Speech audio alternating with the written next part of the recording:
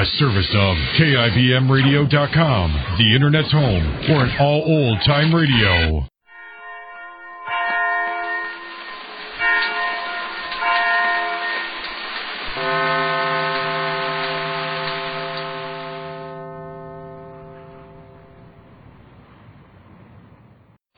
Lights out, everybody.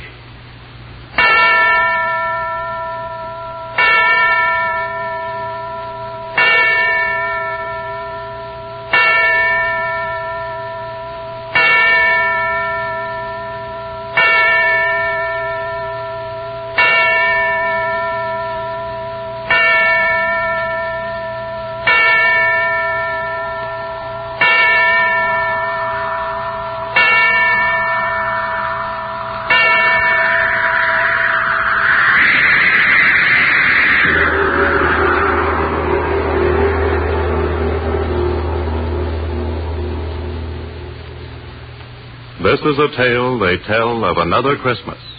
A Christmas 19 years ago. The Great War was over. War-weary soldiers and officers were at last being allowed to rest, to enjoy such recreation as soldiers might find. Leave areas were established in various parts of France, and at intervals, individuals were sent from the stations of their organizations to these areas, there to rest and refresh themselves for a brief period. This story properly begins on Christmas night, 1918. 19 years ago, a leave train was just coming to a halt in the station at Villefranche.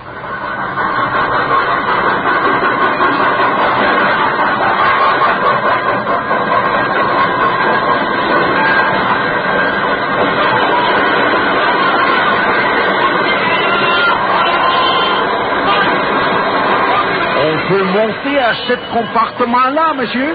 Il y a seulement un officier. C'est un Français. C'est première classe, monsieur. Oh, merci, monsieur. I see the place of mine. Here you are, mate. Stop. Ah, merci, monsieur l'anglais. Merci. I'm not English, you know, chap. Australian. Anzac. Company? Ah, oui. Vous êtes australien, n'est-ce pas? Right, Joe. And Merry Christmas, old chap. Un joyeux Noël, monsieur l'Australien.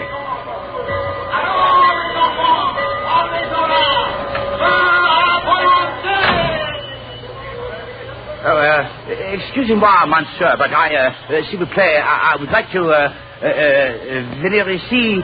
Oh, blast it, I can't talk the ruddy language. It is not necessary to speak the blasted language, monsieur, since I speak yours after a fashion. Oh, beg pardon, old chap. The station master told me you wouldn't mind if I stowed myself in here, would you? I hope. I should be very glad indeed of your company. I am Captain Esme Rochefort de Gascoigne, of the 212th Regiment Artillery, GPF. I'm Lieutenant Horace Ballantyne, of the Australian Light Horse, sir. You are welcome, monsieur. May I help you with your baggage? I'll have it stowed in half top. Thank you. There.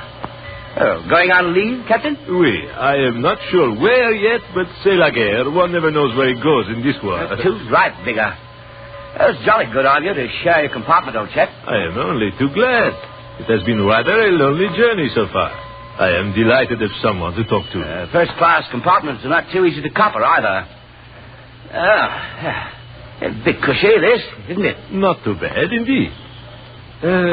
You'll pardon me, I know, but I am a bit curious to know how an Australian officer should find his way to Villefranche. I don't quite know myself, Captain Gascoigne, is it? Yes. And your name is Ballantyne? Right. I must remember. Well, I was at Gallipoli in the infantry with the Executive, the 3rd Officer Division, you know. Got a bit of a crack in the head, and the first thing I knew, I found myself transferred as town major of a village a few miles east of here. Nothing but Americans in it. Ah, the Americans. They are good soldiers, eh? They're dinkum. And now you find yourself bound for leave on Christmas night. Righto, and jolly bad outfit. Where are you going, do you know? Report to the RTO at Isle of Bane. That's all I know. You have the same difficulties in your army, I see. One never knows where one goes. You are a long way from home, my friend. Righto. A bloody long way. Halfway around the world, you know. And you have come to fight for France. I salute you, monsieur. It's been fun. Oui. And now it is over. And our young men lie dead under the stars out there. We lost a few, too. Our young men, monsieur. French, British, Australian, American. Not to mention a few German chappies. Quite. Eh bien, one cannot make the omelette without breaking the eggs. A bloody lot of good eggs, friend Gascoigne. Oui. I wish the blasted train would start. It is always a mystery how they control these trains. Particularly when one wishes to go somewhere in a hurry. Oh, American chap out there, looking for a flight, I fancy. Perhaps we could invite him in here if you do not mind. Why not? If it's all right with you. Oh, he is a comrade and there is little room on the train. Righto. Oh, Yank! Yank there! This way, Yank! He comes? But strike me pink now. The blighter's black. And an officer, too. So? I have heard that the Americans have 2 divisions of Negroes, and they have many officers who are, as the Americans say, colored also.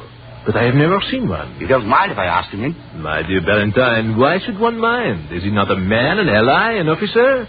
Do we dislike one another because I am French and you Australian? Good chap. We've lots of blacks in our units. What the devil's the difference? What difference does it make what color the blighter's skin is? Yank! Room here. Do you mind awfully, Lieutenant? Not much room anywhere else, old chap. Oh, come in. We've room for one. Thank you. I was afraid I was going to be left behind. My name's Valentine, Lieutenant Australian Rifle. I'm Captain Melvin, 370th American Infantry. Delighted, Captain. And this is Captain... I have to help the chap out, Captain. I am Captain Esme Rochefort de Gascoigne of the French Artillery, Captain. Welcome. Gentlemen, thank you. Oh, here.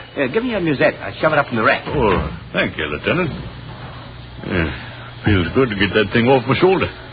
Sit down, Captain Melvin. Thanks. Been standing around there all day long on one foot and then on the other waiting. Finally, when the train did pull in, I thought I was still going to stand there. Good of you to take me in. We are delighted. Righto. You're an Australian, eh, Lieutenant? Righto. From Adelaide. I just think of that. Where are you from, Captain Melvin? Oh, I'm from Chicago. And you, Captain Gascoigne? My home is in Bayonne, as one might infer from my name. Your name, Captain? Gascoigne. Bayonne is in Gascony, you see. Oh, I see. Oui. It's odd, ain't it? Here we are, 3 of us in one railway coach, bound for somewhere. And we've come from all over the world to meet on Christmas night in France. We don't even know where we're going, do you? Oh, I haven't the slightest idea. Leave it, that's all I know. Well, may as well have a spot of Christmas cheer, eh? A bottle of rather good wine in my musette. And so have I. Not to be outdone in this matter, mes amis, I also have a bottle of Lacryme Christi. Tears of Christ. A very precious wine in these days, mes amis. I do not remember how I came by it, but suffice it to say, I have it.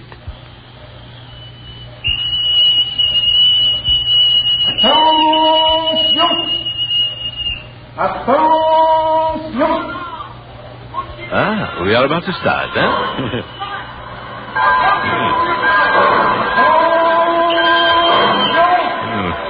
We are starting.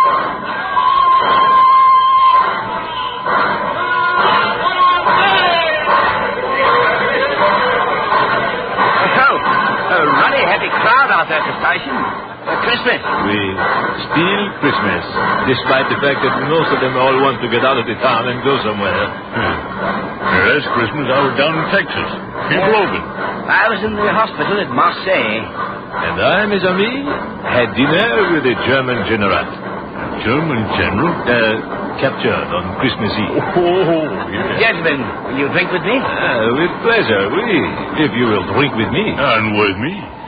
Well, then, to Christmas, eh? Yeah. To Christmas. To Christmas.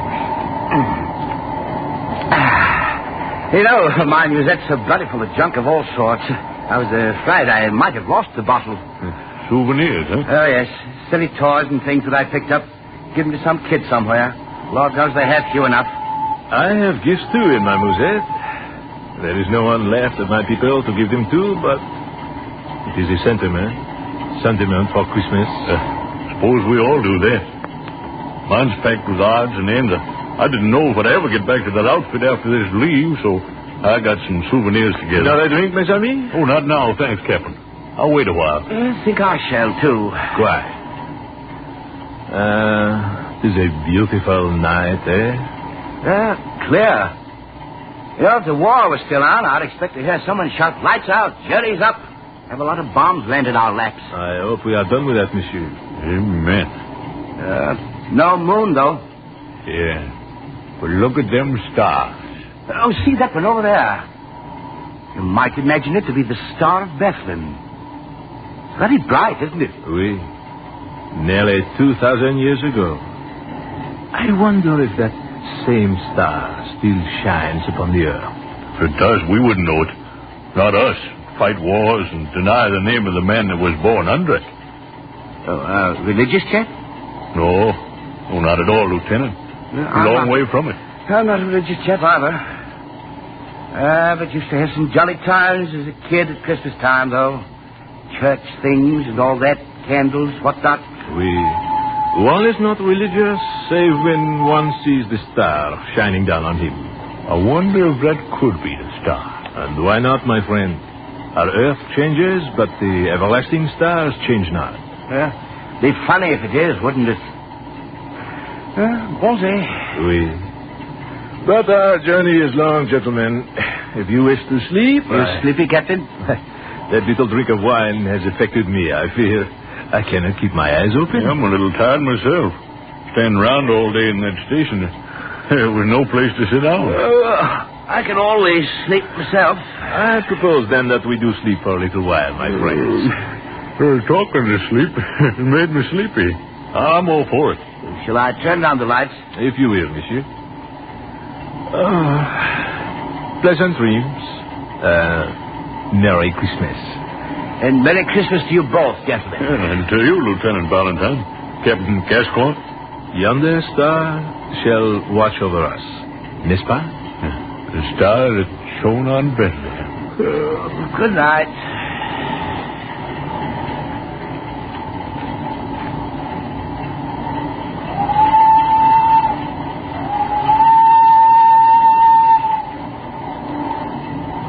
Are you asleep? I'm not. Nor I. Almost, though, I must say. I was thinking. It seems that I have met you both before. Somewhere. That's really odd. Why, my friend? I was thinking the same thing. I was too. But it couldn't be. One from France, one from Australia, one from America. Oui, it is so. Good night, my friends. Good night. Good night.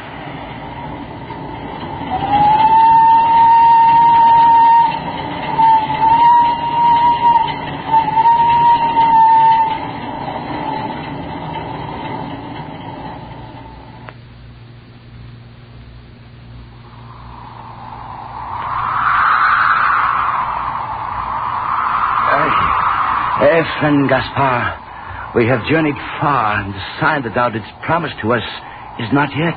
Peace, Balthazar. We have not yet come to the end of our journey. Behold, Melchior crieth not out. Canst thou not study his patience to be like unto him? Yet thou art tired, Melchior. I am tired and weary. Yet must we go on. No man knoweth what the end of his far journeying shall bring him. Dost thou see, Balthazar? Thou must needs have faith. I have faith, friend Gaspard. Yet my burden upon my shoulders is cruel heavy, and I would fain rest. Have faith, O Balthazar. Have faith, I conjure thee. Faith. I lead on, O Gaspard. Whither thou goest, there will I follow thee. And also I, Gaspard. For I know that thou art inspired of God, that his hand doth lead thee. Yet not even I know what miracle he will do before our eyes. No matter. We will follow, and thy road lead to death. Now, which road takest thou? That to the right hand, or to the left? I know not. Wilt thou not call upon God, Gaspar? Aye. Kneel down, brethren. O Lord, Father God, lead us, thy servants, in the way thou didst set out for us. For know, Lord, Father God, that we are poor, and our eyes know not the right, and we would follow the way that thou wilt have us follow. Therefore we pray thee humbly, dear Father. A miracle. Miracle? What sayest thou, Balthazar? Behold, Gaspar, a sign from the Lord, Father God. There is no sign. Behold, in the sky. A sign. A star that burneth brighter than all the stars of the heavens. O Lord God, we thank thee. The way is before us. We follow thy will. Behold, Gaspar, the star shineth upon the pathway to the left. Forward, forward, brethren, for the end of our far journeying is at hand. Certes, this is a sign from God. Behold, Gaspar, beyond the hill, the lights of a village. 'Tis so. Now we are come to our destination indeed. Haste, friends, haste. Knowest thou what town is that, O Gaspar? Nay, I know not, save that it be the end of our long journey. Oh, travelers, have ye seen the star? Who calls? Who art thou? It is a shepherd.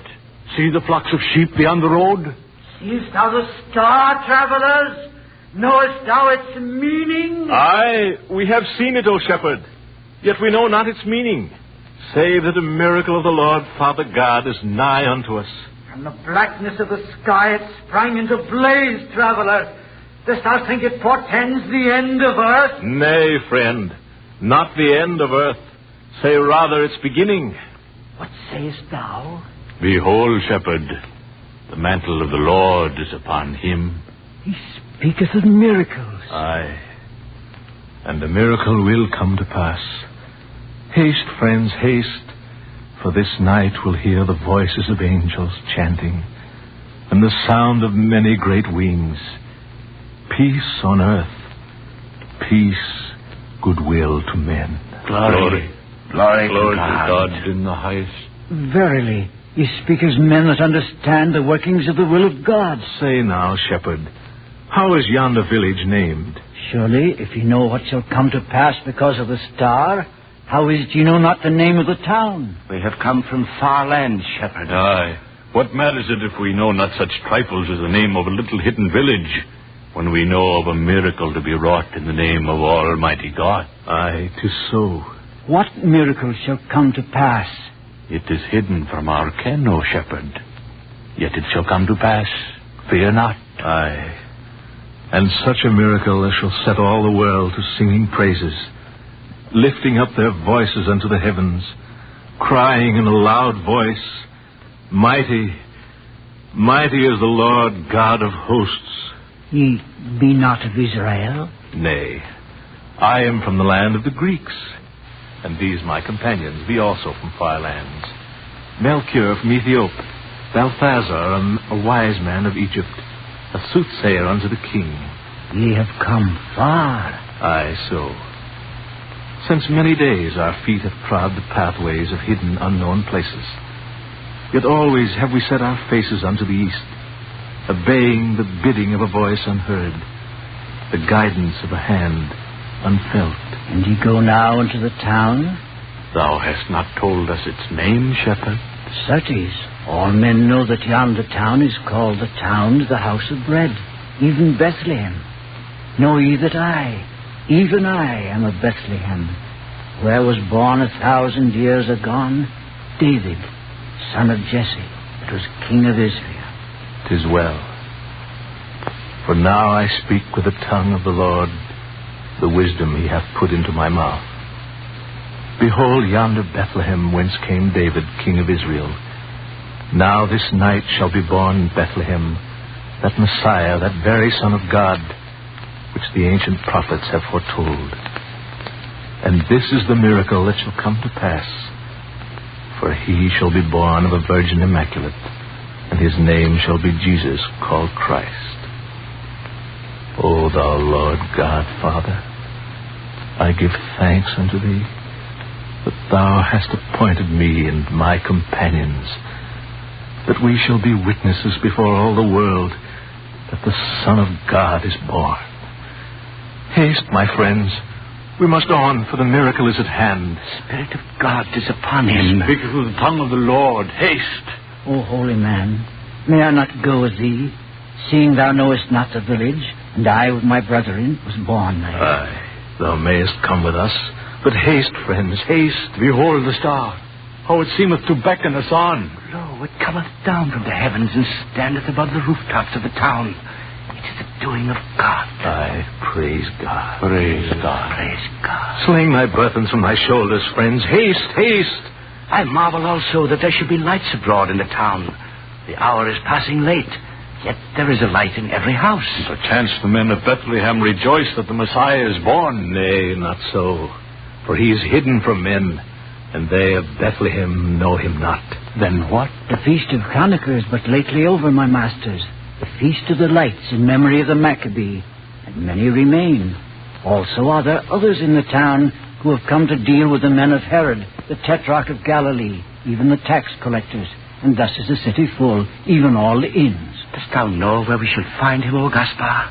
Hath it been revealed unto thee? All in good time, my friend. We follow the star.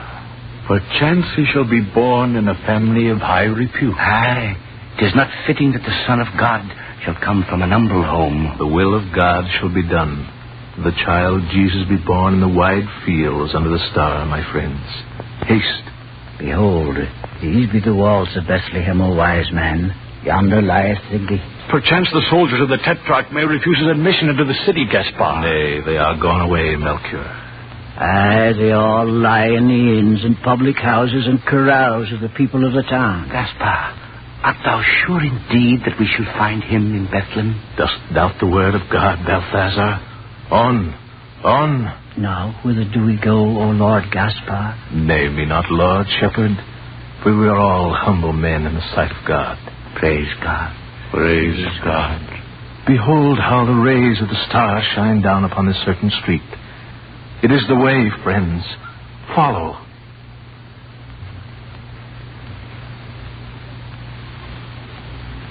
Lo, one comes, Gaspar. In haste.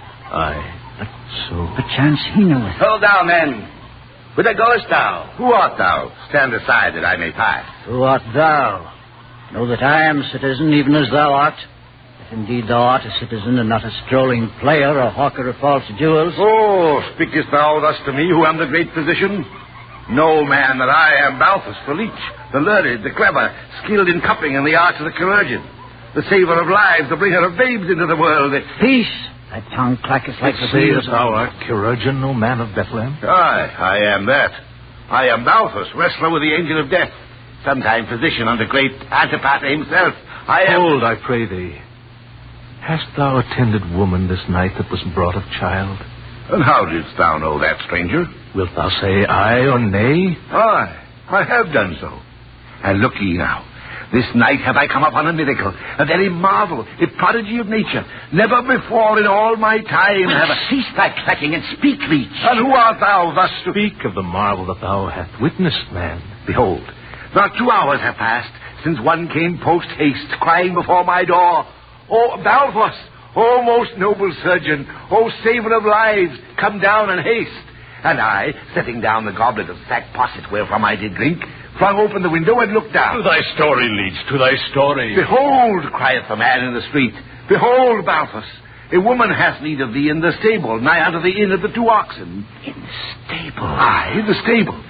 Now I am a man of charity, and always ready to answer the call when sickness stalketh abroad. In the plague that came upon Bethlehem 9 years ago. Aye, thou art always ready when thou dost smell the smell of gold, leech. Say on and quickly. If thou wilt but be still and let me. I spoke of a marvel. Say on, say on. I flung my cloak about me, and I came in haste, as ill becometh a man of my age and girth, and yet I am charitable, I say, and behold, in yonder stable was a woman couched in the straw of a manger, brought to bed of a child. Surely women have been brought to bed of a child in stables before, Caradjun. Aye, so. But mark me well now. This woman was a virgin. Nay. I swear it by the holy phylactery. By my father's beard I swear it. Verily was a child born unto her, and she a virgin. Thou hast drunk too much of thy sack posset, neighbor. Thou a physician. I swear Hold. Thou said enough, leech. Verily hast thou stood before a miracle this night. A miracle?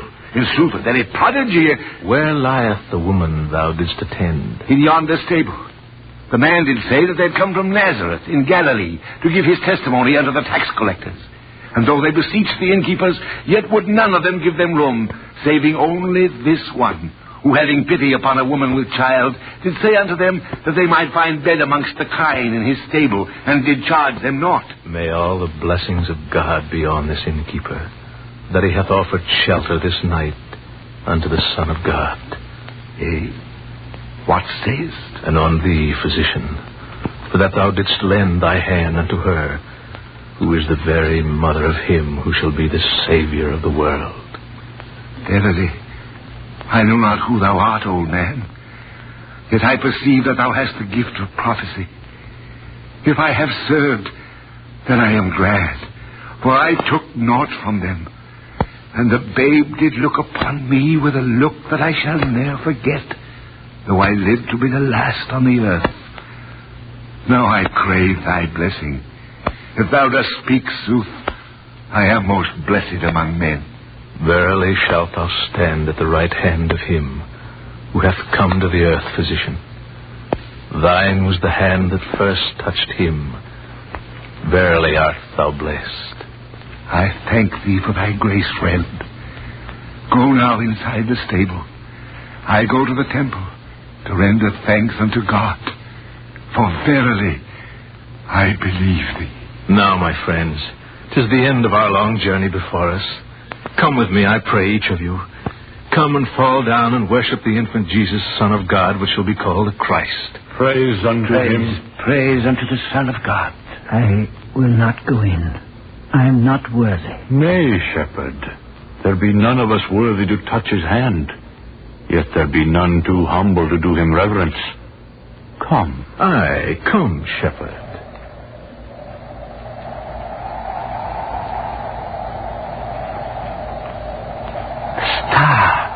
The star waneth a little. Shadows fall upon us. The star paleth before his glory. Nay, Gaspar. Behold in the sky a sign. A sign? Oh, Father, Lord God. A sign. The shape of a man crucified upon a cross.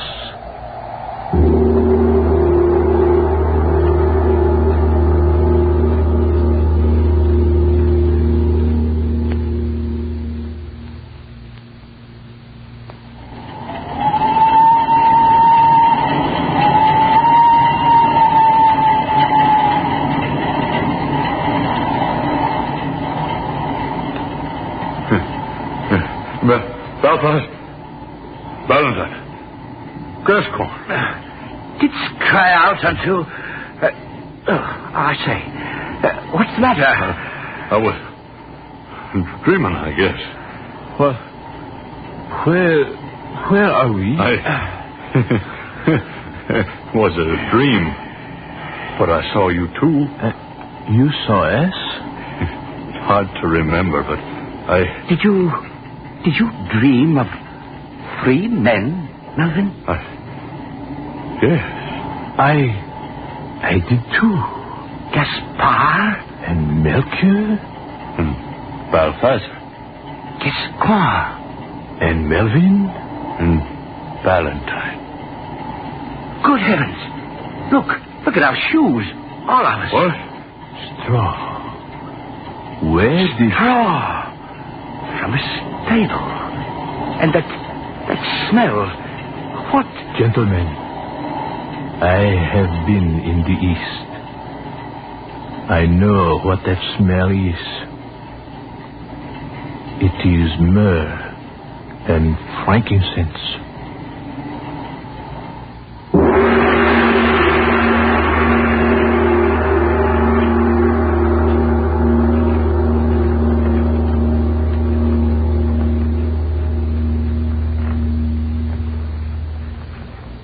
Lights Out, especially written for radio, comes to you each Wednesday at the same time from our Chicago studios. This is the National Broadcasting Company.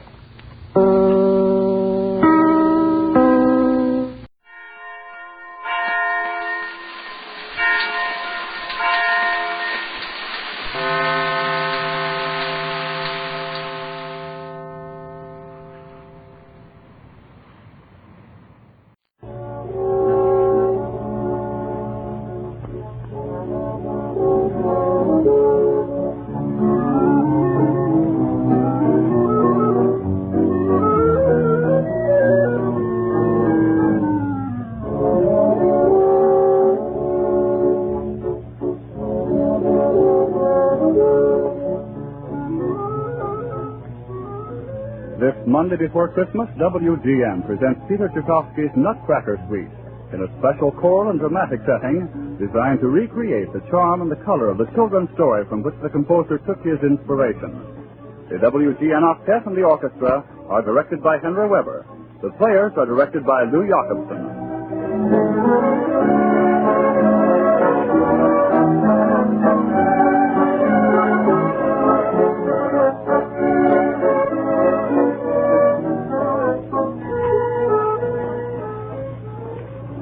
With a little girl, Marie, in medieval Nuremberg, we take our places for the telling of a fairy story, which begins... Well, once upon a time, far away and long ago, a great king summoned his royal astrologer to the throne room, saying, "Bring him here." Bring him before me. In this calamity, I'll have the very stars consulted. Make way for the royal astrologer. Your Majesty! Oh, spear of me stargazers, Grand Master of me astrologers.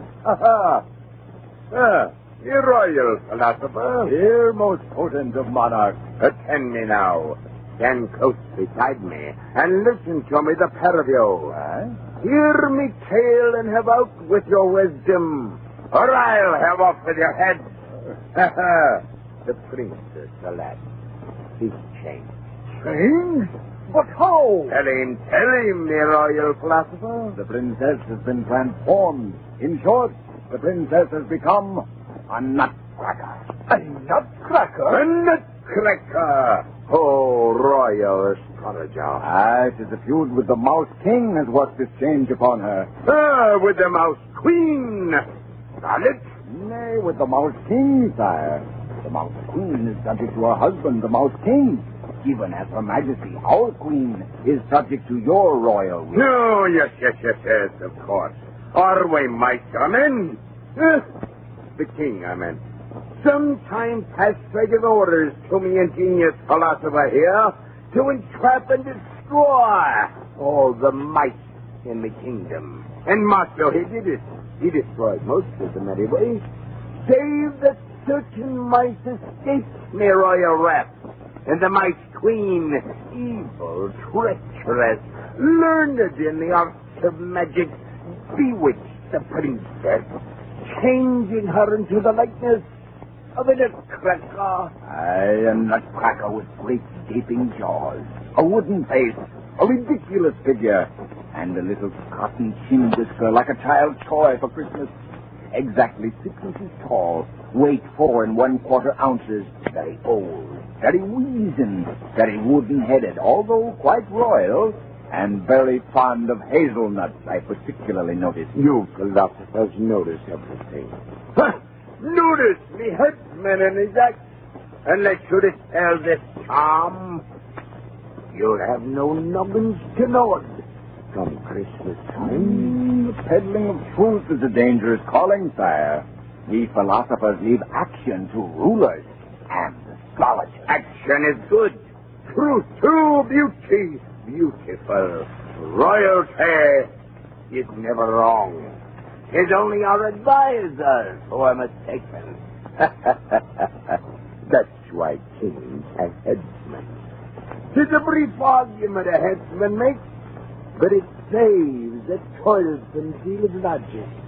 Oh, but now, me royal astrologer, what say the stars? I see it. What does it mean? What does it do?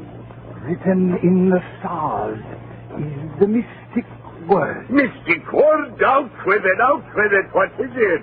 It is the mystic word, Crackatook. Crackatook. Crackatook. What is it? I do not know, Your Majesty. Perhaps the court philosopher. The Crackatook, sire, is the very hardest nut in all the world. So, it is written in the books of the ancients that whomsoever shall crack this nut with his teeth is to have his heart's desire. But mind you, it must be a youth, clean of heart, brave of soul, and noble of disposition. And then? Then, such a youth will wish to have the princess restored to her own true form. And so, they will be married. And live happily ever after. Is this also written in the stars? Nay, sire. It was in a book I read somewhere. There is a great deal of foolishness written in books. Find me the shoe. Find me the Crackatook. Find me the remedy for me daughter, the princess. And did they find all these things? The astrologer found the word Crackatook, as you have heard, and the philosopher found the Nutcracker.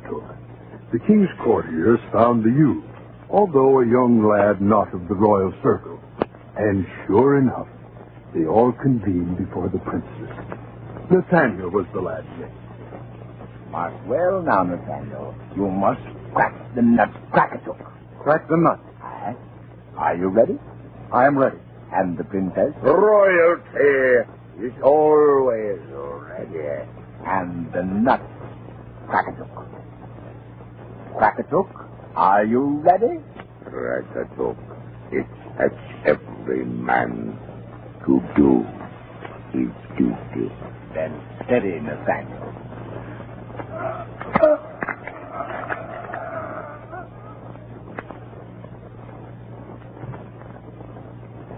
But as Nathaniel cracked the nut, what do you suppose happened? What happened? The princess grew wonderfully beautiful, radiant, charming. But as Nathaniel stepped backward... Look out! Look out! Save yourself! Oh, what is it? Oh, the Mouse King. I see you. Aye, the Mouse King. And now the spell is upon you, Nathaniel. The princess will be beautiful indeed, but you are shrinking. You are becoming the very image and likeness of a nutcracker. And you'll stay the image of a nutcracker until a beautiful maiden loves you just as you are. Loves you for yourself alone. And now my spell is worked, and now the story ends. Now I am a nutcracker. Poor, forlorn, wooden nutcracker with great gaping jaws and a wooden head and a little white chinlet. But I warn you, I'll be revenged upon you. Mouse King. Did we the end? Is that all? Oh, not at all, Ruby. Because that night, the most marvelous music awakened the little girl whose Christmas gift was that poor, forlorn, noble little nutcracker. The little girl heard music in the night.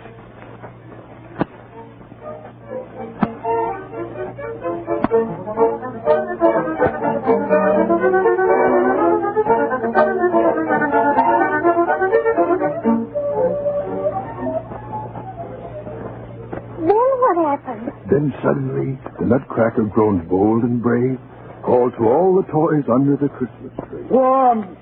Swarm! I'll lead you against the Mouse King.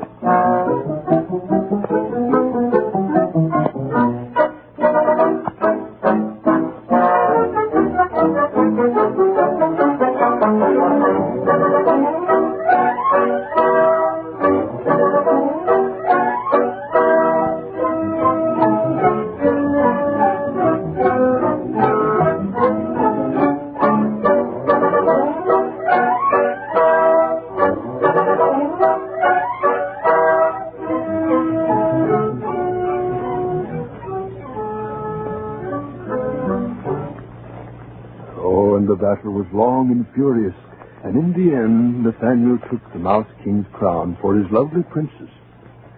Then for the brave little Nutcracker and the little girl who admired him so much for his courage, the toys held a great celebration immediately after the victory. Can't you see them under the jewel branches of the Christmas tree and hear the song of the Sugar Plum Fairy?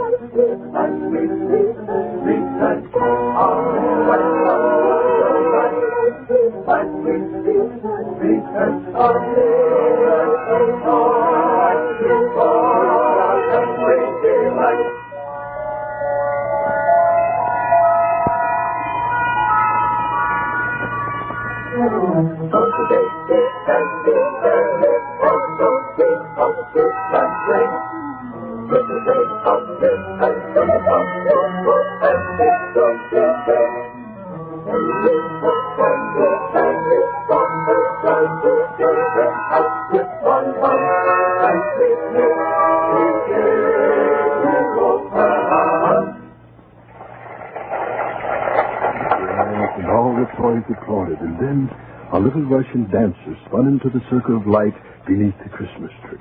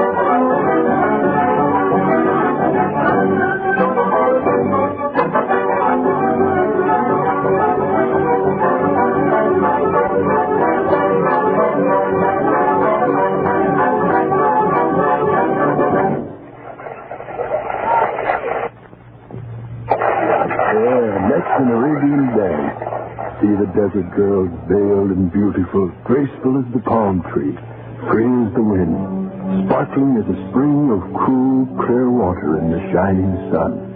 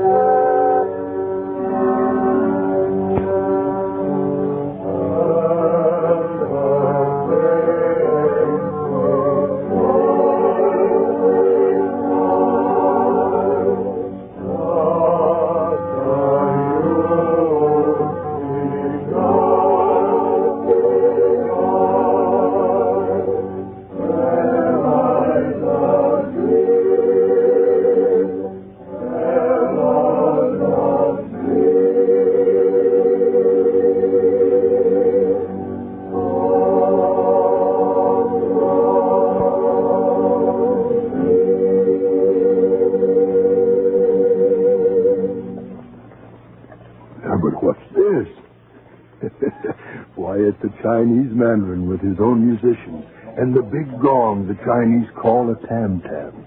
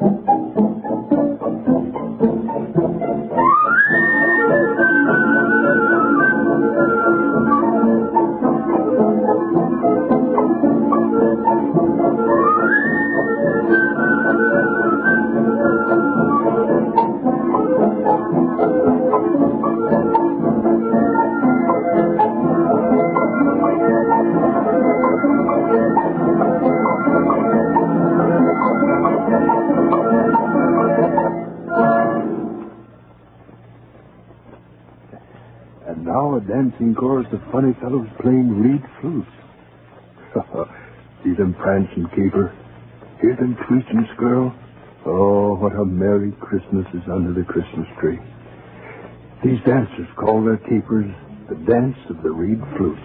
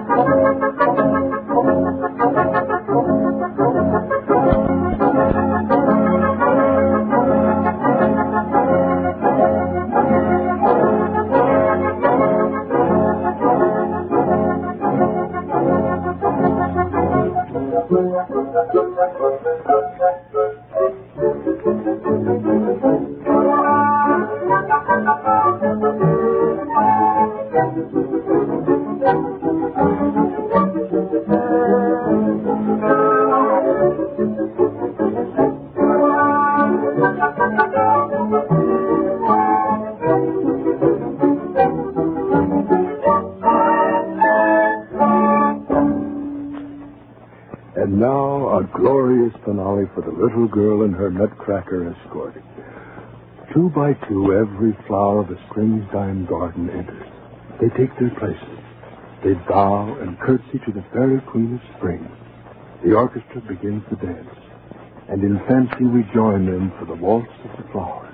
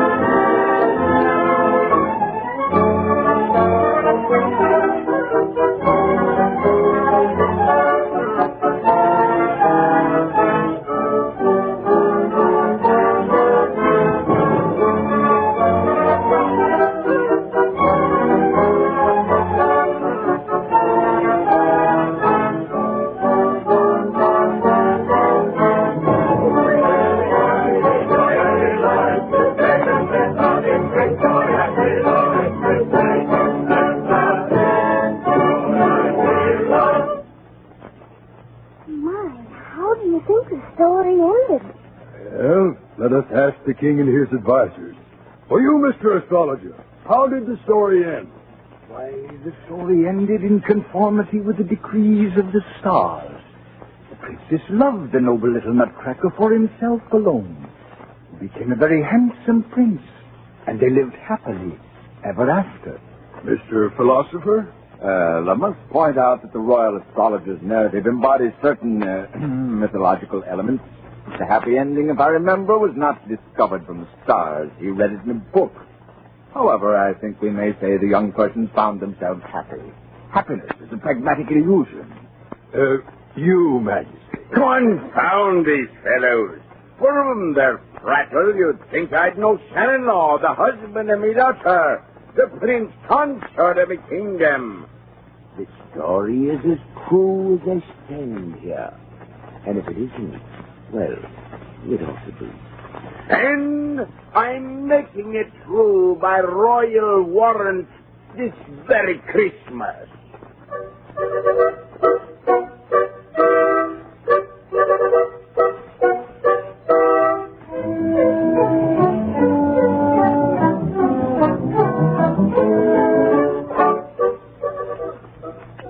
This special radio version of Tchaikovsky's Nutcracker Suite was directed by Henry Weber and the choral version by Franz Bornstein. The dramatic cast this evening included Olin Soule, Ken Christie, Ann Russell, Blois Wright, Don Cordone, and Wally Sykes. Your announcer is Phil Cameron.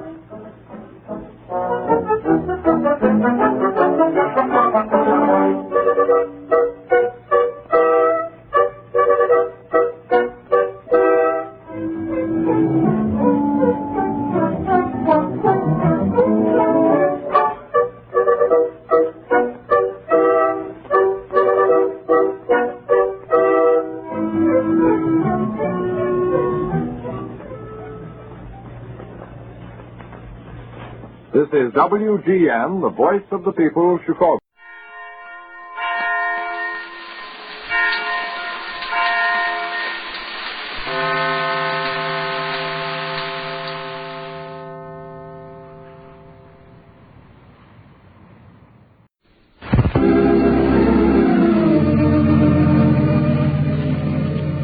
The makers of Postum, the favorite mealtime drink in millions of American homes, present your favorite radio friends, Lum and Abner.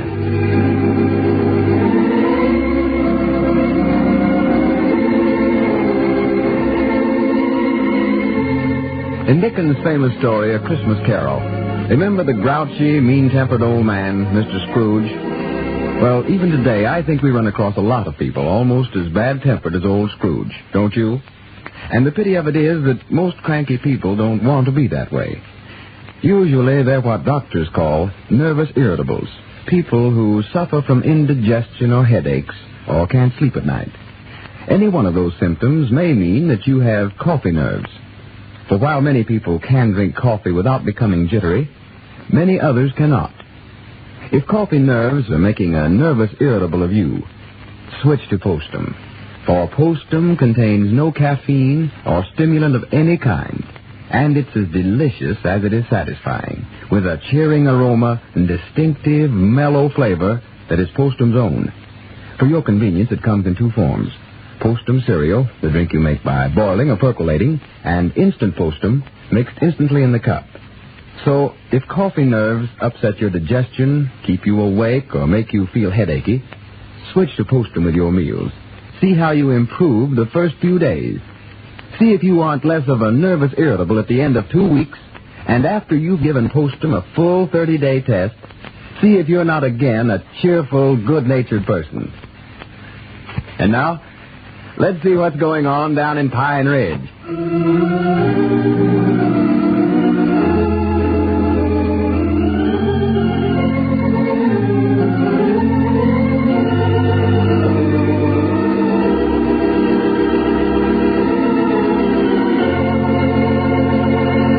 Well, it's Christmas time in Pine Ridge, and all business and other activities have been cast aside in preparation for celebrating the holiday. A heavy snow has fallen, and it is now after dark. 3 old fellows, Lum, Abner, and Grandpappy Spears, are trudging through the snow on a real Christmas mission. Listen. Hey, you're sure we're headed right now, are you, Grandpap? Oh, yeah. Yeah, I know this the way all right. Doc Miller rode his horse over here. You see his tracks there in the snow. Oh, yeah, them his. Well, it must be the old Gaddis place then. Yeah, that's just about where it's at. But there ain't nothing but the barn left there now that the house burnt down 2 or 3 years ago. Well, Doc says it's due east from that road where we turned off there. Due east. Yeah, which way is east? I ain't paid no attention to the directions here. Wait a minute. Whereabouts is the East Star? There it is, right ahead of us. Yeah, we're going right, man. Don't worry about that. Yeah, we can just follow the East Star. Yeah, that ought to lead us to it, yeah. How did you find out about these folks, Grandpap? Well, Doc Miller and his woman had supper over at our place, and we were sitting there visiting after we got done eating, and directly the telephone rung and told Doc to get right on over here. Well, who done the calling? Oh, some feller named Joe something or another. I forget what he did call his name. He went over to some neighbor's house to call. Said they'd been into the county seat to pay their taxes, and there weren't no room at the hotel, so they come on out here to this old barn to spend the night. Well, this ain't fitting weather to have to stay out in the barn, I'll say that. And they said they were sort of expecting the baby to be born tonight, huh? Yeah, that's the reason they called Doc Miller. Yeah, what's the matter, Abner? Doggys, my arm's getting tired here, feller. Well, here, let me carry them blankets a while, and you carry this oil heater. It's plumb wore out. Is that box of groceries getting heavy, Grandpap? No, I'm all right, Lum. You ought to be there directly anyhow. Yeah, this snow tires a body out walking through it, you know it? Yeah, well, maybe we're walking a little fast for you, Abner. Yeah, slow down a little here, fella. Here, you take the lantern. Yeah, let me get hold of the thing. Yeah, there it is. Wait. Mighty thought of you fellas to come over here at night. Sort of hate to call you to get out a night like this. But after the doc left, me and the woman got to talking about how pitiful it was that couple was having to stay out here in this barn. Nothing to eat and all. Why, sure. I'm just glad you called me, Grandpap. Just proud to have a chance to help. Yeah, this makes it seem more like Christmas to me, doing for somebody else. Why, sure. You know, you just can't do things to make other folks happy without making yourself happy at the same time. I've always said that. Trouble with a lot of us, we sort of lose the Christmas idea altogether. Think too much about ourselves. The real Christmas spirit is the happiness we get out of making other folks happy. Well, yes, it is. Now, there we was, sitting there at home, busy romping to what we was enjoying ourselves. These folks out here spending the night in the old barn this way. No, there just wouldn't have been no Christmas to it if you hadn't have called us up, Grandpappy, sure wouldn't. Well, I knowed I could depend on you, feller. Now, man, if it's the old Gaddis place, we ought to be able to see it from the top of this hill here. Wait a minute. Believe that's the barn yonder, ain't it? Yeah, that's right where they're at, sure as the world. Well, now, that's due east from where we was at, all right, for there's the East Star right over the top of the barn yonder. Yeah, there's Doc's horse tied to the fence there, too. Yep, believe it is. See the light shining through the cracks in the walls. Yeah. Sir, now that's a shame that them folks never let some of us know they needed a place to stay. Why, we've got plenty of room over there at our place. Just been glad to have them, Well, this feller that called Doc said they's looking for a place to stay and seen this barn weren't being used, so they just put up there for the night. Whereabouts do they live, Grandpap? Did he say? Why, yeah, they're from over about Pleasant Valley, Summers, Abner. Pleasant Valley? Yeah, he told Doc he never had no cash money, taking every nickel he had to pay his taxes, but said if he'd make the call for him, why, he'd work it out quick as he could. Well, old Doc never refused a call in his life, I don't reckon. No. I've knowed him to get up in the dead of night in the worst kind of weather to go call on the sick.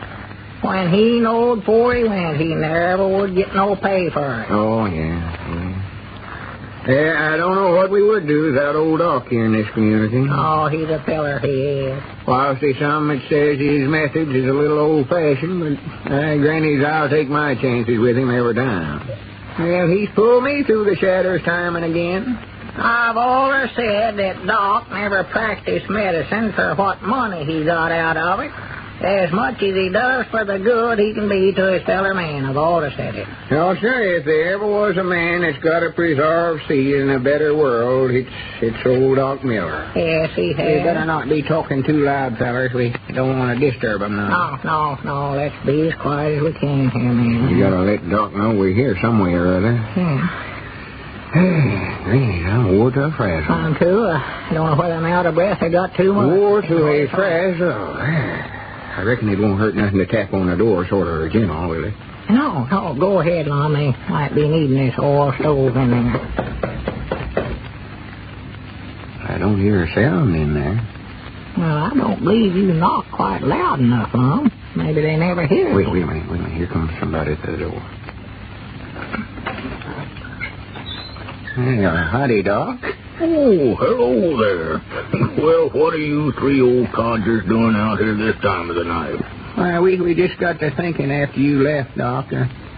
These folks might be needing something. Yeah, Doc, we brung an oil stove and some bed covers. Yeah, and here's a box of groceries, too. Well, now, they can certainly use them. Haven't any heat of any kind in there. Using what little hay was left in there for a bed, piled it all up in the manger, and made a pretty good bed. But now these covers will come in very handy, man. Good. How is the lady, Doc? Oh, getting along as well as could be expected, Lom. Here now, I'll take these things on in and have her husband light this heater and warm the place up a little. You men better stay out here for a little while. Oh, yeah, sure. You go ahead, Doc. We wait out here. If there's anything we can do, Doc, why, just holler. It's all right, thank you, Grandpa. Doc, just a minute. What kind of work does this feller do? Oh, why, he said a while ago that he was a carpenter by trade, Lom. Carpenter? Yes, said he'd been out of work for quite a while, though. Yeah. Well, here now, I better get back in. Oh, yeah. Said he was a carpenter, huh? Yeah. I was just thinking, Abner, we've been talking about having a loading platform built there for the back door down to the store. I think it'd be a pretty good idea to just hire this feller to do a little fixing up around the store there for us. Why, yeah, we was talking about putting some shelving across the back there, too. Yeah. Huh? Might just let him do that while he's at it. Well, he'll want to be nigh his wife and baby for a few days now, I reckon. Oh, sure. Quick as Doc thinks it's safe for him to be moved, I'm going to insist on him coming right on over there to our place and staying. Well, now, that'd be the best place in the world for him, Grandpa. Aunt Charity could take better care of him than anybody I know. Oh, my, yes, she get a sight of enjoyment out of looking after that baby, I know. Just loves children. Oh. Yeah, that woman of yours, Grandpapa's mother, they were young'un in the community, I reckon. Yes, sir, I was just thinking here, man. Sort of funny.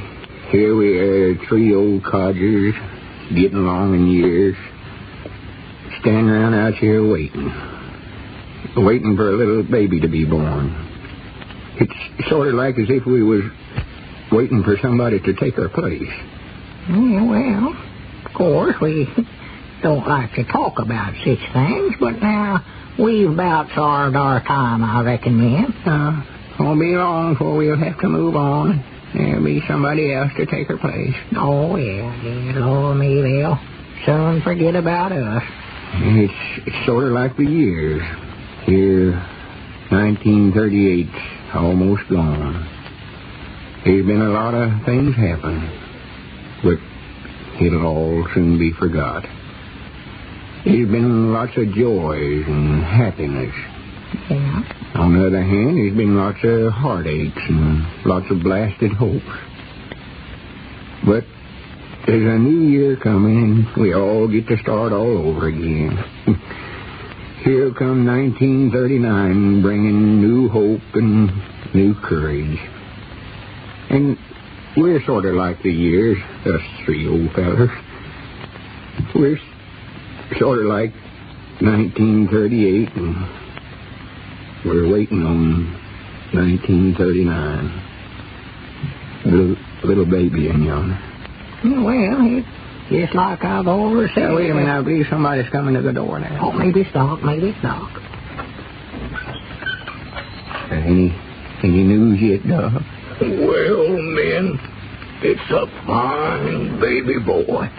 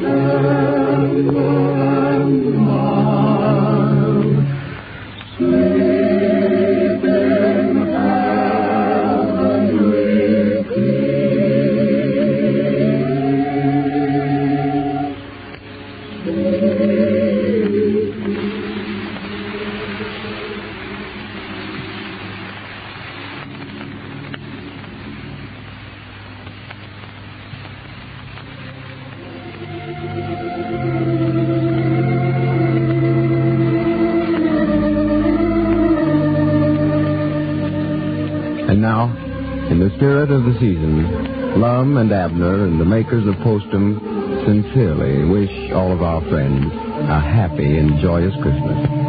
This is the Columbia Broadcasting System.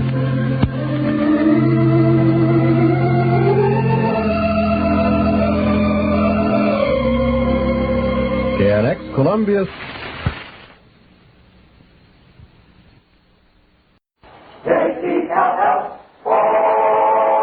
The Jell-O program starring Jack Benny with Mary Livingston, Phil Harris, Dennis Day, and yours truly, Don Wilson. The orchestra opens the program with Goody Goodbye.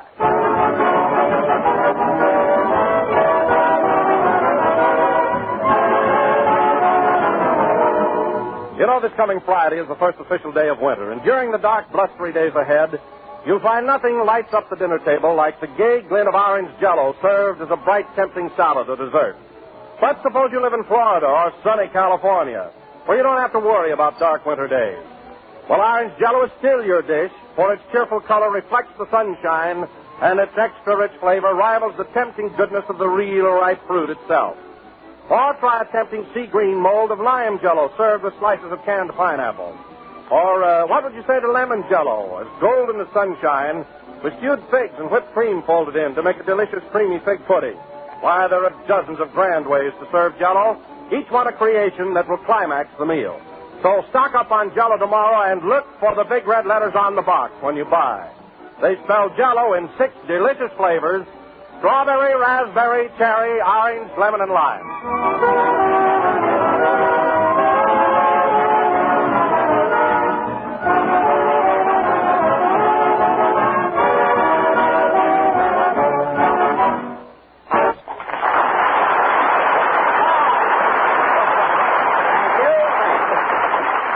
Hello again. This is Tilly the Toiler talking.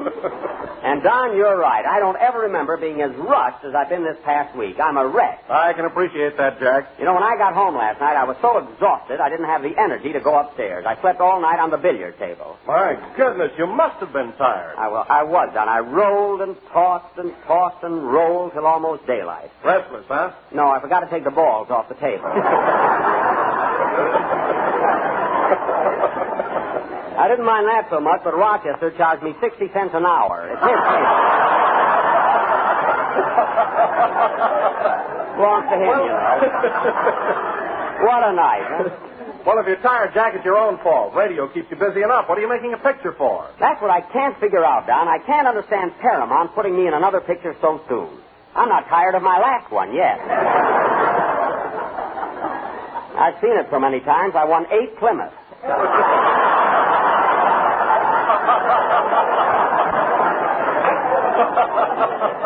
Anyway, I'm making another one now. Well, Jack, tell me something about your new picture. Is it a light, sophisticated comedy like Man About Town? Oh, no, Don. This is a Western, a real rip-snorting melodrama full of action and thrill. Well, that's a surprise. How did they happen to cast you in that type of story? Well, you see, Gary Cooper isn't at Paramount anymore, and they seem to think that I'm the one to take his place. What was that, Jack? I said Paramount seems to think I'm the only one at the studio that can take Gary Cooper's place. Well, so long, Don. See you later. Mary, come back here. There's nothing ridiculous about my playing parts like Gary Cooper. What are you talking about? In the first place, Gary Cooper's better looking than you are. Well, a little makeup will take care of my look. And he's younger than you are. Mary, makeup will help me there, too. And he's a great actor. Put some mascara on that. Listen, my critical friend, I can play those strong Western types, too. I can talk through my teeth just like Gary Cooper. What do you mean, your teeth? Mary, possession is 9 points of the law. Anyway, wait till you see the picture, young lady. You'll change your mind. Say, Jack, is Phil Harris in this one, too? Yes, Don, he's in it, but I can't understand why. He must have something on the director. I wish I knew what it was. I'd like to get some more lines. I'd like to get that one straight.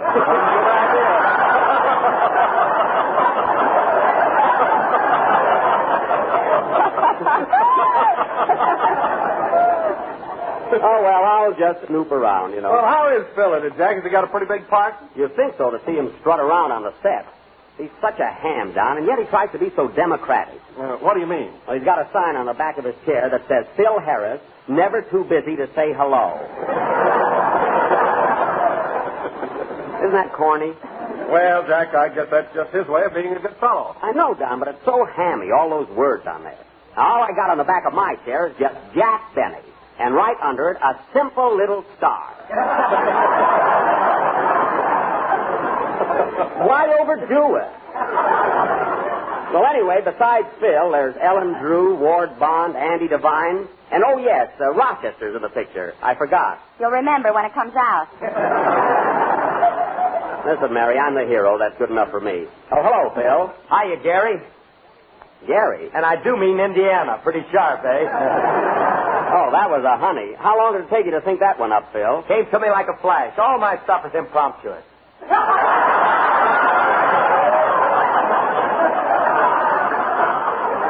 That's impromptu. And incidentally, Phil, I wish you'd stop telling everybody at Paramount that you're playing the part of my son. It's not true. Besides, it takes away from the romance. Some romance. I read the script, and in the end, Jack marries a cow. That's cowgirl. You'd have turned the page, you'd have seen the word girl. Anyway, this is radio, so let's forget about pictures. We can talk about something else. Hey, Jackson, as long as we're changing the subject, how about paying off that bet you welched on? What bet? That bet we made on the USC-UCLA game. Come on, pay off. Phil, I'd pay off if I owed you anything, but that game was a tie. Sure it was a tie, but you took USC and gave me 7 points. I don't care if I gave you 50 points. The score was nothing to nothing. That means I get nothing and you get nothing. Now get your band together and play a number. I don't want to interfere, Jack, but if you gave Phil 7 points, he won that bet and you ought to pay him. Certainly you ought to pay him. Why, of course. Oh. All right, Phil, all right. Here's a quarter. Now leave me alone. Oh, what a guy. Thanks, Jackson. Here's your change. Thanks. Now go ahead and play, you storehead. Next time I gamble with you, I'm going to have it in writing.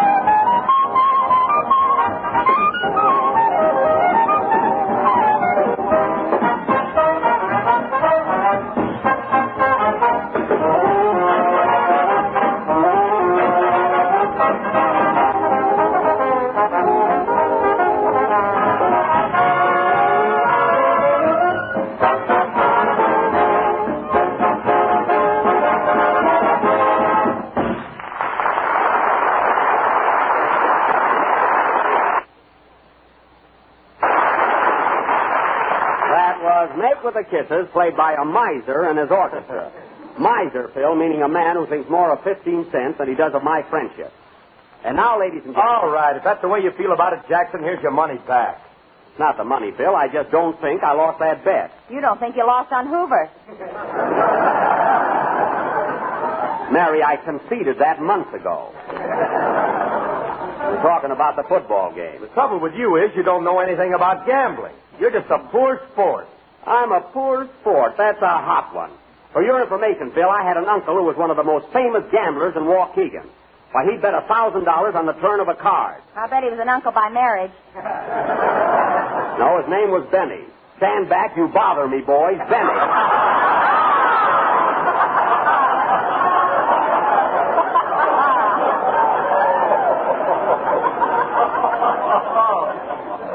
So keep that 15 cents, Mr. Small Fry. And now, ladies and gentlemen... Oh, Jack, don't forget about, you know. I'm coming to that, Don. And now, ladies and gentlemen, Christmas being just a week off, Mr. Don Wilson, that eminent American author, has written another of his famous one-act plays. Take it, Don. The time, ladies and gentlemen, is the night before Christmas. The scene is the home of Mr. and Mrs. Santa Claus at the North Pole. Mr. Jack Benny will be Santa Claus. Yes! Never mind, Mary. With a beard, no one will know the difference. Go ahead, Don. The North Pole. Curtain. Music.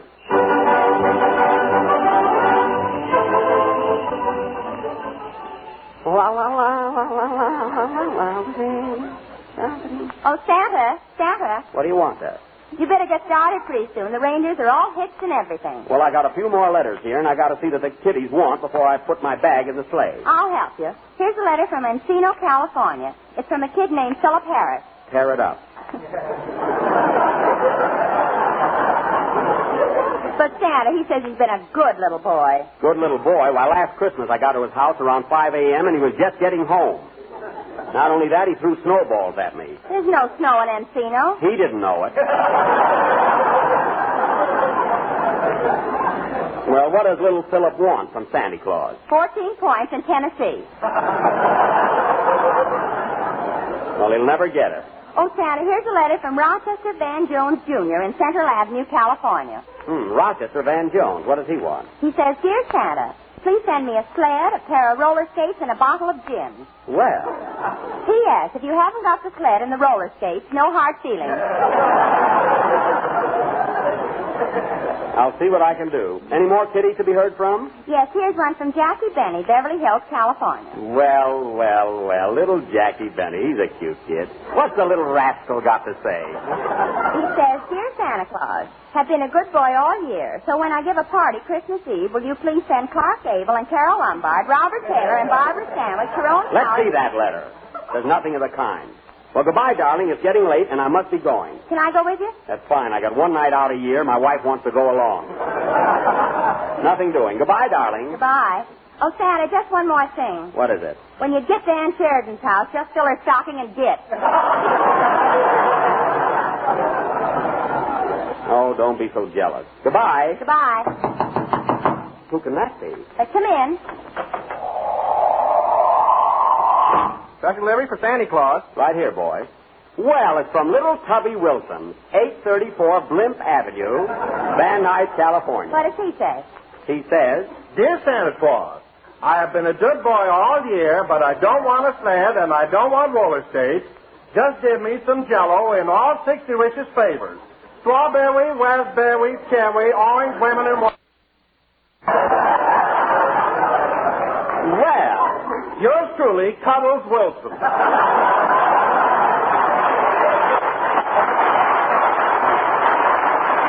Well, there's the first kitty I'm going to take care of. So long, honey. I'll be home in the morning. Okay, and stay away from the Wilshire Bowl. I will. Goodbye. Get up, you reindeer. Come on, yonder. Giddy up with them. Buck Santa rides again.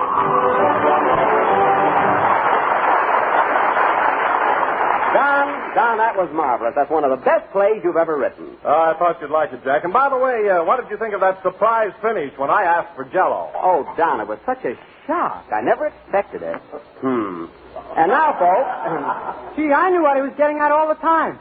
Oh, hello, Dennis. I didn't hear you come in. Well, my shoes don't squeak anymore. Well, Dennis, I don't want to rush you, but Don's play reminded me I still have a lot of Christmas shopping to do, so go ahead with your number and I'll run along. Can I go with you, Jack? I've got some stuff to buy, too. Sure, come on, Mary. Oh, Don, you and Phil take care of the rest of the program, will you? Sure, Jack, we'll carry on. Here's a Lulu, folks. When I was in Asia, I slept in an attic. Darn those Asiatics.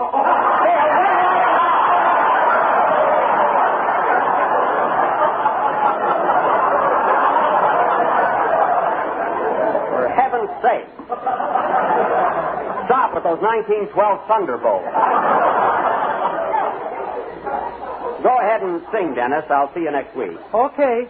Oh, by the way, Mr. Benny, could I speak to you a minute? Of course, Dennis. What is it? Well, it's a little personal, and I'd like to talk to you in private. You can tell me right here. What's on your mind? Well, Mr. Benny, my mother, Yes? Go I ahead. don't know how to say it. Go on, Dennis. Don't be bashful. Well, my mother told me to ask you, when are you going to start paying me for singing here? Oh, well, that's strange. I take care of you every week, don't I, Dennis? Yes. But, gee, we got enough Jell-O now for 25 years.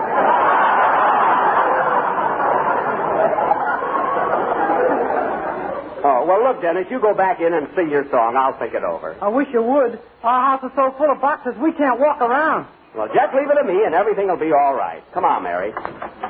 His mother burns me up. She hasn't even paid me for a Christmas card yet. Oh, well. And now, folks, Dennis Day, our young tenor, will sing a beautiful number called Tomorrow Night. Sing, Dennis.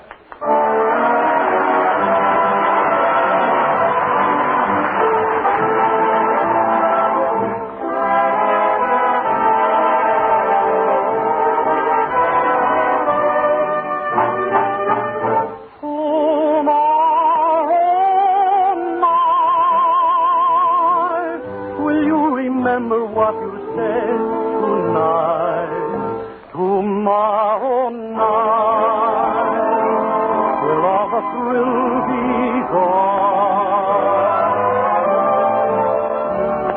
Tonight is filled with 1,001 delights, and you are saying this is a night of nights. And while I'm holding you here in the soft moon glow, there's only one thing I give the world to know.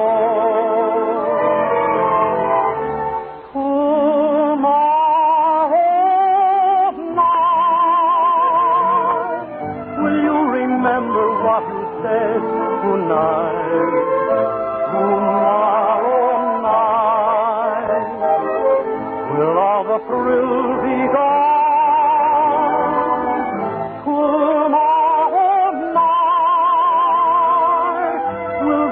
Just another memory, another song that wouldn't linger on. Tonight your lips are tender, your heart is beating fast. You willingly surrender, for something will it last. Tomorrow night, will you be with me when the moon is bright? And will you say the things you said tonight? Will you remember them? The things you said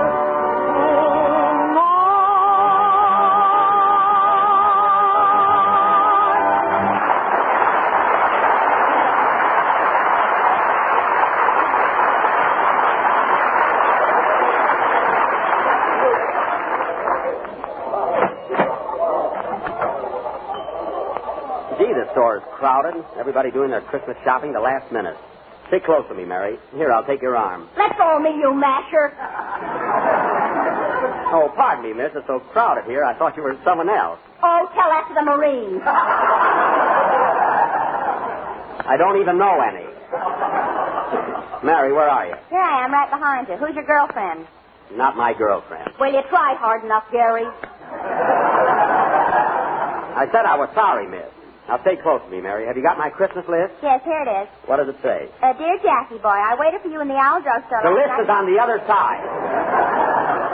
Read it. Wait a minute. Who's Gladys? She's a pin girl at the bowling alley. You've seen her 1,000,000 times. Now, give me that list. Let's see. I got to get some perfume for my sister, a watch for Don Wilson, and I got to take care of Phil, and I got to get something nice for Dennis. I know what Dennis is giving you, Jack. What? A pair of socks. Pair of socks? What a little tightwad. Bet that kid's got the first box of Jell-O he ever earned. Well, I'll get Don's present first. I wonder where the watch department is. Let's ask the floor walker. Yeah, there's one. This must be him. Pardon me, are you the floor walker? Yes, I'm the floor walker. What do I look like, a telephone booth? Well, how do I know? You haven't got a carnation on. I had one, but I ripped it to pieces.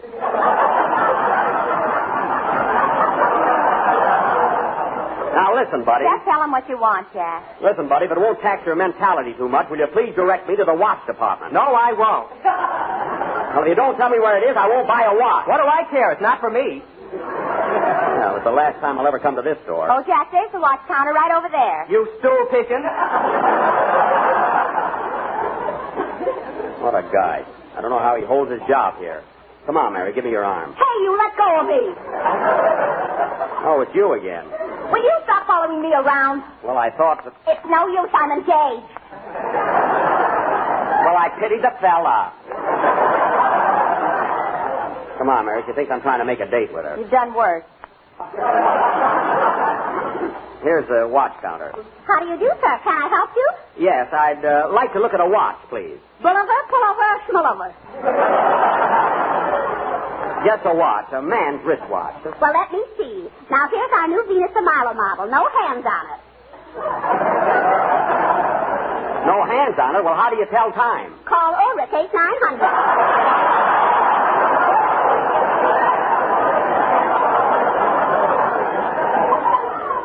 Well, that's too complicated.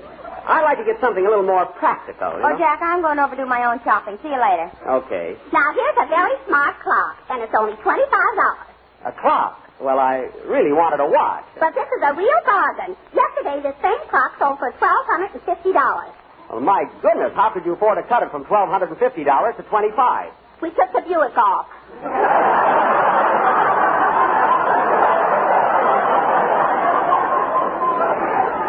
Oh, it was in a car. Well, I just like a wristwatch, please. Oh, here's something cute. How much is this one? $10. Well, that's just what I want. I'll take it. Here's your money. Thank you. Hey, this is beauty, all right. It certainly is. And you know it has that new unbreakable crystal. Here, try it out. No, I'll take your word for it. Go ahead. Take this little hammer and hit it. Oh, all right.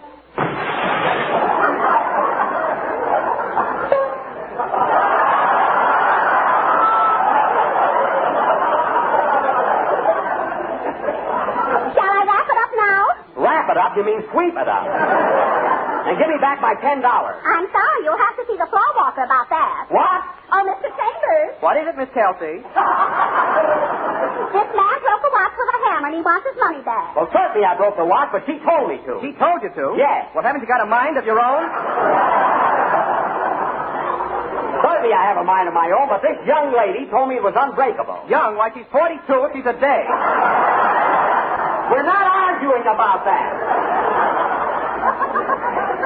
I want my $10 back. Oh, give it to him, Miss Kelsey, before he bites somebody. Yes. Here's your money. Boy, what a sore loser. Certainly a fine store to do business with. You walked in, Sugarfoot. Nobody dragged you.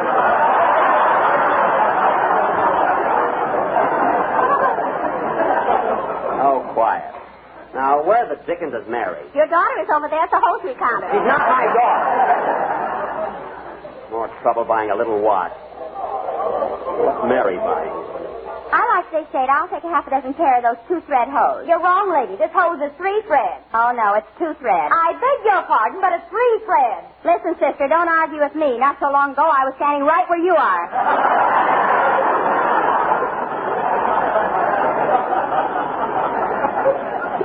That's selling her, Mary. Oh, hello, Jack. You get a watch for Don? Yes, but I broke it with a hammer. It's a long story.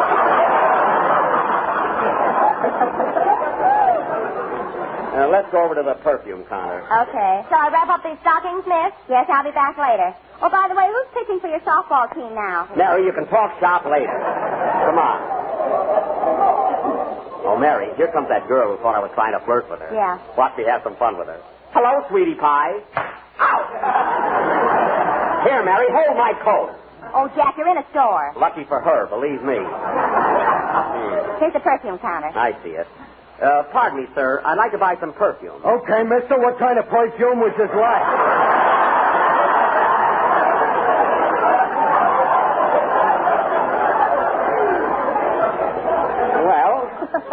I don't know. What's popular right now? Well, now, here's something that's exotic, yet you can smell it a mile.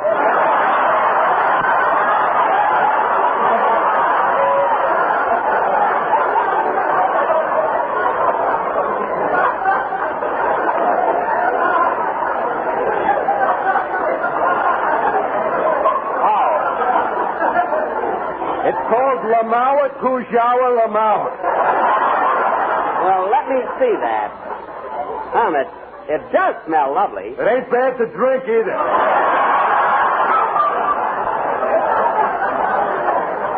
Well, I really don't care how it tastes.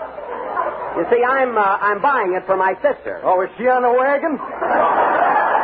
No, she just doesn't drink perfume. She's eccentric. Anyhow, it has an exquisite scent. How much is this? 2 clams a slug. Oh, that's reasonable enough. Do you think I ought to take a bottle of this, Mary? Certainly. Mary. Well, wrap it up, and I'll drop by on my way out. Okay, pal. Oh, by the way, I don't want to seem impertinent, but how does a fellow like you happen to be selling perfume? I'm the only mug in a joint that can speak French. Oh. Well, we'll see you later. Goodbye. Au revoir, pal.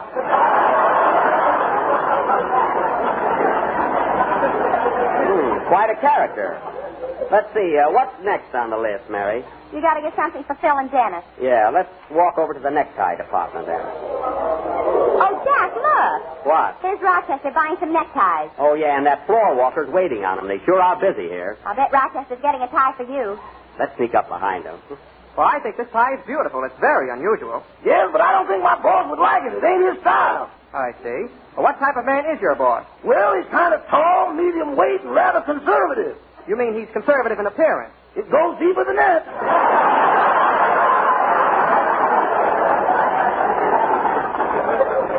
Well, at least he's subtle. Quiet, I want to hear this. Now, here's a rich-looking tie. Maybe he'd like this one. Yeah, that's a pretty thing. How much is it? It's only $3.50. How much? $3.50. Too bad he didn't like that one. Oh, fine. Well, if you don't want to spend quite so much, here's a lovely tie for 89 cents. 89 cents? That's right. The deal is practically closed. Can you imagine that? Of course, it may be a little too plain for your boss. Is he a young man? No. Is he middle-aged? No. Is he elderly? Wrap it up.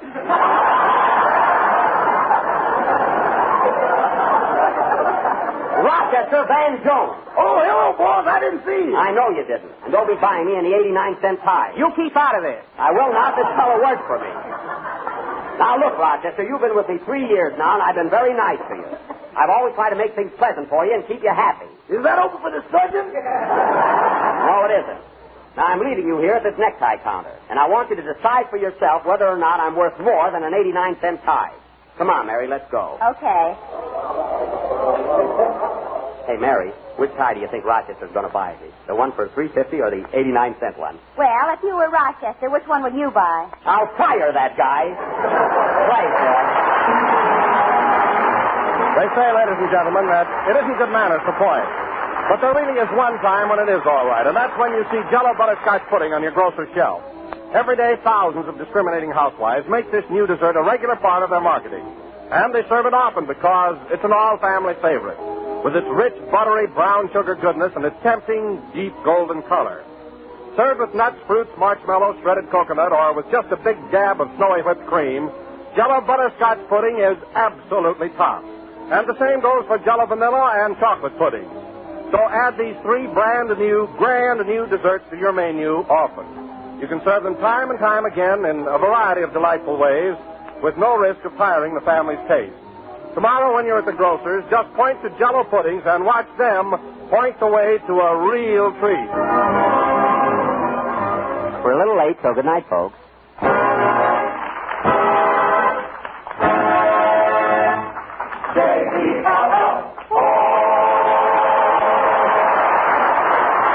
This is the National Broadcasting Company.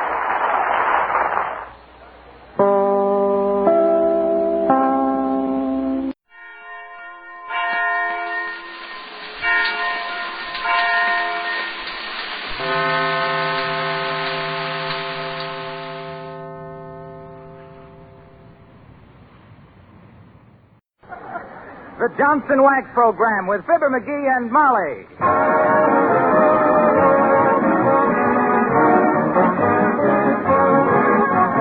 The makers of Johnson's Wax and Johnson's Self-Polishing Flow Coats present Marion and Jim Jordan as Fibber, McGee, and Molly with Bill Thompson, Jimmy Shields, and Billy Mills Orchestra. The show opens with It's a Happy Day.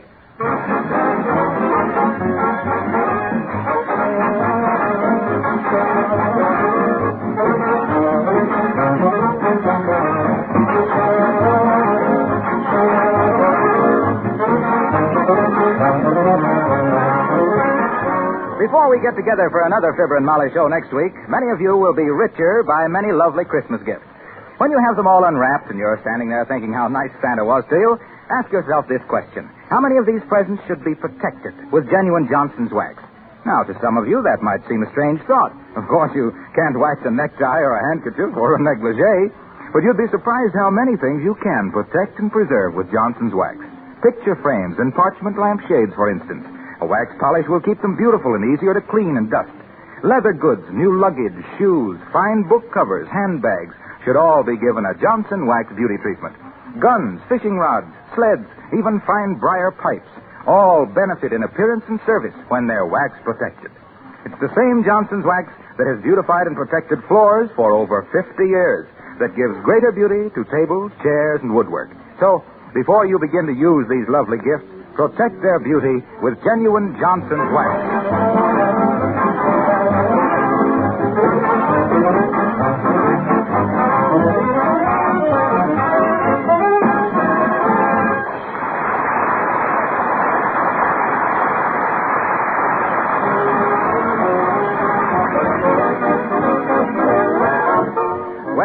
Molly has convinced Fibber that his back fence quarrels with neighbor Gildersleeve have no place during the Yuletide season. Result? Here shoveling the snow off Gildersleeve's sidewalk in a burst of virtue and perspiration, we find Fibber, McGee, and Molly.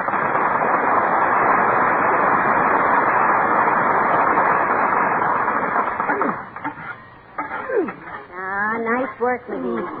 Only 20 feet to go. Are you tired, dearie? Oh, phew. All right, tired. And look at these blisters. Oh, heavenly days. They are big, aren't they? Big. I ain't had such blisters since I played hooky from the 5th grade. How could you get blisters on your hand playing hooky? Did I say they was on my hand? Go to work. You're almost through now. Okay.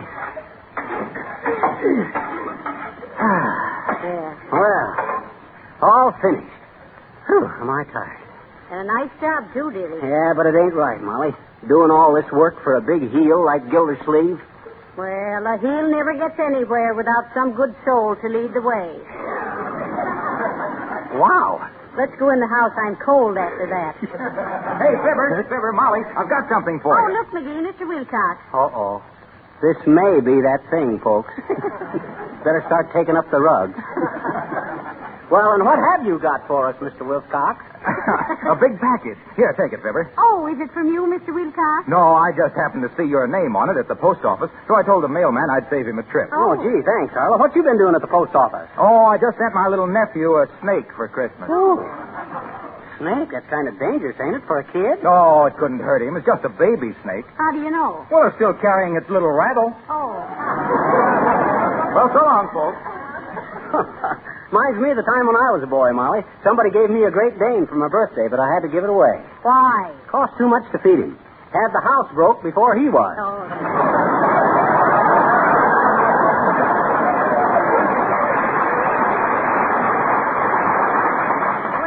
let's go in and open up this package. Okay. Who's the package from, Molly? Look, McGee. Huh? It's from your Uncle Sycamore. No. Not old Uncle Sycamore, McGee. Right. Why, he wouldn't send anybody anything. That guy's tighter than the middle sardine. But you always said he was a very wealthy man. Sure, he is, but he's such a miser, that's probably a couple pounds of sawdust to refill that rag doll he gave me when I was 3 years old. Oh, McGee. And I'll bet he foreclosed the mortgage on the saloon to get the sawdust. Well, whatever it is, I don't think we should open it until Christmas. Uncle Sycamore'd be offended. Now, wait a minute, Molly. Wait a minute. As the guy says when he's seen the gal in the old-fashioned bathing suit, there must be more here than meets the eye.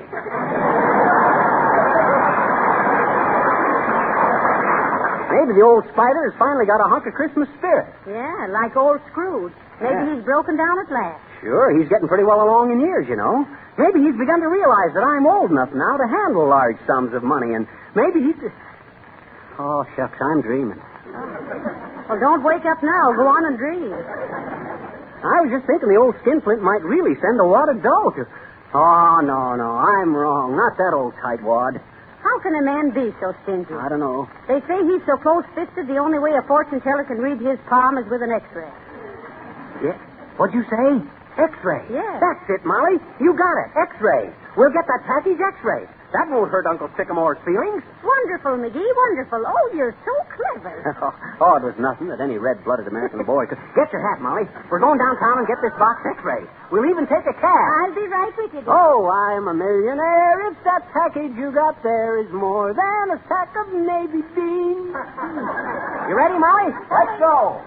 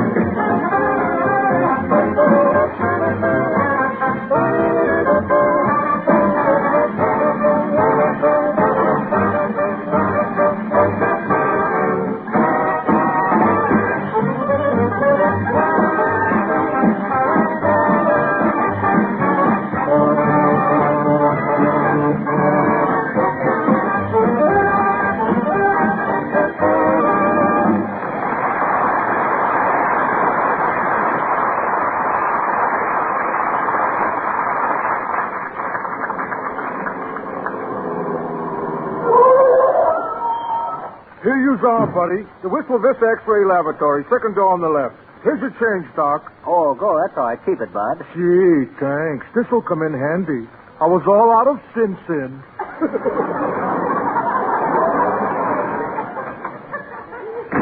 Well, what did you swallow?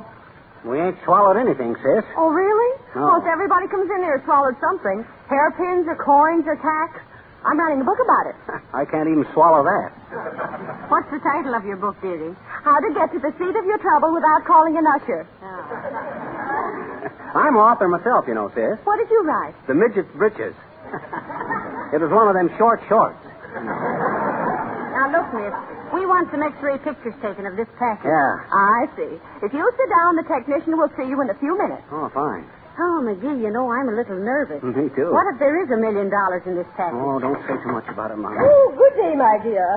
Will you please see if my X-ray plates are ready? Oh, sorry, Mrs. Uppington. They won't be ready until tomorrow. Hey, Molly, look who's here. A big flake off the upper crust. Well, for goodness sake. You-hoo, Mrs. Uppington. Oh, how do you do, Mrs. McGee? Oh, so nice to see you. Oh, and Mr. McGee. Hi, Uppy. Did I hear you asking about some X-ray plates, Mrs. Uppington? Yes, for my brother Stuyvesant. Stuyvesant is an operatic baritone, you know. He played here last winter. Oh, yes. Stuyvesant Uppingtonio. We heard him in the Barber of Seville. Remember, McGee? Barbara who? Let me think. Barbara. Oh, yeah. Wasn't he the fat guy in the red tights that come out and hollered, next? Please, Mr. McGee. Well, what happened to Stuyvesant, Mrs. Uppington? Oh, it happened last week at the annual banquet of the Union League Club. I was there with Stuyvesant, and I noticed he was eating entirely too fast. So I spoke to him about it. Sty, I said, you mustn't eat so fast. Really, I said, you're acting like a pig, Sty.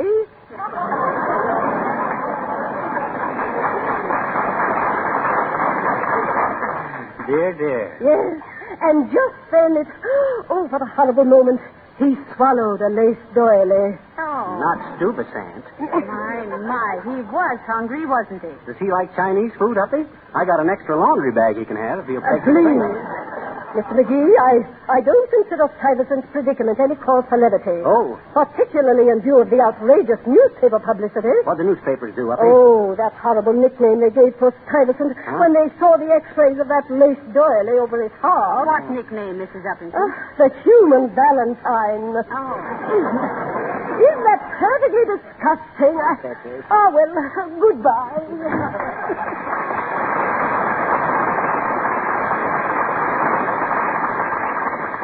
What in conket you suppose is in that package, Molly? Here, let me heft it a minute. Here it is. Weighs about 9 pounds. I wonder what weighs 9 pounds. I did when I was born. Oh, there, baby. Here's the film, Jordan. Oh, thank you. Better stop by again tomorrow. Sure will, baby. Well, hello there, Johnny. Hello, daughter. Glad to see you. Hello, Mr. Oldtimer. I see you're working for some film company. Yep. They say it's got a great future, too. But I don't know. I still like the old stereopticon. You would. Hey! Incidentally, you know who invented the magic lantern? Old Diogenes, when he was looking for an honest man. He knew he couldn't do it without magic. That's pretty good, Johnny. But that ain't the... See, what am I talking about? That wasn't either good.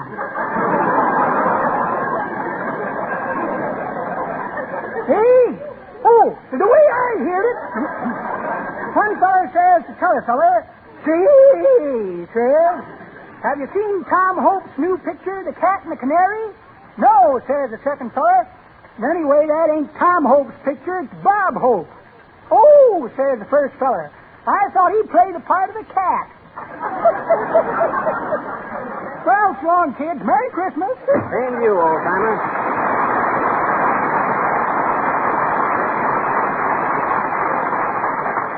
Tom Hope. I wonder what would happen if the Cat and the Canary ever played a double bill of mice and men. I'll bet the mice would... Woohoo! One side, everybody. Let me see the X-ray man. I'm afraid you can't see him right now, Grandma. He's busy. Okay, Shorty. I just wanted my collarbone X-rayed. I think I busted it. Huh? But it don't really matter. I hardly ever wear collars anyway. Yippee!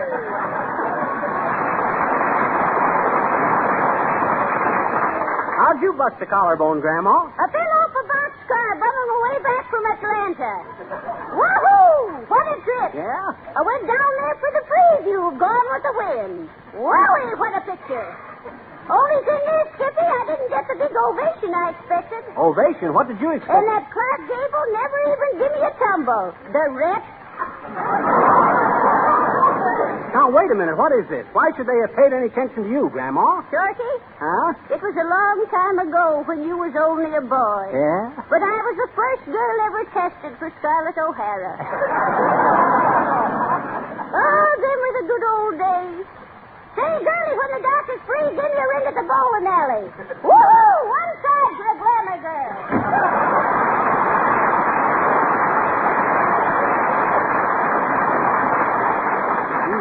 Glamour girl, eh? Say, she might have come from a good Southern family, that, McGee. Yeah. In fact, I wouldn't be surprised if hers was one of the first families of Virginia to go barefoot.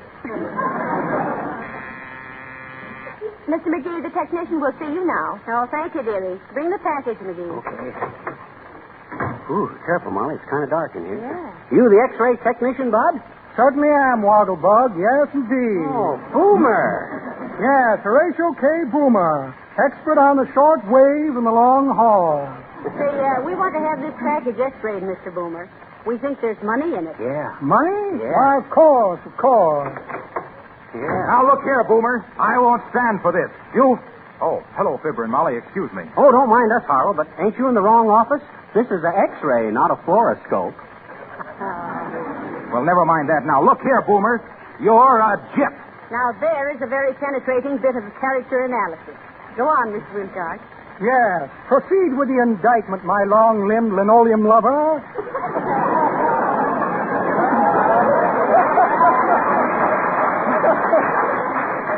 Well, looky here. Look at this fake X-ray photograph of Mrs. Perkins' spinal column. Is that it? You told her this proved she needed a long series of X-ray treatments for a lame back. Well, now, wait a minute, Harlow. Maybe Boomer's right. Oh, yeah?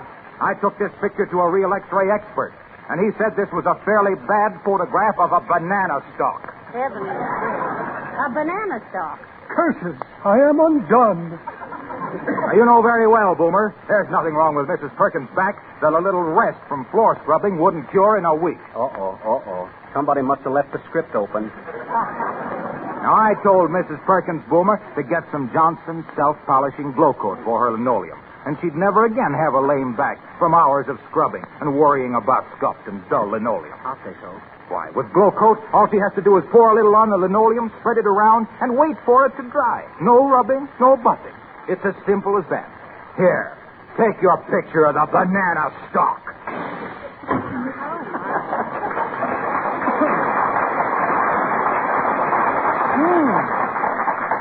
Rather like that young man. Admire you sincerity. Excitable fellow, though. Well, hurry up and X-ray that package, will you, Mr. Boomer? Ah, yes, the package. Interesting assignment. So this work presents many a fascinating problem. For instance, I X-ray a man, and all the valuables in his pockets are immediately exposed to my view. Oh. Care to look at some of my trophies? Here's a pair of star sapphire cufflinks. Had to give a patient 50,000 volts to get those. Must have been quite a shock to him. Yes. Here's a beautiful wallet. Took it right out from under a fellow's eye. Huh? Here's the wallet. And here's his eye. Oh. Here's a check for short beer. Yes, it's a fascinating... Oh, come on. Hurry up, Boomer, and X-ray this package. Control yourself, Peabody. Control yourself. Just wait till I turn on the juice. Ready? Go. Seems to be something wrong. Miss Abernathy? Miss Abernathy? Yes, Mr. Boomer? Seems to be something wrong here with the car. Yes, it was shut off a little while ago. You haven't paid the light bill. Well, imagine that. No current. Come on, dearie. Let's go home. Yeah. I'd suggest you try another X-ray expert, and more power to him.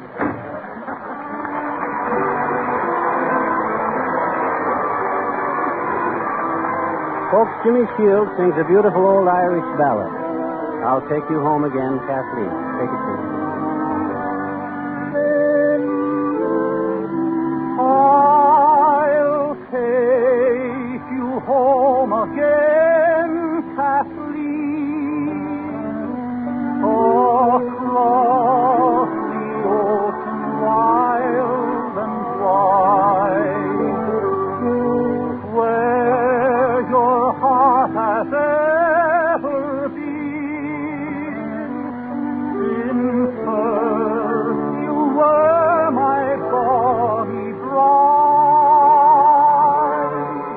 The roses all have left your cheek. I've watched them fade away and die.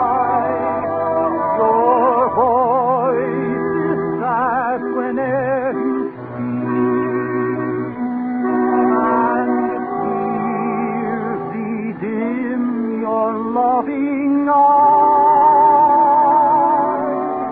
I'll take you back again, Kathleen, where your heart will feel no pain, and when the fields are fresh and green.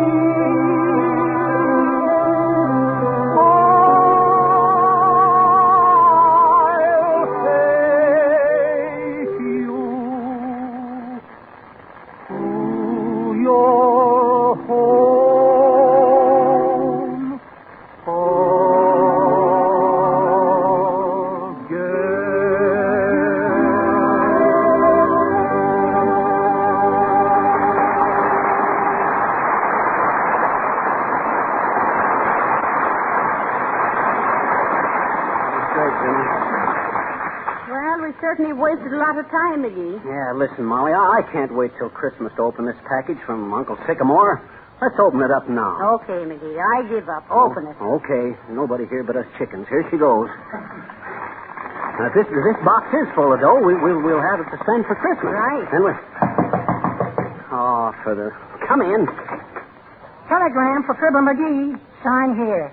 Thanks. Oh, that's okay, Bud. Keep the change. And a Merry Christmas to you. What's it say, McGee? Listen. Dear nephew, please take my clothes out of box and hang them up. Will arrive December 24th to spend the holiday. Don't meet me at the station. We'll walk. It's cheaper. Signed Sycamore McGee. Well, I'll be run upstairs and get a cake of soap and a hairbrush, Molly. I think you're going to have to wash my mouth out and spank me in a few minutes. Well, let yourself go, dearie. I know just how you feel. Why, that stingy old rip. Molly, it ain't fair. Doing me out of $1 million like that. Not after the way I scrimped and saved and denied myself all these years. Shucks, that spoils my whole Christmas. Oh, now, come. Cheer up, dearie. It isn't that bad. Oh, go away. Oh, be quiet. Come in. Hi, mister. Oh. What's on your mind, sis? I says, what you want? What you got? That's beside the point. Gee, is it? You'd better be careful in having it, Hadn't what? Listen, little girl, I ain't in any mood for small talk today. I just had a great sorrow. Oh. What you want? Well, gee, I've just been going around the neighborhood looking at people's Christmas trees, I bet you. Where's yours? We ain't put it up yet. Oh. What's more, the way I feel now, I don't care if we never have a Oh, McGee, now that's no way to talk. Well, anyway, what... Gee, I guess you're an old sourpuss, mister, I bet you. I am not. Oh, yes, you are. Oh, no, I'm not. No, yes, you are. Oh, no, I am. Or am I? Hey, maybe I am at that. Hey, what's the matter with me, anyway? I'd rather tell you sometime after Christmas, mister. Oh, you would, eh?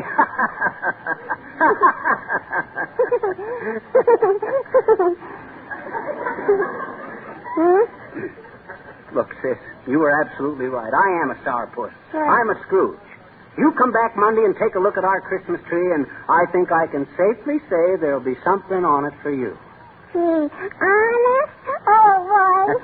Get a load of that expression, Molly. I'll bet this is the first place she comes on Christmas morning. Oh, no, it won't. Huh? This is the 14th place, mister. What? Looky, I got a list, and they've all promised me a present. Gee, aren't people peachy, though? Hey, Willie. Yeah? I made my quota. How'd you do over Jones's?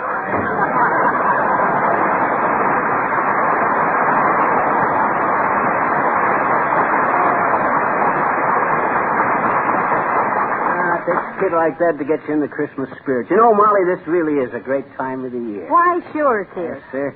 I'll almost be glad to have your Uncle Sycamore here. Well, I wouldn't go quite that far.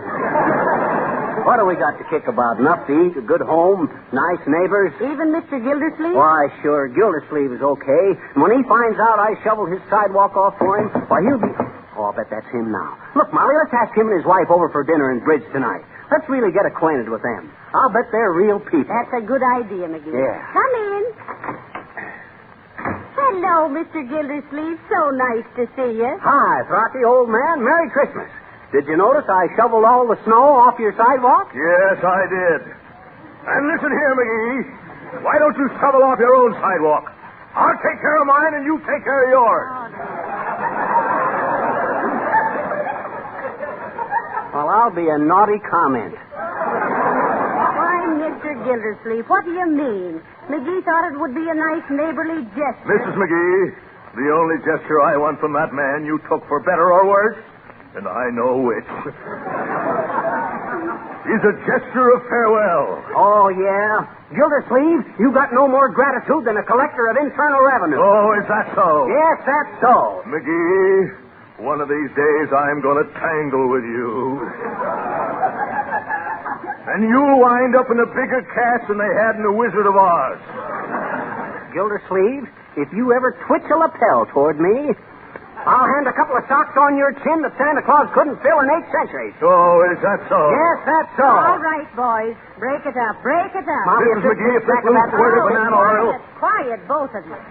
Sit down, McGee. Okay. And you, Mr. Gildersleeve. For shame. Well, The idea.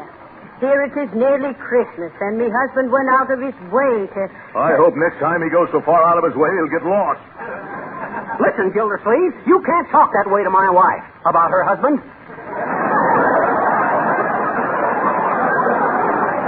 Now, listen here. I won't have this quarreling in my house. Not with Johnson's wax on the floor. What's that got to do with it? Nothing. But we haven't mentioned it for some time. Now, look, Mr. Gildersleeve. Yes? Why on earth should you be angry because somebody does you a favor? Yeah. McGee saved you a lot of work, just as a friendly act. Yeah. You're ungrateful and unreasonable. But, Mrs. McGee, I wanted to shovel that snow off the sidewalk myself. In the first place, my wife got me a new show snubble for Christmas.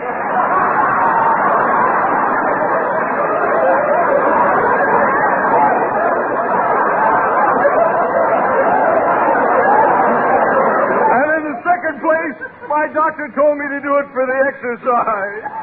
McGee is deliberately undermining my health. That's what he's doing. Not that I have anything against you. I like you, Mrs. McGee. Merry Christmas to you.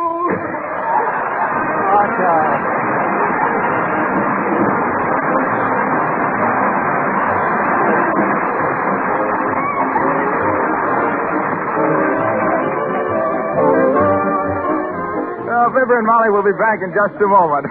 I'd like to say a word in the meantime about your kitchen. If someone asked you where you were going to spend the holidays, many of you could almost truthfully say, in the kitchen. You certainly will spend more time there than you usually do, so why not make it as bright and cheerful as possible? How? Well, Johnson's Self-Polishing Glow Coat will help greatly by giving your linoleum floors bright new beauty, bringing out their natural fresh colors, and protecting them with a polish that is easy to keep clean. Now, if you don't know how simple it is to use Glow Coat, just try a can tomorrow. There's practically no work at all. No rubbing or buffing. Just apply Glow Coat and let it dry. In 20 minutes, your floors gleam with new beauty. Besides making the floors beautiful and saving you work, Johnson's Self-Polishing Glow Coat will make your linoleum last much longer. Ask your dealer for some tomorrow in the familiar red and yellow can, spelled GLO-COAT. Johnson's Self-Polishing Glow Coat.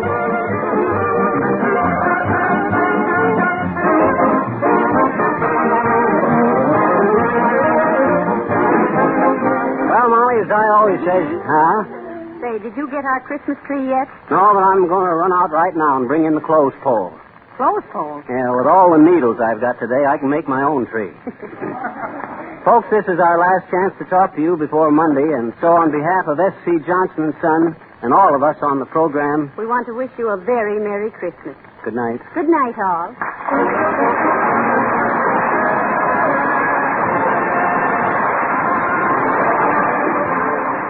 This is Harlow Wilcox, speaking for the makers of Johnson's Wax and Johnson's Self-Polishing Glow Coat, Racine, Wisconsin, inviting you all to join us again next Tuesday night at this same time. Good night. This is the National Broadcasting Company.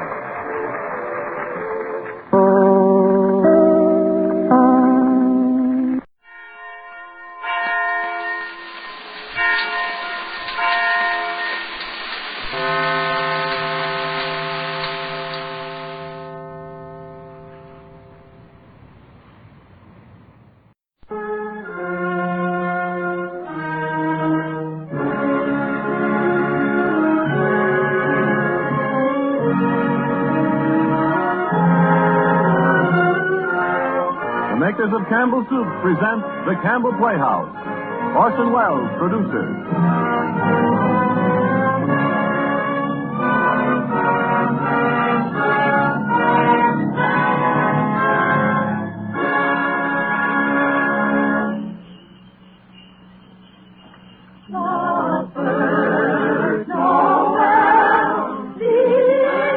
Good evening, this is Orson Welles. There are clearly a number of ways in which a Christmas carol could be introduced.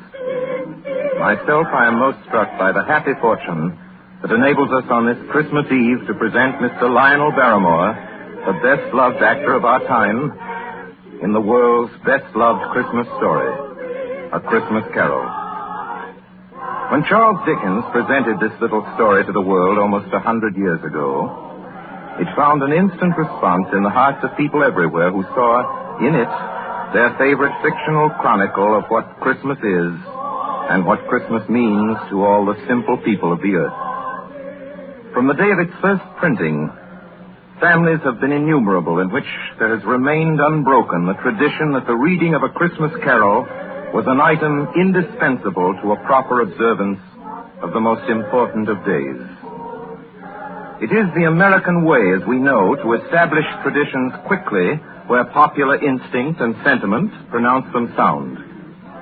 And so it is that today, actually only the 5th anniversary of Mr. Lionel Barrymore's first playing of the part of Ebenezer Scrooge for the Campbell Playhouse, there is, I think, in all America nothing more eagerly awaited, more firmly rooted in the hearts of the radio family that numbers millions than this yearly performance of A Christmas Carol. A Christmas Carol, as Charles Dickens wrote it, has by common consent long been a classic. Mr. Lionel Barrymore's appearance in it is rapidly becoming one. And now, just before A Christmas Carol, Ernest Chappell has a special Christmas greeting from the makers of Campbell Soups. Mr. Chappell? Thank you, Orson Welles. As the old year draws toward its close, we of Campbell's feel a bond of warmth and gratitude toward each of you, our friends. For you see, in homes everywhere throughout the land, Campbell's Soups have been welcomed. Day by day and week by week, you have placed confidence in us and in the foods we make. And there isn't anything we appreciate more deeply than the fact that so many of you have elected to let Campbell's make your soups for you. And so when Christmas comes, we look about to find some way to show our appreciation, some Christmas present by which to say thank you. The gift we chose 5 Christmases ago and have chosen each year since has become a part of Christmas to many and many a family. It has become a Christmas custom, as Mr. Wells said, to gather round the radio to hear and to enjoy A Christmas Carol. And since it is Christmas Eve, we hope, too, that the younger members of the family are permitted to stay up and listen before dreams and visit of Santa. We get a great deal of pleasure planning and preparing this Christmas gift. And now it's ready.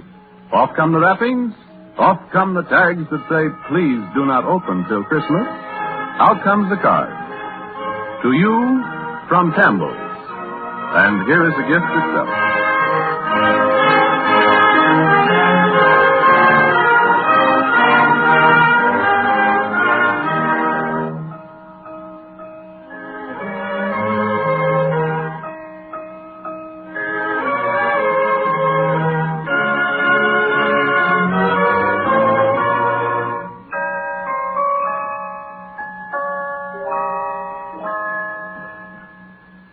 Marley was dead to begin with. There's no doubt whatever about that. The register of his burial was signed by the clergyman, the clerk, the undertaker, and the chief mourner. Scrooge signed it. And Scrooge's name was good upon change for anything he chose to put his hand to. Old Marley was as dead as a doornail. Scrooge knew he was dead? Of course he did. Scrooge and Marley were partners for I don't know how many years. But he was a tight-fisted hand at the grindstone with Scrooge. A squeezing, wrenching, grasping, scraping, clutching, covetous old sinner. And once upon a time, of all the good days in the year, on Christmas Eve, old Scrooge sat busy in his counting house, a grim, cheerless place if ever there was one. The door of Scrooge's counting house was open that he might keep his eye upon his clerk, Bob Cratchit, who in a cold and dismal little cell beyond worked at his ledgers. 20, 21, 22. Merry gentlemen, let nothing you disturb. 23, 26, 29, 9 carry 2. Christmas Day, 11, 13, 17, 7. Bob Cratchit. Yes, Mr. Scrooge? Stop that infernal caterwauling. Yes, sir. 9, 15, 17, 29, carry 1.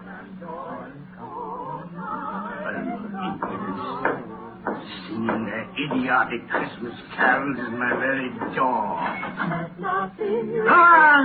Get away from my door! Go somewhere else and bellow your blasted carols or I'll give you in charge. Sorry, Governor. It's an old custom at Christmas time, you know. Yes, and I don't want any of your old customs. Take your fellow fools and go away. Christmas. Blah. Right, sir. Merry Christmas anyway, sir. Blah. Now you get that letter from Higgins and Blackthorn, Cratchit, and then I want you to finish posting this ledger. And after that, you can pop over to Fothergill's and tell Ephraim Fothergill you've come after the 17 shillings and 6pence he's owed me since Michaelmas. And tell him I shall have a constable over there if he doesn't pay up at once. Mr. Fothergill's wife has been ill, sir. Oh, what do I care about his wife? I want my 17 and 6. I just thought it being Christmas, sir. Christmas. You mention that word to me once more, Bob Cratchit, and I'll... Merry Christmas, Uncle. Merry Christmas, Bob. Merry Christmas, Mr. Cratchit. God save you, Uncle. Humbug. Christmas a humbug, Uncle. Now, I'm sure you don't mean that. I mean just that. Exactly that. Merry Christmas. What right have you to be merry? What reason have you? You're poor enough. Well, what right have you to be dismal about Christmas, Uncle? You're rich enough. Yeah. Now, Uncle, don't be cross. Well, what else can I be when I live in such a world of fools? What's Christmas to you but a time for paying bills without money? Merry Christmas. A time for finding yourself a year older and not an hour richer. If I could work my will, every idiot who goes about with Merry Christmas on his lips would be boiled with his own pudding and buried with a stake of holly through his heart. He should. Uncle? Now, nephew, keep Christmas in your own way and let me keep it in mine. Keep it? But you don't keep it, Uncle. Well, let me leave it alone, then. What do you want? A Christmas gift, I've no doubt. I came to wish you a Merry Christmas, Uncle. A Merry Christmas. Much good may Christmas do you. Much good it ever has done you. There are many things from which I derive good, by which I have not profited materially, I dare say, Uncle. Christmas among the rest. But I have always thought of Christmas time as a good time. A kind, forgiving, charitable, pleasant time. And therefore, Uncle, though it has never put a scrap of gold or silver in my pocket, I believe it has done me good and will do me good. And I say, God bless it. God bless Christmas. Hurrah! Let me hear another sound out of you there, Bob Cratchit, and you'll keep your Christmas by losing your situation. As to you, nephew, I wonder you don't go into Parliament. You talk enough nonsense. Oh, don't be angry, Uncle. I want nothing from you. I ask nothing of you. Why can't we be friends? Good afternoon. I'm sorry you feel that way. Well, I've tried. A Merry Christmas to you, Uncle. Good afternoon. And a Happy New Year, too.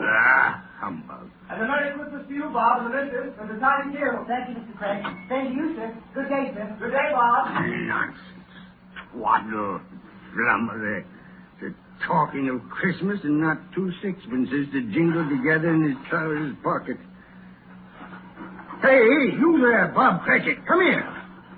What are you doing there? Only putting a bit more coal in the fire, Mr. Scrooge. Seeing it's so cold in there, sir. You put that coal back into the scuttle.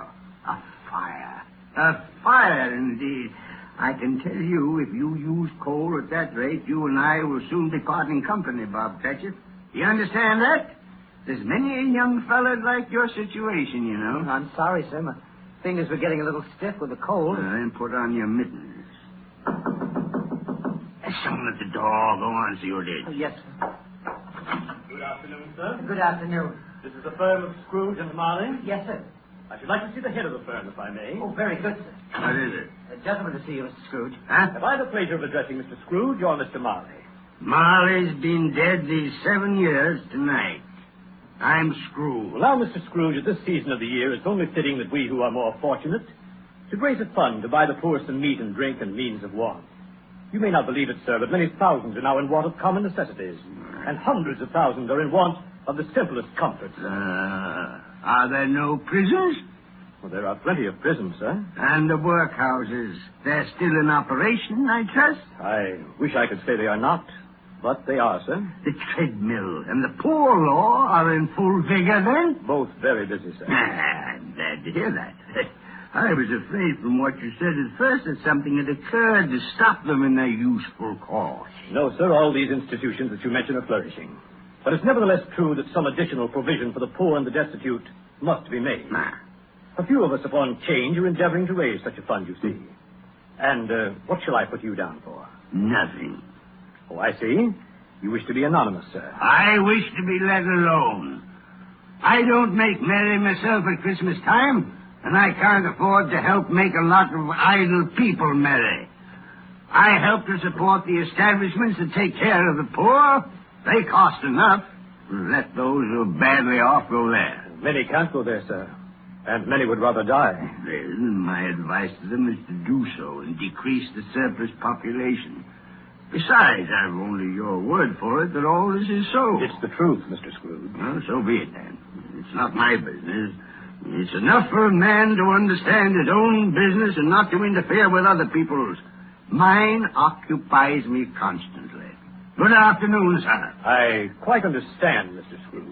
Good Thank you. afternoon. Show this gentleman out. Yes, sir. This way, sir, please. Sir, I couldn't help overhearing. I should like to contribute tuppence. Thank you. Yes, sir. It isn't much, but it's all I can afford. But there are others in worse situation than I am. You're a generous fellow. I wish I might say so of your employer. Thank you. Yes, sir. Good afternoon, sir. Good afternoon. Thank you. Merry Christmas. Merry Christmas. Yes, sir. Close the door. Yes, sir. 24, 31. 1 and carry 3. New scarlet tippet for Tiny Tim. A comb for Martha. 33. 3 and carry 3. A hair ribbon for Belinda. 4, 7, 12, 15. Thank you. Yes, sir. It's too late to have you go to Fothergill's. He'll be closed up for Christmas like these other fools. We may as well close up the place now. Yes, sir. It is getting a little dark. Hard to see the figures. I suppose you'll want the entire day tomorrow. If it's quite convenient, sir. It's not convenient. And it's not fair, either. But I suppose I can't do anything about it. If I was to stop half a crown of your wages, you'd think yourself very ill-used, I'll be bound. Well, sir, Yeah, but you don't think me ill-used when I pay a day's wages for no work. It's only once a year, sir. Once a year. Once a year, indeed. A fine excuse for picking a man's pocket every 25th of December. But I suppose there's no good talking. You must have the whole day. Well, see that you're here all the earlier the next morning. You understand? Oh, I will, sir. I will indeed. Good night, sir, and Merry Christmas. Merry Christmas.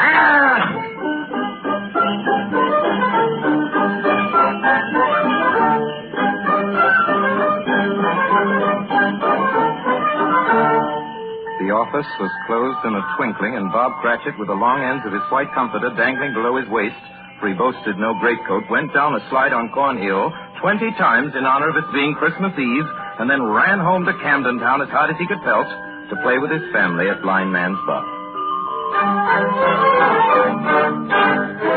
Scrooge, on the other hand, took his melancholy dinner in his usual melancholy tavern. Having read all the newspapers and spent the rest of the evening with his banker's book, went to his dismal house. Darkness is cheap, and Scrooge liked it. The yard was so dark that even Scrooge, who knew its every stone, had to grope with his hands through the fog and the frost to find the door. Scrooge walked through his rooms to see that all was right. Sitting room, bedroom, lumber room, all as they should be. Nobody under the table, nobody on the sofa, nobody under the bed, nobody in the closet. Closed the door. He locked himself in. He double-locked himself in. And took off his cravat, put on his dressing gown and slippers and his nightcap, and sat down before the fire to take his gruel.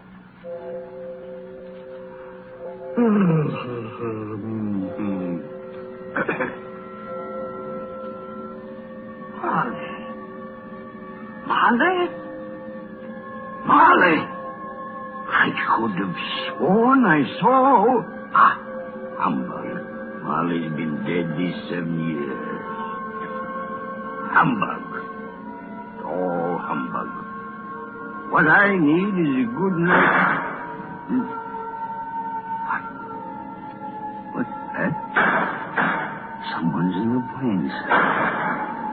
But the door's locked and double locked. Something's... It's coming. Something is... It's coming closer. Outside my door. I won't believe it. This humbug's thing. Ebenezer Scrooge. Ebenezer Scrooge. Marley. Oh, no. What do you want with me? I want much of you, Ebenezer. Who are you? Ask me who I was. You're very particular for a ghost. All right, then. Who were you? In life, I was your partner, Jacob Marley. Jacob Marley. But you're dead. You died 7 years ago. 7 years ago this very night. You are a ghost, then. What's wrong, Ebenezer? Don't you believe in me? I do not. You doubt your senses, Ebenezer? Yes. Because a little thing affects them. Slight disorder of the stomach makes them cheats. You can't be a ghost.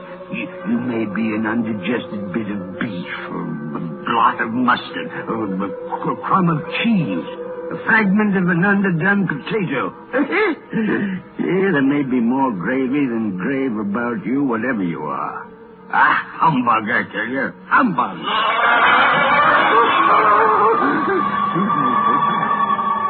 Excuse me.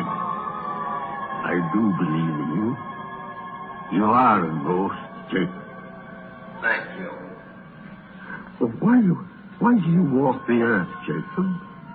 Why do you come to me? It is required of every man that the spirit within him should walk abroad among his fellow men and travel far and wide to witness what it cannot share, but might have shared on earth and turned to happiness. Well, tell me, Jacob, what is that chain you wear around you? I wear the chain I forged in life. I made it link by link and yard by yard by my own free will. Is its pattern strange to you, Ebenezer? Cash boxes, keys, and padlocks, ledgers, and purses. Yours was as heavy and as long as this 7 years ago. You have labored on it since, Ebenezer. Oh, Jacob. Speak comfort to me, Jacob. Comfort I have none to give. I cannot rest. I cannot stay. I cannot linger. Weary journeys lie before me. You travel far? Yes, Ebenezer. On the wings of the wind. 7 years dead and traveling all the time? 7 years, Ebenezer. 7 years of remorse. Ebenezer, do you know that no space of regret can make amends for one life's opportunities misused? But you were always a good man of business, Jacob? Business! Mankind was my business. Charity, mercy, benevolence, They were all my business. The dealings of my trade were but a drop of water in the comprehensive ocean of my business. Oh, Jacob, don't take on so now. Jacob. Listen to me, Ebenezer. I listen to you, Jacob. Go on, Jacob, now. Speak to me, but don't be so flowery. Ebenezer, I am here to warn you that you have yet a chance and hope of escaping my fate. Do you hear that, Ebenezer? Yes, Jacob. Yes, you always were a good friend to me, Jacob. Thanks, Jacob. But go on. How shall I escape? Oh, I'm afraid, Jacob. You will be haunted by 3 spirits. Is that the only chance and hope, Jacob? It is your only chance and hope. Well, then I think I'd rather not. Without their visit, you cannot hope to shun the path I tread. Expect the first tomorrow. When the bell tolls 1. Couldn't I take them all at once and have it over, Jacob? Ebenezer, look that for your own sake you remember what has passed between us. And remember, when the bell tolls 1, look for the first spirit. Molly! Jacob, Molly!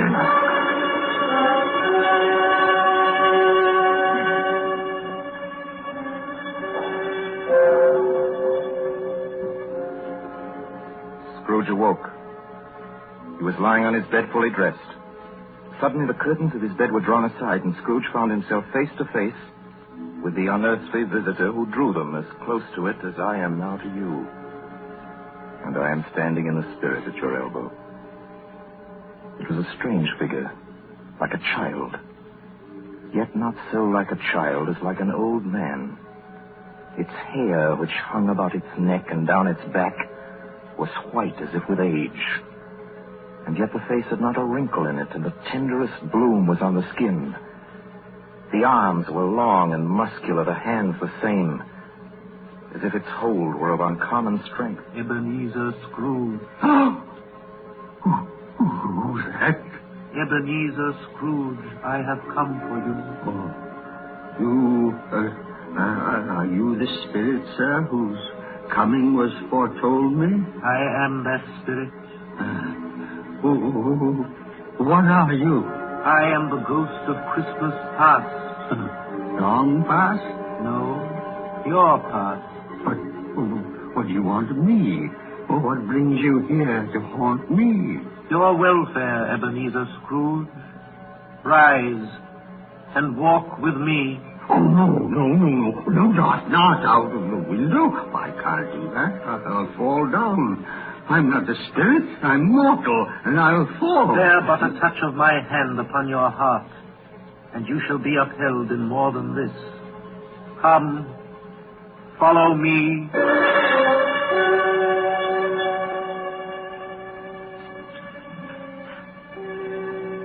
Where are we? What's become of the city? There's snow upon the ground. Where are we? These are the shadows of the things that have been. You recognize this countryside? I know every inch of it. Every rock, every tree. And that bleak building over there? That building. I was a boy there. Yes, I went to school in that horrible place. Do you recollect that past? I could walk it blindfold. Strange you should forget it so many years. Come, let us go closer. Look through the window into that cold, barren room. What do you see, Ebenezer Scrooge?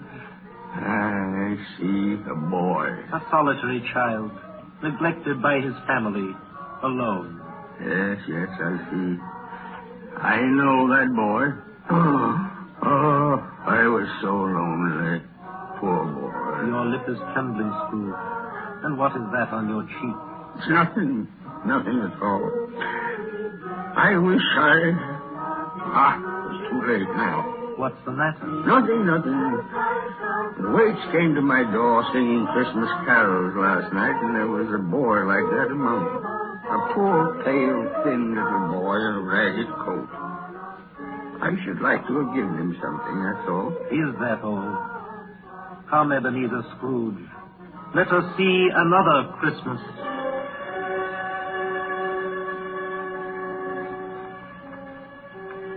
Do you know this place, Ebenezer Scrooge? Know it? Know it? Why, this is the counting house where I was apprentice. Listen. It's my old master, bless his heart. Old Fezziwig. My master, alive again. And hosted one of his Christmas parties. Listen to him. Set the needle and back to your places. And there's Dick Wilkins. Poor Dick. Dear. Yes, and look, there's Mrs. Fezziwig herself, looking younger than any of them. And the tables all loaded with roast, and cider, mince pie, and beer. Oh, what a jolly time we used to have. That carefree young man with a light heart and a gay smile. Do you recognize him? Yes. Merciful heaven. How happy I was then. A small matter for old Fezziwig to make those silly folk so full of joy. Small matter? Small indeed. Isn't it? He has spent only a few pounds of your mortal money. Is that so much that he deserves praise? It's not that. Spirit. Old Fezziwig has the power to make us happy or unhappy, to make our service light or heavy. His power lies in words and looks and in things so tiny that it's impossible to count them up. The happiness he gives is quite as great as if it cost What is the matter? Oh, nothing at all, Spirit. Something, I think. No. Speak. Well, only it's just that I should like to be able to say a word or two to my clerk, Bob Cratchit. That's all. Stop, retire! Bow and curtsy! Thread the needle! My time grows short, and we have yet another journey to make. Where now? Come. This is our last visit to the past, Ebenezer. Here, in this little room, with a fair young girl by your side. Do you recognize yourself, Ebenezer? No. Spare me this. You're older now, a man in the prime of life. Your face has begun to wear the signs of care and avarice. Your eyes are greedy, the eager, restless eyes of a miser. No, please. She knows it, too. That girl by your side. There are tears in her eyes. That is little, Ebenezer, to you. Very little. I know that. Belle, have I changed toward you? When we were engaged, we were both poor. Was it better then? Better to be poor? Better at least to be happy. You're changed. You were another man then. I was a boy. Do you blame me because I've grown wiser? Have I ever tried to break our engagement? In words, no. Never. In what, then? In a changed nature. In an altered spirit. In everything that made my love of any value in your sight.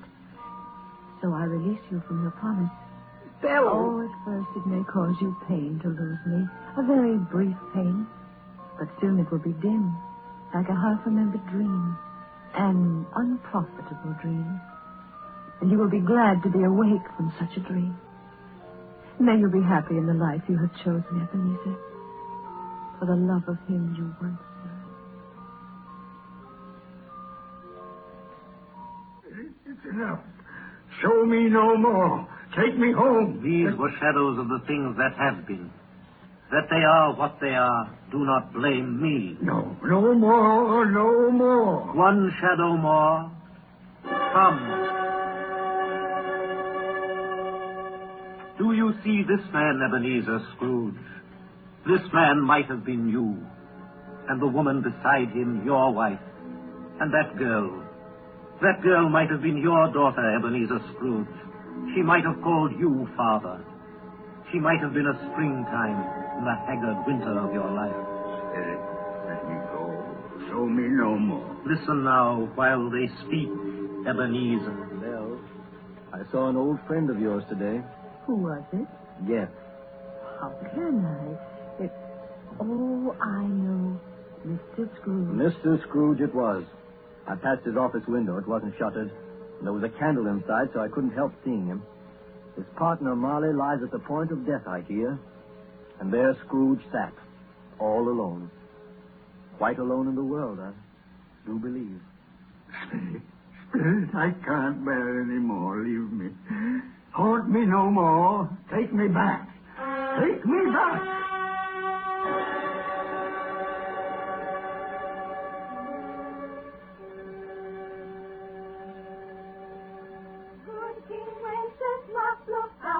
On the feast of Stephen, when the snow lay round about, deep and crisp and even.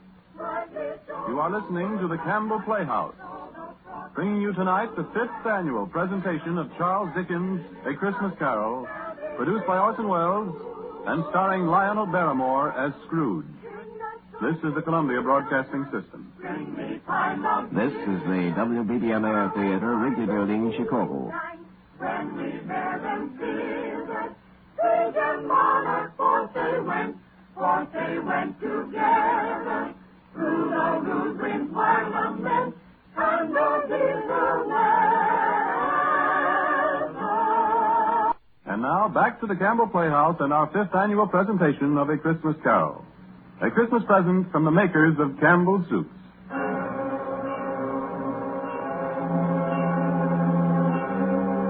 On the stroke of 1, Scrooge awakened suddenly and sat him bolt upright in his own bed. You remember the words of Marley's ghost and wondered from which direction the second specter would appear. At that moment, nothing between a baby and a rhinoceros would have astonished him very much. Now, being prepared for almost anything, he was not by any means prepared for nothing. And consequently, when no shape appeared, he was taken with a violent fit of trembling. 5 minutes, 10 minutes, a quarter of an hour went by, yet nothing came. Then, as he sat in his bed, he became aware gradually of a great blaze of ruddy light that seemed to shine upon him from the adjoining room. He got up softly and shuffled in his slippers to the door. It was his own sitting room, no doubt about that. But it had undergone a surprising transformation. The walls and ceiling were so hung with living green that it looked a perfect grove.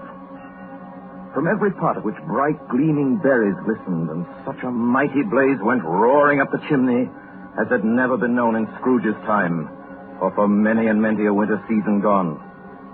Heaped up on the floor to form a kind of throne were turkeys, geese, game, poultries, great joints of meat, sucking pigs, long wreaths of sausages, mince pies, plum puddings, barrels of oysters, red-hot chestnuts, and seething bowls of punch that made the chamber dim with their delicious steam. In easy state upon this couch, there sat a jolly giant, glorious to see, who bore a glowing torch in shape not unlike Prentice horn, and held it up, high up to shed its light on Scrooge as he came peeping round the door. Come in, Ebenezer Scrooge, and know me better, man. I am the ghost of Christmas present. Look upon me. You've never seen the like of me before. You're different from the other spirit. You're tall, almost a giant. That great torch you carry. Its light falls into the homes of rich and poor alike. Spirit, take me where you will. Last time I went against my will and learned a lesson which is working now. If you have anything to teach me, let me profit by it. Touch my robe, Ebenezer Scrooge. Touch my robe. You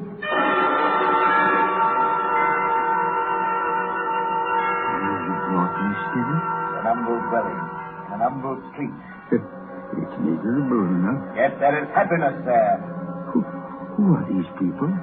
Who's that woman and the children? These are the family of your clerk, Bob Cratchit. He is white, dressed in a twice-turned gown, but brave in ribbons, laying the table for their Christmas dinner. And there, assisting her, is their daughter Belinda, and the young man with a fork in the stuffing. That's Master Peter Cratchit, and the two little Cratchits. Listen, Scrooge. Dear Martha, Mother. Bless your heart alive, Martha, my dear. Merry Christmas to you. Merry Christmas, Mother. Merry Christmas. How late you are, my dear. Oh, we'd a deal of work to finish up last night, and we had to clear away this morning. Well, never mind so long as you're here now. Sit you down before the fire and have a warm. Lord bless you. Where's Father? He's been to church with Tiny Tim. They'll be along directly. How is Tiny Tim, Mother? Any better at all? Sometimes I think he is. And sometimes I think, oh, dear God, if anything should happen to Tiny Tim. Mother, you mustn't even think of such a thing. Here they are! Tiny Tim. Merry Christmas, everybody. Martha, welcome, my dear. Merry Christmas, Father. And Tim. Merry Christmas, Martha. Oh, Tim, you darling. Oh, Father, I'm so glad to be home. And we're so glad to have you, Martha. And how did little Tim behave in church, Bob? Oh, as good as gold and better. Oh, I like church, Mother. Oh, they sang the nicest songs. I hope people saw me there. Saw you there? And why, Tim? Well, don't you see? Because I'm lame. And if they saw my crutch, it might be pleasant for them to remember on Christmas who it was made lame beggars walk and blind men see. Bless you, my son. Are we ready to eat, Mother? Come on, let's eat. Yes, children, we're all ready. Here we go. Come, take your places now. And now, wait your turn. There's plenty of stuffing and dressing and plum pudding for all of you. Martha, you take care of Tiny Tim. And see that he eats plenty. He must get strong and well. Now, just sit down, everyone. And now, my dears, shall we say grace? Spirit, Our Father who art in tell me if Tiny Tim will live. I see a vacant seat in the poor chimney corner, and a crutch without an owner carefully preserved. Oh, no, no. No, no, kind spirit. Say he'll be spared. Say he'll live. If these shadows remain unaltered by the future Ebenezer, the child will die. And now, my dears, with such a dinner, a toast. A Merry Christmas to us all, and God bless us. God bless us, everyone. And now to Mr. Scrooge. I'll give you a toast to Mr. Scrooge, the founder of the feast. The founder of the feast, indeed, who pays you all 15 shillings a week. I wish I had him here. I'd give him a piece of my mind to feast on, and I hope he'd have a good appetite for it. My dear, the children, Christmas Day. And it should be Christmas Day, I'm sure, on which one drinks the health of such an odious, stingy, unfeeling man as Mr. Scrooge. You know he is, Bob. Nobody knows it better than you, poor fellow. My dear Christmas Day. I'll drink his health for your sake and the day's, not for his. Long life to him. A Merry Christmas and a Happy New Year. He'll be very merry and very happy, I have no doubt. And I say God bless him too, Mother, and everyone.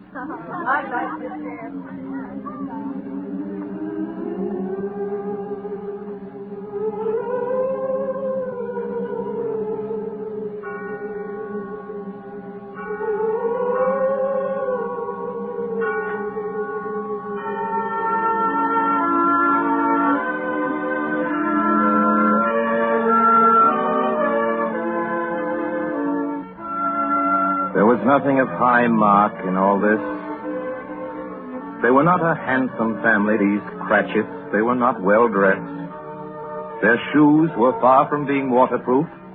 Their clothes were scanty and had known, very likely, the insides of a pawnbroker's. But they were happy, grateful, pleased with one another, and contented with the time. And when at last they faded, Scrooge had his eye upon them, and especially on Tiny Tim until the last. Many calls Scrooge made that night with a ghost of Christmas presents. Down among the miners they went who labor in the bowels of the earth, and out to sea among the sailors at their watch, dark, ghostly figures in their several stations. Much they saw, and far they went, and many places they visited, but always with a happy end. The spirits stood beside sick beds, and they were cheerful. On foreign lands, and they were close at home. By poverty, and it was rich. In almshouse, hospital, and jail, where vain man in his little brief authority had not made fast the door and barred the spirit out, the spirit left his blessing. It was a long night, if it was only a night.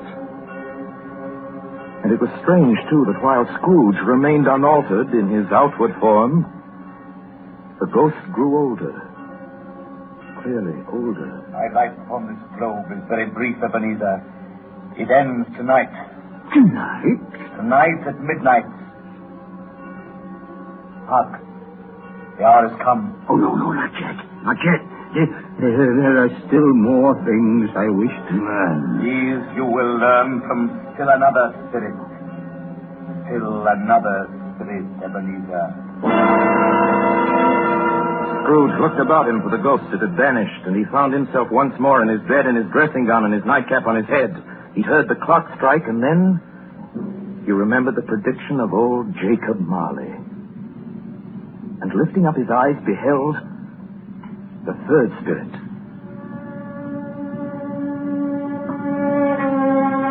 Solemn phantom, shrouded in black, draped and hooded, coming towards him slowly and silently like a mist along the ground. I know you. You are the ghost of Christmas yet to come. You will show me the shadows of things that have not happened, but will happen in the time before us. Answer me, spirit. Ghost of the future, I fear you more than any specter I've seen. Yet I know your purpose is to do me good, and as I hope to live to be another man from what I was, lead on. Lead on. Night's waning fast. Time's precious.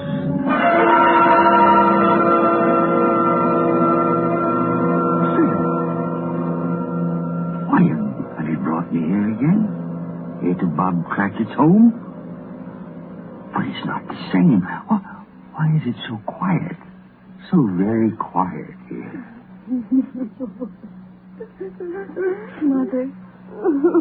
Mother, please. Oh, my son. My little son. Tiny Tim.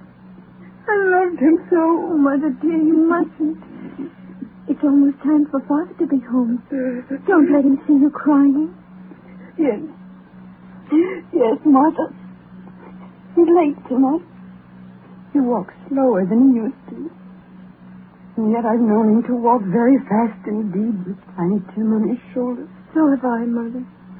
But he was light to carry. And his father loved him so that it was no trouble.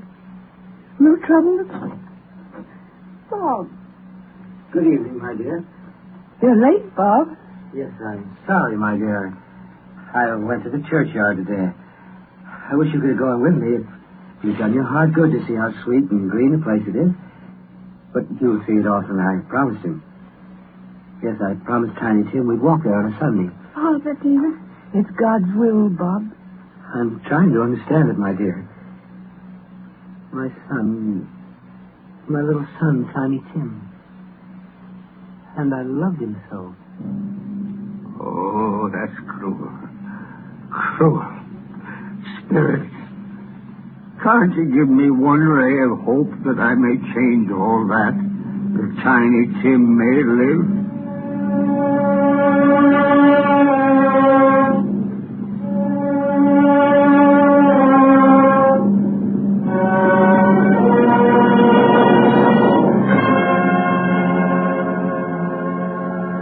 Where are you taking me now? Here, on a common street, Spirit? What is there for me to learn here? Who are those men? I don't know much about it. Either way, I only know he's dead. When did he die? Last night, I believe. It's likely to be a very cheap funeral for common life. I don't know anybody to go to it. Suppose we make up a party and volunteer. I don't mind going if a lunch is provided. Come to think of it, Albert I was his best friend. What? We used to nod to each other when we met in the street.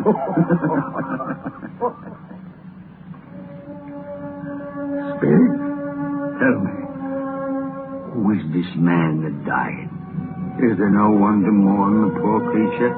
No one to follow him to the grave? Perhaps they'll give him a green grave at least, like poor Tiny Tim. Perhaps... Where are we now? Merciful heaven, a churchyard. Overrun by grass and weeds, choked with too much burying. Desolate, lonely, crumbling grave. Spirit, before I draw nearer to that gravestone, answer me one question. Are these shadows of things that will be, or are they shadows of things that may be only? Huh? Will you not speak to me, Spirit? What is that grave to which you point?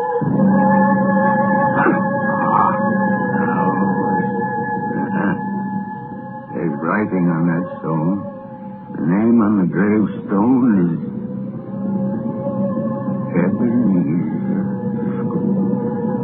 Ebenezer Scrooge.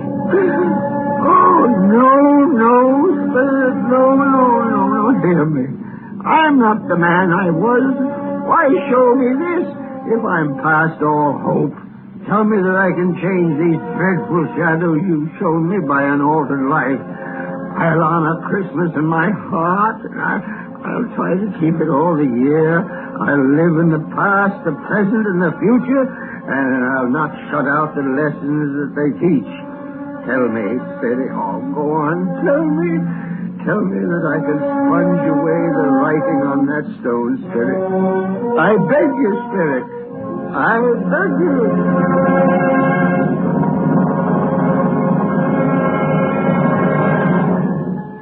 Spirit, I promise on my knees. I promise.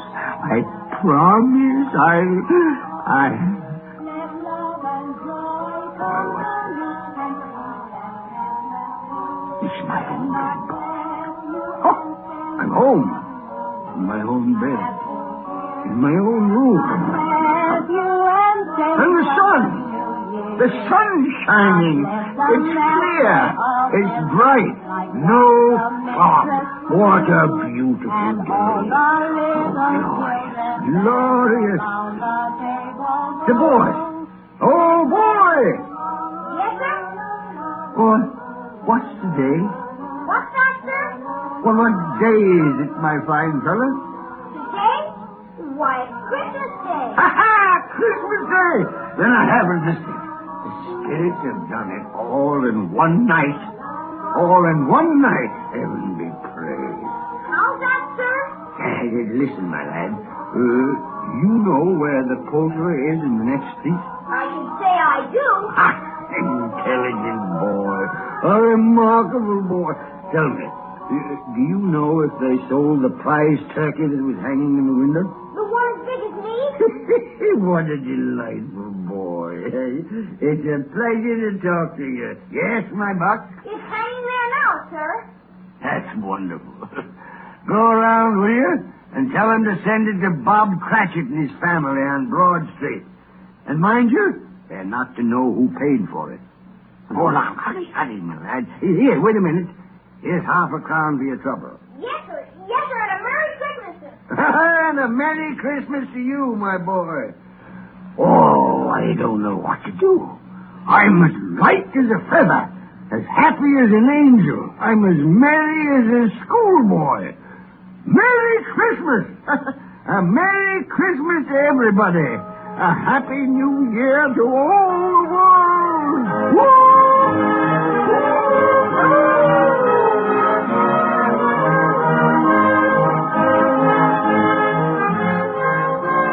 My dear sir, how do you do? I beg your pardon? Oh, you, sir. Aren't you the gentleman who came to my office in regard to that charity? Why, yes, sir. A Merry Christmas to you. Yes, sir. Allow me to ask your pardon, sir. And will you have the goodness to accept? I prefer to whisper this. But, Lord bless me. My dear Mr. Scrooge, are you serious? If you please, now, not a farthing less. A great many back payments are included in it, I assure you. Will you do me that favor? Oh, my dear sir, I don't know what to say to such munificence. No, don't say anything, please. Come and see me. Will you come and see me? I will indeed. Thank you. I'm much obliged to you. I thank you 50 times. Bless you. Merry Christmas. Next morning, Scrooge was early at his office. He went early for a reason. If he could only be there first and catch Bob Cratchit coming late. That was the thing he'd set his heart upon. And he did it. Yes, he did. The clock struck 9. No Bob. 1:15, no Bob. Scrooge sat with his door wide open that he might see him come in.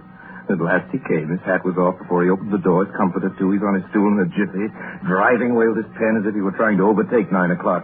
15, 21, 6, and carry the 1, and 24, and carry the 2, 31, and 8, and 9. Hello, you Cratchit.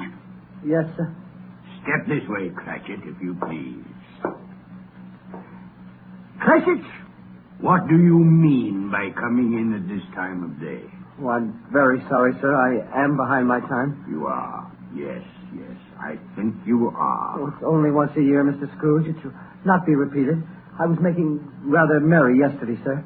I'll tell you what, my friend. I'll not stand this sort of thing any longer. And therefore, Bob Cratchit, I'm about to raise your salary. Mr. Scrooge, are you quite yourself, sir? No, thank heaven, I'm not quite myself.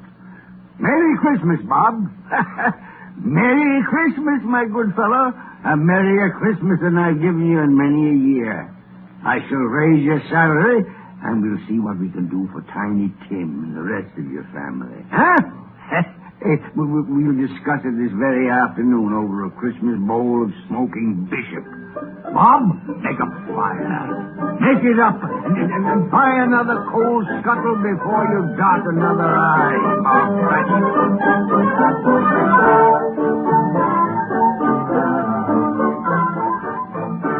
Scrooge was better than his word. He did it all, and infinitely more. To Tiny Tim, who did not die, he was a second father. He became as good a friend, as good a master, and as good a man as the good old city knew or any other good old city, town, or borough in the good old world. Some people laughed to see the alteration in him, but he let them laugh. Little heeded them. His own heart laughed. That was quite enough for him. He had no further intercourse with spirits, but lived upon the total abstinence principle ever afterwards, and it was always said of him that he knew how to keep Christmas well if any man alive possessed the knowledge. May that be truly said of us, of all of us. And so, as Tiny Tim observed, God bless us, everyone.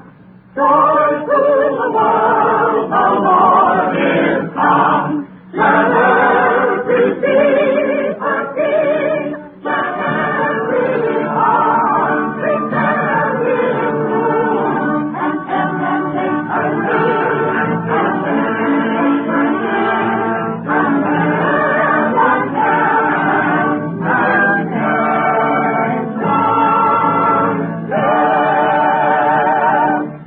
You have just heard our annual presentation of Charles Dickens' A Christmas Carol, starring Lionel Barrymore, brought to you by the makers of Campbell Soups. And now, here is Orson Welles. Ladies and gentlemen, at this point in the program, it's my custom, as you know, to present you with a few words of introduction, our guest of the evening. With your consent, I shall dispense with this tonight. To introduce tonight's guest to the Campbell Playhouse audience, or to any American audience, is an extravagant and superfluous procedure. For if ever an actor has won for himself a lasting place in the hearts of his fellow countrymen through years of unsparing and inspiring service, that actor is Lionel Barrymore. Mr. Lionel Barrymore. Oh, thank you, Orson Welles. Good evening, ladies and gentlemen. Well, this is the 4th year I've had the pleasure of appearing in the Christmas Carol here on the Campbell Playhouse, and I assure you all it's a pleasure that never tires. As long as I can remember, this has been one of my favorite stories. When we were children, it was read to us regularly at this time of year, as it is to many millions of children right now. And like many of them, I'm sure, the three of us, Ethel, Jack, and I, with the aid of a sheet and some old ironware, made a play of it. As I remember, we've had 3 Scrooges in that production. Who played Tiny Tim? I think we had 3 Tiny Tims, too.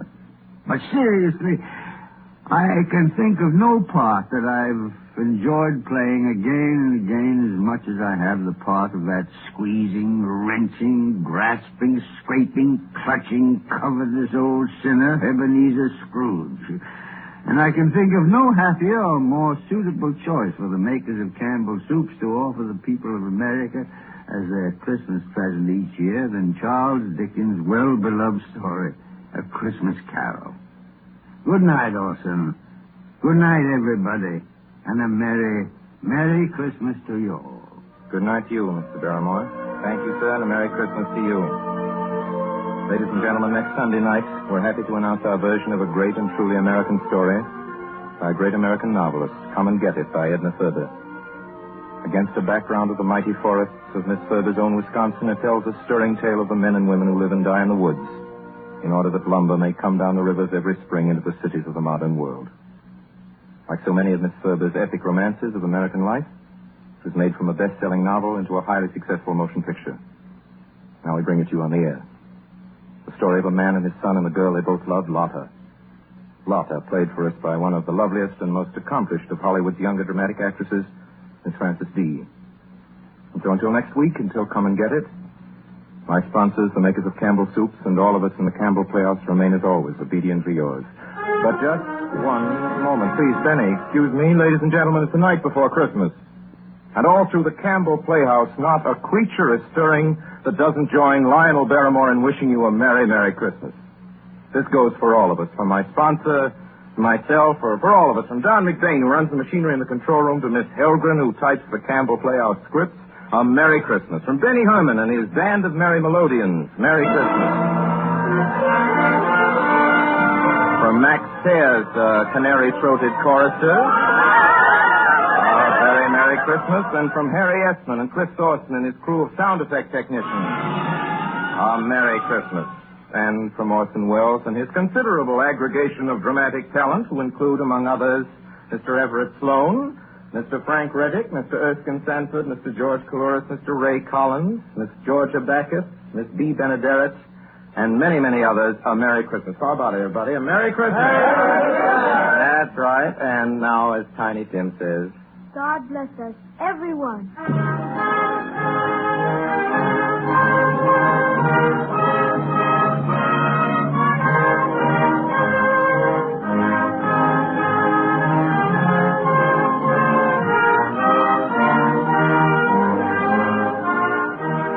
The makers of Campbell Soups join Orson Welles in inviting you to be with us in the Campbell Playhouse again next Sunday evening when we bring you Edna Ferber's Come and Get It with Miss Frances D. as our guest. Meanwhile, if you have enjoyed our 5th annual presentation of A Christmas Carol, won't you tell your grocer so this week when you order Campbell Soups? This is Ernest Chappell saying thank you and a very Merry Christmas to you all.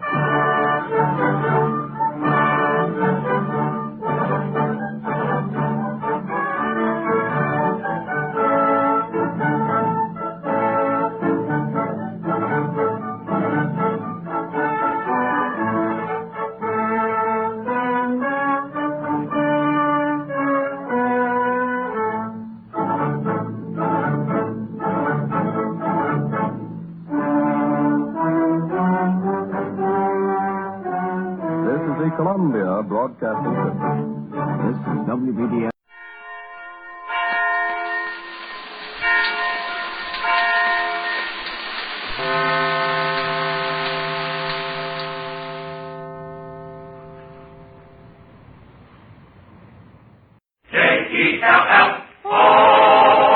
The Jell-O program, starring Jack Benny, with Mary Livingston, Phil Harris, Dennis Day, and yours truly, Don Wilson.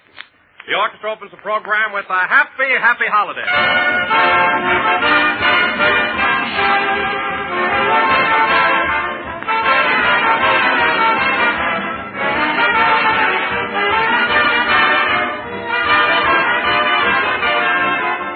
Twas the night before Christmas.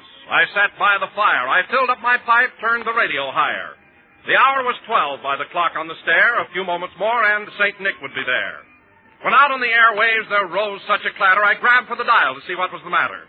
And what to my wondering ears should I hear but the sound of sleigh bells and a voice ringing clear. Now strawberry, now raspberry, now lemon and lime. On cherry, on orange, we haven't much time. A noise on the roof, and then, quick as a flash, out of the radio, burst with a crash, a gay-looking, cheerful, and merry-faced fellow, shaking with laughs like a bowl full of jello. He spoke not a word, but working like Ned, filled all the stockings. Then, turning his head, he gave me a wink as he shook his white beard. Then, back in the radio, he disappeared. He sprang to his sleigh, and he gave a loud cry, and away they all flew like snow in the sky. But I heard him call back as he raced down the glen, "Merry Christmas, dear people. Merry Christmas again."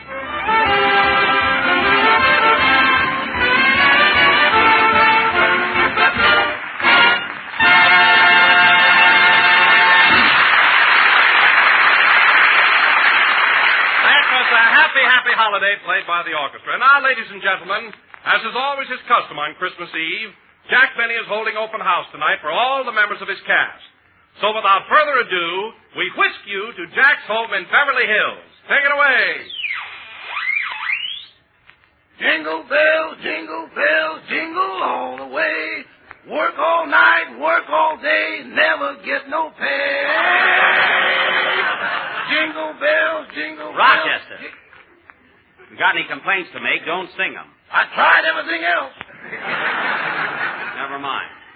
Now, as soon as you get those packages wrapped, put them over here under the tree. The gang will be here pretty soon. Okay, boss. Now, wait a minute, Rochester. Why is this side of the tree so bare? What happened to all the ornaments? Your ostrich had lunch.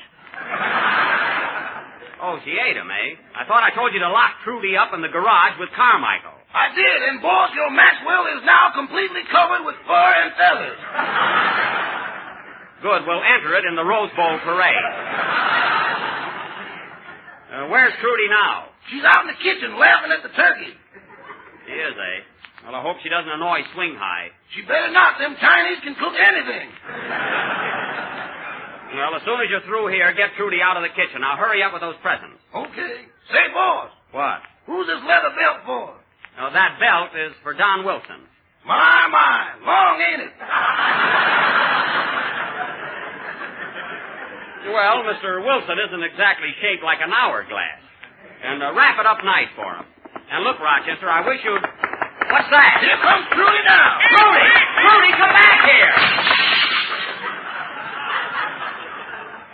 Well, there goes my new Ming vase. Rochester, go out and catch that ostrich. Boss, if I could run that fast, I'd be playing with UCLA.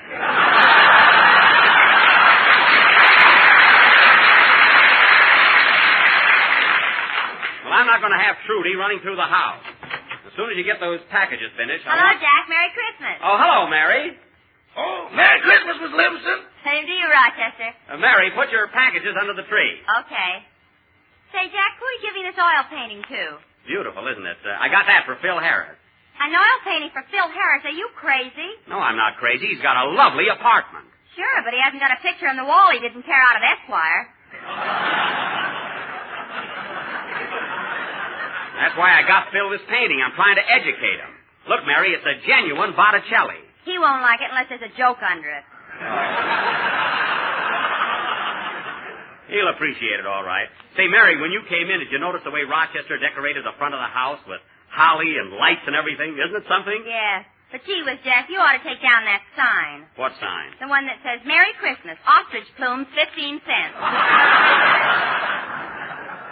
Well, for heaven's sake, Rochester, did you put that sign up, ostrich plumes, 15 cents? You told me to. I did not. I merely said that's the price if anybody asks. I didn't tell you to advertise. Shall I take the sign down, boss? No, the damage is done now. Leave it up. But I want to see the books at the end of the week. Remember that. Why, Jack, you ought to be ashamed of yourself. The idea of selling ostrich plumes. Well, I have to do something to get even. Trudy eats everything in sight. She got in my bedroom the other day and ate my cufflinks, a box of cigars, and 2 hairbrushes. The brushes you don't have to worry about. I do, too. Those brushes were a present from Greta Garbo when I was working at MGM. Oh, I remember. They were sent to your dressing room by mistake. I don't care how I got them. I got them. It's the thought that counts. Anyway, that ostrich better stop eating things in my bedroom. It's costing me a fortune. What's so funny? If you ever eat that green stuff out of your mattress, you'll be bankrupt.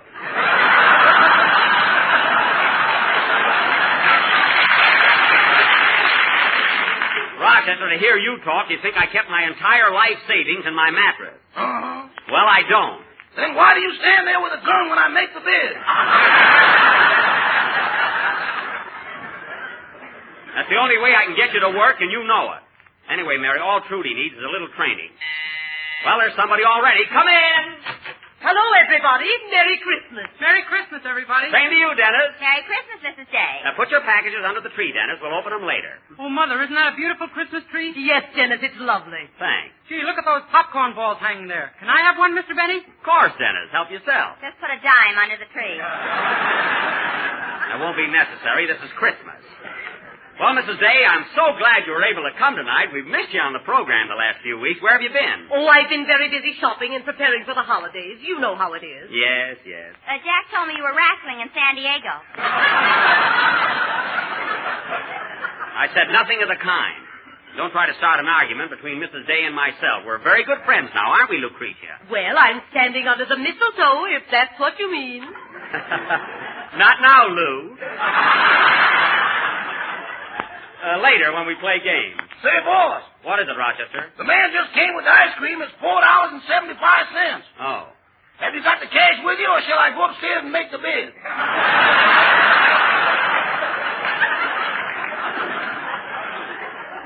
Never mind. Here's $5. Let him keep the change. The whole quarter? Yes. Boss, while you're in this mood, I'd like to have a little talk with you. Never mind. Give the man the money. Now, Mrs. Day, you'll have to excuse me. I still got to wrap up a few more packages. Do you mind? Not at all. I'll be glad to help you. Well, thank you. And, Dennis, while we're working, how about singing something for us to brighten things up? You know any Christmas carols? Oh, sure. Lots of them. Good. Let's hear one. Just a second. There's someone at the door. Come in. Well, hello, John. Merry Christmas. Same to you, Jack. Merry Christmas, everybody. Merry Christmas. Well, Merry Christmas to you all. Oh, John, are all those packages for us? Yes, sir. All 6 of them. Well, put them under the tree. We'll open them later. Look, Mary, you can see the big red letters right through the paper. Here, Rochester, hang up Mr. Wilson's hat. Yes, sir. Happy Yuletide, Mr. Wilson. Well, the same to you, Rochester, and here's a little gift for you. Oh, thank you, Mr. Wilson. Thank you. Looks like a bottle. Yes, Rochester, it is. It's hair tonic. Oh.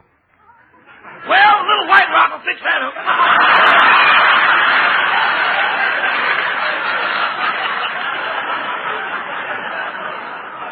Put it under the tree. You can have it later. Now, go ahead, Dennis. Let's hear your song. Okay, Mr. Benny. Mrs. Day, will you tie a nice bow on this package here? It's for the... Oh, darn it. Anyway, everybody, here comes the prize. Trudy! Trudy, come back here! There goes a goldfish bowl. Come on, Rochester. Let's get her. My, what a household. Sing your song, Dennis.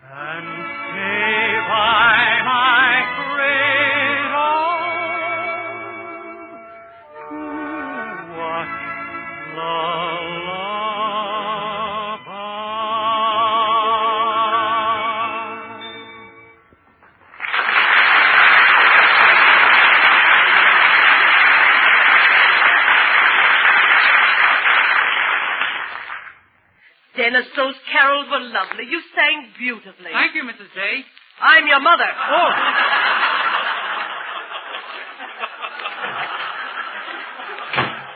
Well, that's that. Did you catch Trudy? Yes, and Rochester's putting her in the basement. She won't bother us again.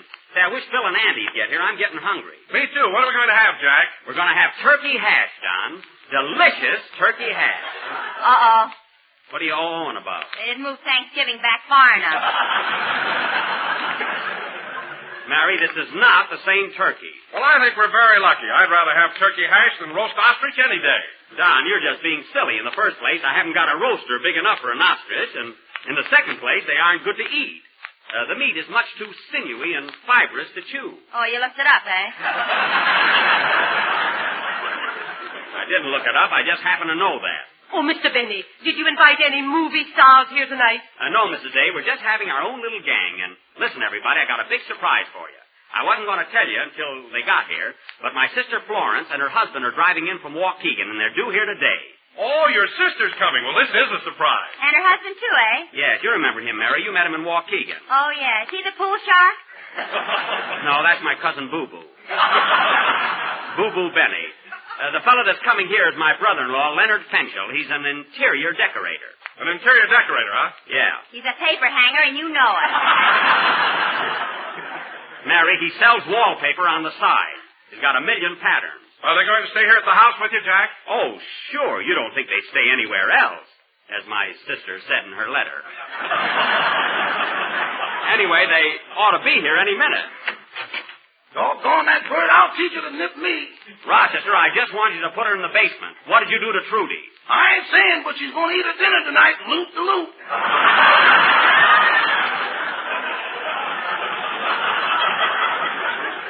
Rochester, did you tie a knot in her neck again? Did you? Well, Rochester, did you tie a knot in Trudy's neck? Just plain, no bow.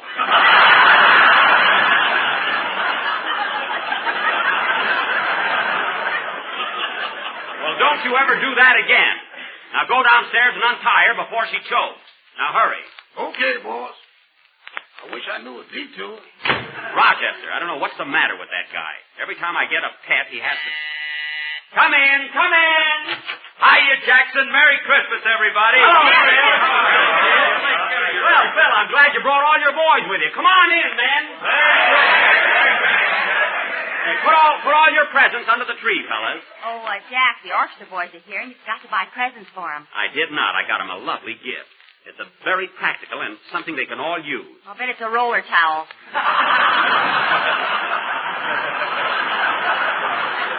Well, it won't hurt them any. Now, hang your hats out in the hall, man, and say, Phil, how do you like the Christmas tree? Nice decorations, eh? Oh, boy, look at those popcorn balls. I knew you'd say it that way. Now, Phil, we're not going to open our presents until after dinner, but the one I got for you is so beautiful, I want everybody to see it. Go and get it, Mary. Okay. Now, wait till you see it, Phil. You'll love it. It's for your apartment. Last year you gave me some cocktail glasses and you didn't even wash the cheese out.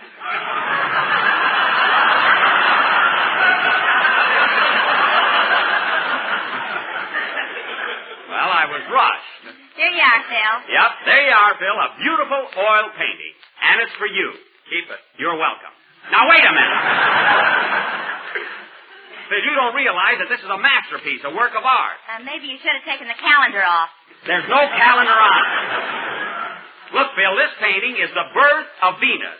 by Botticelli. I don't care if it's Whistler's wife. I don't want it. That's Whistler's mother.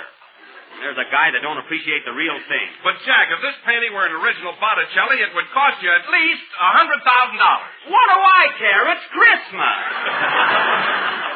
It only comes once a year. What if I do spend a little money? Say, Jack. What? If you stay up there 8 hours, you can get a pilot's license.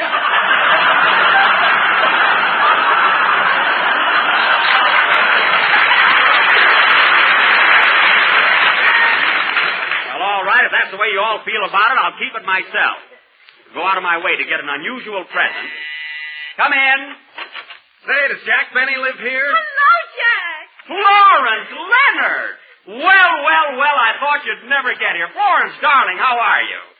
Gee whiz. Oh, you're looking grand, Jack. You do, too, and so does Leonard. Yeah, I'm fine. You're putting on a little weight, ain't you, Droopy? Oh, a little here and there. Well, you're eating more regular now. Oh, fellas, this is my sister Florence and her husband Leonard. How do you do? Oh, you look beautiful. Well, Florence, how's Dad and Cousin Boo Boo and everybody? Oh, they're fine. Everybody's swell. That's good. Hey, Leonard, how do you like my new house? Pretty classy, eh? The wallpaper stinks. Oh, it does, eh? Say, Florence, this is your first trip out to Hollywood, isn't it? Yes, and I'm so happy for Leonard. He's just dying to meet all the movie stars. So is Jack. They ought to get together. Listen, Mary, I know plenty of big stars, and I'll introduce them to Leonard and Florence. Do you know Ann Sheridan? Woo! Oh, brother. Leonard, will you behave yourself? Oh, let him alone, Florence. He's having a good time. That's right, Droopy. Stop calling me Droopy. That was years ago. Well, folks, as soon as Andy gets here, we'll eat. You want to wash up a bit first, Leonard? Yeah, where's the sink? Oh, fine. Leonard, you can clean up in my room, and I'll take you there in a minute. Gee, Florence, it's nice seeing you again. I'm glad you were able to come out. Oh, I am too, Jack. Gee, it's been ages. Now, tomorrow I'm going to take you over to Paramount Studio, and you can watch me do a scene in my new picture. Is Ann Sheridan in it? Woo-woo! No, Leonard. Woo-woo! You're as bad as Cousin Boo Boo. Yeah, I wish Andy would get here. I'm hungry. Me too. Why don't we eat now, Jack? All right, let's do that. When Andy comes, he can join us. Come on, fellas. Let's all go in the dining room. Hey, Leonard, what are you doing back there? Look at this wallpaper. It don't hang right. Leave it alone. It's all right. No, it's too loose. Look. Leonard, please. You're here on a vacation. I'll have to have that wall redone. Well, come on, fellas. Let's eat. See who that is, Rochester. That must be Mr. Devine. Come in. Come in. Brody, stay out of the dining room. Don't throw that apple in Cincinnati. Brody! Well, there goes my china closet.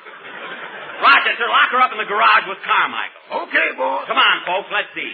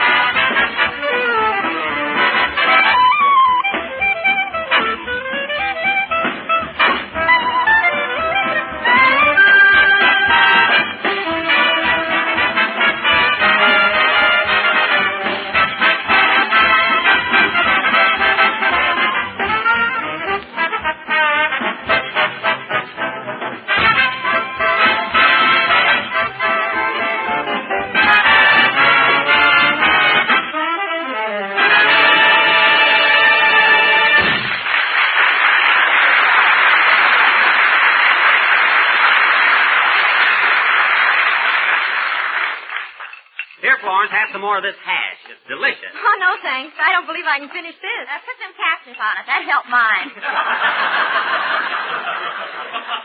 Now, this is darn good food, Mary. Leonard, I wish you'd please use your fork. I've been using a knife for years and never cut myself yet. Hey, Mrs. Day? Stop nudging me. Hey, Phil, you're not eating. What's the matter? Aren't you hungry? Yeah, but I can wait. Well, I hope none of you eat too much. I want you to save room for the dessert, you know. What are we having for dessert, Mr. Benny? Tell him, Don. Well, Dennis, what do you think we're having for dessert? Jell-O. I'll tell you what we're having, Dennis. Don, he just guessed it. For dessert tonight, Dennis, we're Don. having a shimmering dish of tempting, delicious strawberry Jell-O. Don, And it's no Jack use. got it at his He neighborhood guessed grocer by simply asking for genuine Look, Jell-O and he looking just for the told- big red letters on the box. Don, he knows. So there you are, Dennis. What are we having for dessert? I still think it's Jell-O. You're right, Dennis, but you know how Don is. Well, folks, soon as you're through with dinner, we're all going to play games and have some fun. So this is a Hollywood party, eh? Give me Waukegan anytime. Leonard, will you please keep still? This town is overrated. Overrated? You've only been here 5 minutes. And bragging about a swimming pool. I bet you haven't even got one. Look out the window. What do you think that is in the backyard? You call that a swimming pool? You ought to see Lake Michigan. Oh, for heaven's sake. Oh, don't let Leonard upset you, Jack. Florence, I told you about this guy 10 years ago, but you had to marry him. Oh, Rochester. Yes, boss? This is my sister and brother-in-law. They're going to stay with us a while. They'll be using the guest room. The guest room? Yes. Where's our boys going to sleep? Mr. Billingsley will have to sleep in the den. He's behind anyway. Now get the room ready. Okay. Bears, ostriches, relatives. Doggone if I didn't have this address on my stationery, I'd move. It's fancy stationery with a crest on it yet. Well, finish your dinner, everybody, and we'll play those games. Well, there's Andy at last. Come on in, Andy. Hiya, Buck. Merry Christmas, everybody. Merry Christmas, Andy. Glad to see you. Merry Christmas. Yeah, I hope you don't mind, Andy. We started to eat without you. Oh, that's all right, Buck. I am. Say, Andy, I want you to meet my sister and brother-in-law, Mr. and Mrs. Pencho. Well, howdy, folks. How do you do, Mr. Devine? Hello, Andy. How are you fixed for wallpaper? Leonard! This is no time for business. Well, Andy, what do you got in that packet? A Christmas present my mom knitted for you. Your ma? Well, that's sweet. What is it? Well, it's a combination sock, sweater, and ear lamp. Sock, sweater, and ear lap. Well, how do you get into them? I don't know, Buck. When Ma knits, she's nuts.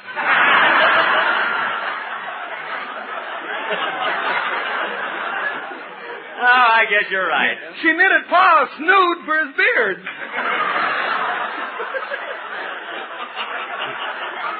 Well, that'll keep it up out of the soup. Anyway. Now, sit down, Andy. Have a cup of coffee, anyway. Yeah, come on. Okay, thanks. Say, Buck, before I forget it, did you hear Fred Allen Wednesday night? No, I didn't, Andy. What did he say? Sure ripped you about that picture you two are going to make together. What picture? I'm making one right now. I heard him too, Jack. He's talking about your next picture. Didn't you know about it? Oh, that's a lot of baloney. No, it isn't, Jack. All the papers carried the story. It said that you and Fred Allen are going to do a picture together, and Mark Sandrich is directing it. Mark Sandrich? Why, he's directing the one I'm making now. Yes, and he's going to direct your next one with Fred Allen. Oh, no, he isn't. I wouldn't make a tintype with that guy. Imagine me making a picture with Allen. I would. You keep out of it.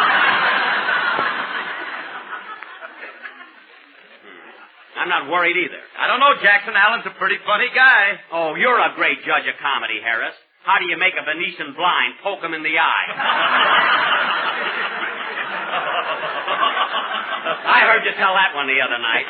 Anyway, I'm not doing any picture with Fred Allen. What are you going to do about it, Jack? I'll show you what I'm going to do. Mary, get me Mr. Sandrich on the phone. Crestview 15335. Okay. I'll tell him a thing or two. You better take it easy, Jackson. Paramount's liable to throw you right out. What are you talking about? Yeah, he'll be back hanging paper with me again. I only did that one summer when vaudeville was bad. I'm not worried. Hello? Mr. Sandrich? Droopy wants to talk to you. Don't be smart. Give me that phone. I'll show him who's making a picture with Allen. Hello, Mr. Sandwich. This is Jack Benny. Merry Christmas. Now, look. What's the story going around about my making a picture with Fred Allen? Well, I'm doing nothing of the kind. Now, look, Mr. Sandrich. Good evening, Mr. Benny. Oh, Mr. Billingsley, you'll sleep in the den until further notice. Very well. Good night. Good night. Now, look, Mr. Sandrich. Now, look, I'm not through with the picture I'm making now. And if you put Allen to my next one, I'm walking out. I said I'm liable to walk out. You know. Some movie star. Later. Now, for the last time, Mr. Sanders, I'm not making a picture with that anemic baboon. Mr. Sanders. Now, look, Mr. Sanders. Now, look. Look. Look. Look. Light, click, Saturday Evening Post. Mary, please. Now, look, Mr. Sanders. Ask if he needs any wallpaper. Do you need any wallpaper? Oh, shut up, Leonard. Not you, that's my brother-in-law. Now, Mr. Sanders, my objection to making a picture with Alan is this. In the first place, now look, Mr. Here's Sanders. some shooting, boss. Shooting? Well, get out of here. Now, in the first place, Mr. Sanders. And Carmichael's after. Carmichael, separate him, Rochester. Now, in the first place, Mr. Sanders. In the first place, Carmichael, leave Trudy alone. Trudy, come back here. Rochester, do something. Trudy, Carmichael. Look, Mr. Sanders. My objection to making a picture with Fred Allen. Now, Mr. Sanders.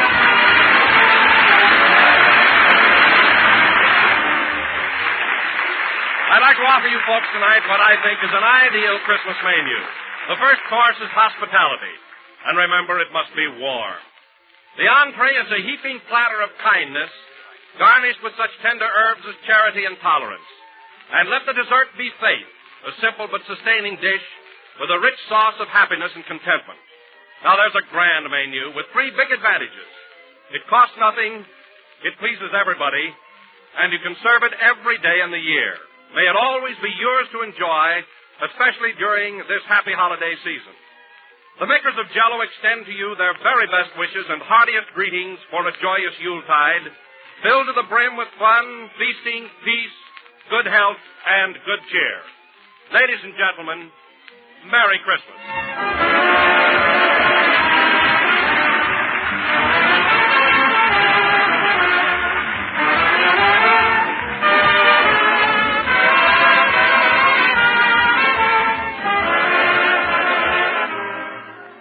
Number of the 12th program in the current Jell-O series, and we will be with you again next Sunday night at the same time. So Merry Christmas to you all from the whole gang. Good night, everybody.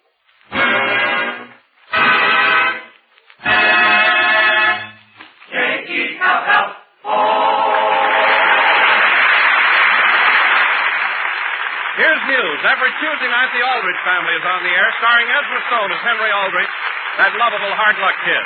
Consult your local newspaper or radio guide for time and stations, and be sure to tune in on the Aldrich Family next Tuesday night. This is the National Broadcasting Company.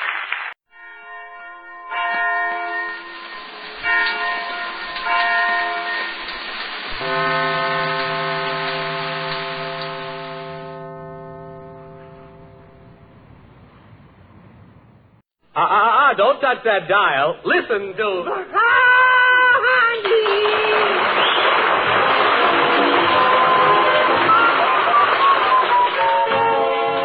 And now, since our weekly visit to the Bumsteads falls on Christmas Day, we find them surrounded by ex-Christmas packages and what came out of them. Dagwood's on the couch, relaxing after dinner, and somewhere, not quite far enough off, Baby beats a toy drum.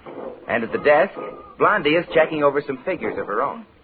Dagwood, I've been going over the list of people who sent us Christmas cards. And the list of people we sent cards to.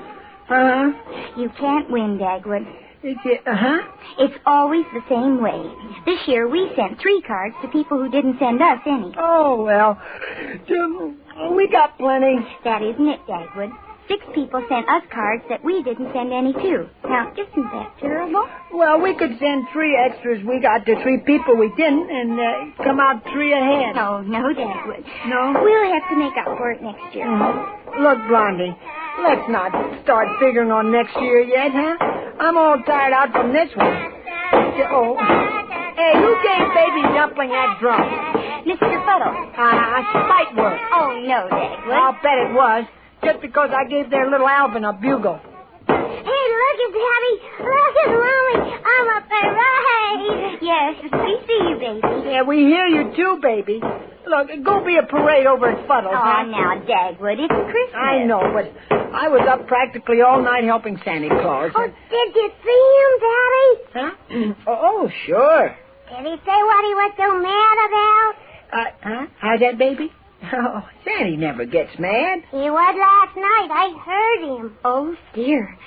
What did you hear, baby? Well, I heard a big bump and it woke me up. Then I heard Santa hollering that he stepped on a roller skate. Yeah. You must remember not to leave those skates around, baby. Suppose Sandy did get mad and never came back. Oh, he'd forget us by next year. Oh, gosh. No, they put strong stuff in those drums, don't they? Don't they ever break? That's because I'm such a good drummer. I know just how hard to get it. Here I go. But I'll be back. No hurry. Boy, I'm tired. If it was quiet, I'd bet I'd sleep for a week. What are you figuring now, Blondie? Oh, just making sure we sent a present to everybody who sent us one. We did. Yeah, we sent one extra, too, to Dithers. Can you imagine that guy not giving us a present this year, Blondie? Oh, I guess he just overlooked it. He did not. He's just too mean. Oh, no, Dagwood. It was just some mistake. You know who Dithers reminds me of? That old bird in Dickens' Christmas Carol, Scrooge. Dagwood. Yes, sir. You know, Aunt Bessie sent Baby a copy of that story. I know. And while you were getting dinner, I read it to Baby. I read it twice. And Scrooge reminded me of Dithers both times. Oh, golly, here comes the drum again. Well, I'll try to keep Baby quiet if you want a little nap, Dagwood. A little nap? I'm short a whole night's sleep now. Baby! Not so loud. Poor Daddy's tired. Stop now. Well, but Mommy, this is about all I have to play with. Why, Baby Dumpling, you have lots of toys. Yeah. They're most all broken now, Mommy. Why did you break the quiet ones first? Here's your toy telephone. You could play with that. Make believe you're calling up somebody. Okay, Mommy. Where do I put my drum down? Listen, Baby. Call up Mommy on that toy phone and ask her to keep the house quiet, huh? Daddy wants a nap. Okay, Daddy. Hello. Is this you, Mommy? Hello. Yes, Baby. Hey, Mommy. Is it okay for Daddy to go to sleep on the couch with his shoes on? Oh, well, on Christmas, I guess it is. Okay, bye. Hey, Mommy, read me a story. Well, what would you like? That book Aunt Nancy sent, Christmas Carol. Daddy said he read you that twice. Yeah, I did. It's a fine story, but twice in one day is enough. I know it by heart. You read it, Mommy. Oh, all right. I'll read softly so Daddy can sleep. Here it is. Start here where it tells about the mean old Scrooge, Mommy. All right. It says, Scrooge, a squeezing, wrenching, grasping, scraping, clutching, covetous old sinner. Hard and sharp as flint. My goodness, I think Daddy does know it by heart. Yeah. Reminds me of Dithers. Shh, Dagwood. Go on, Mommy.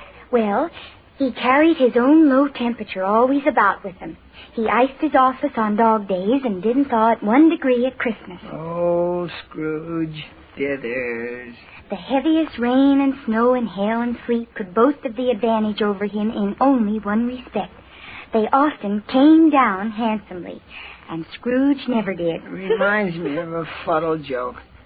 Fuddle, Dithers, Scrooge. If Daddy worked for Scrooge, I'd tell him where to get off that.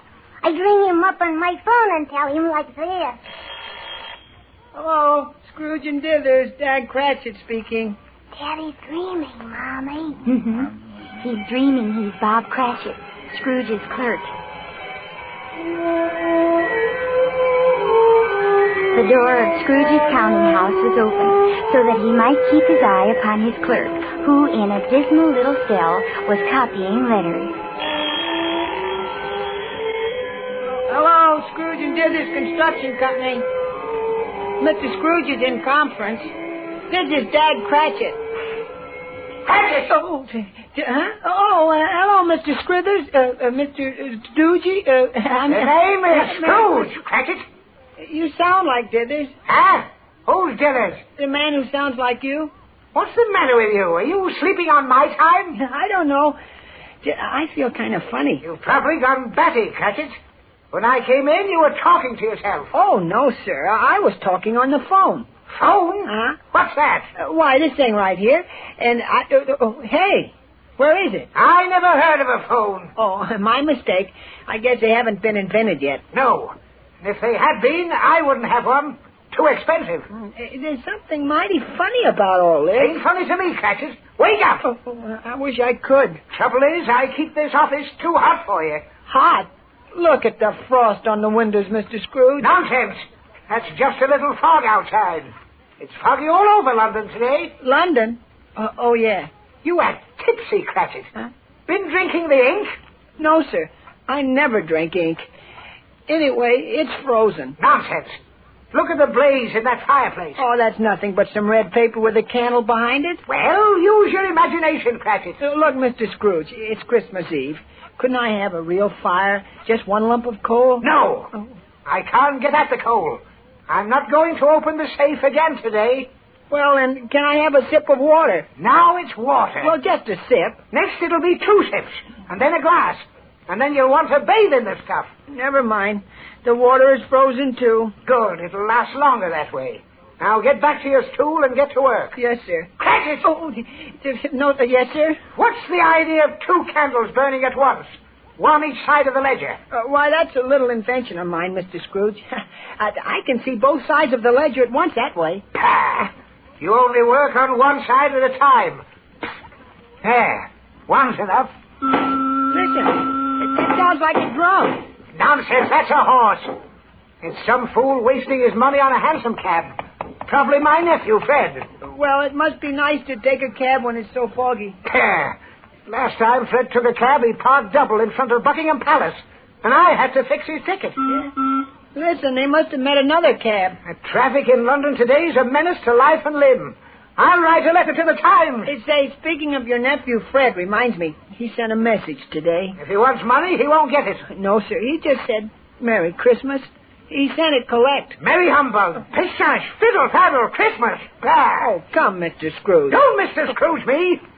I suppose you're leading up to asking for the day off tomorrow. Yes, sir, if quite convenient. Well, it isn't. What are you putting your tippet on now for? It's after closing time, sir. And it's a long walk to Camden Town, now that the horse trams have stopped running. What? Stopped? Why wasn't I told? Well, right after you got on the board of directors, Mr. Scrooge, the tram stopped running. Why? What happened? Well, you gave orders to cut down the horses' hay. I put them in training, that's all. Gave them 1 handful less every day. That way they didn't miss it. And in a few weeks, I'd have them used to no hay. Yes, sir. But just when they were getting used to it, they all died. Just lack of cooperation, that's all. Well, don't stand talking, Cratchit. If you're going, get out. Yes, you're wasting the candle. Yes, sir. Could I have my week's wages now? Christmas shopping, you know. A fool and his money are soon parted, Cratchit. You'll never be rich if you spend as fast as you get it. Well, my family... You can't afford a family. No. Utter extravagance. Oh, but here you are. 5 shillings and 2 halfpenny. Just for loafing here all last week. Thank you, sir. But it should be 5 shillings 3 halfpenny. Huh? Why the extra penny? I loafed half a day on Sunday, too. Get out! All right. And be here all the earlier day after tomorrow. Yes, sir. Knock, knock. Who's there? Dag. Dag who? Daggone, I forgot to wish you Merry Christmas, Mr. Scrooge. Merry Poppycock, Cratchit. Scar-ram. Yes, sir.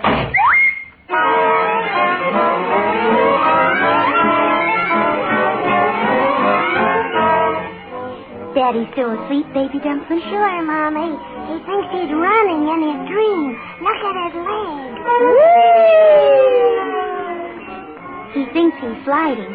Maybe he's dreaming about where Bob Cratchit slid downhill with the boys 20 times before he ran all the way home to Camden Town and Mrs. Cratchit and Tiny Tim.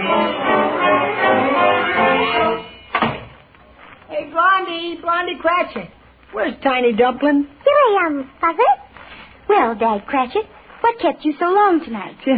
Why, I ran all the way home. Who's that in the chimney corner? Cratchit! Oh, why, it's Mr. Scrooge. How did you get here ahead of me? I flew, Cratchit. Flew through the air. Oh, you must be spoofing, sir. I never spoof. I had a nasty experience. I found a ghost in my bedroom. Huh? I was counting my money before going to bed, and when I took the padlock off my wallet... I know. A moth flew out. Yes. No! Wasn't a moth. It was a ghost. And it didn't come out of my wallet. It wafted through the wall. But that's not the worst. No? No. Oh. This ghost said 3 other ghosts would come for me. They're going to take me for a ride. Oh, my. Gangster ghost? No, Christmas ghosts. The first one will be there when the clock strikes 1. But I'll fool him. I won't be there. I'll be here. Well, that's fooling them. Oh, hey, maybe they will follow you here. Oh, there goes the clock. Oh, here comes the ghost. I hear him on the stairs. Oh, maybe just one of the neighbors. No, it's the ghost. Coming for me. In a minute, he'll knock on that door. Oh, if you're going to knock. Why, that is one of our neighbors. Sure, Fezziwig Fuddle. He's a card, too. Don't let him in. I am in, old Scrooge Ball. That sounds like Fezziwig Fuddle. Yeah, and it looks a little like him. But it kind of looks like a ghost, too. Well, that just goes to show you. What do you want with me? Why, buddy, I'm the senior member of the firm of Ghost and Ghost. Tours Deluxe. Have a card, chum. Where are the other members of the firm, huh? All the other boys will be along later. Now, we have tours of Christmas past, present, and future. I head up the past department myself. Ready for a little excursion, Scrooge-Woogie? No, I don't want to go back in the past. I've been there. Well, you never know the old place now. Come on, this is for free. Oh, free? Any tips? Nary a tip, pal. Come on, I'll show you some nice spirits. No, you'll get me back in the past and then make me walk home. Oh, no tricks on our personally conducted ghost rides, friend. That wouldn't be showing the right spirit. You get it? Look, Mr. Scrooge, why don't you go with him?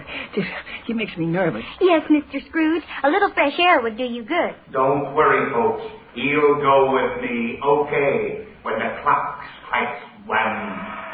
Oh, it's going to strike now. I'm not going. I'll hold on to Dad Cratchit here. No, listen, let go. Oh. Look at Mommy. The ghost is fading. So is Mr. Scrooge. So am I. Help! They're all gone, Mommy. Oh, Blondie!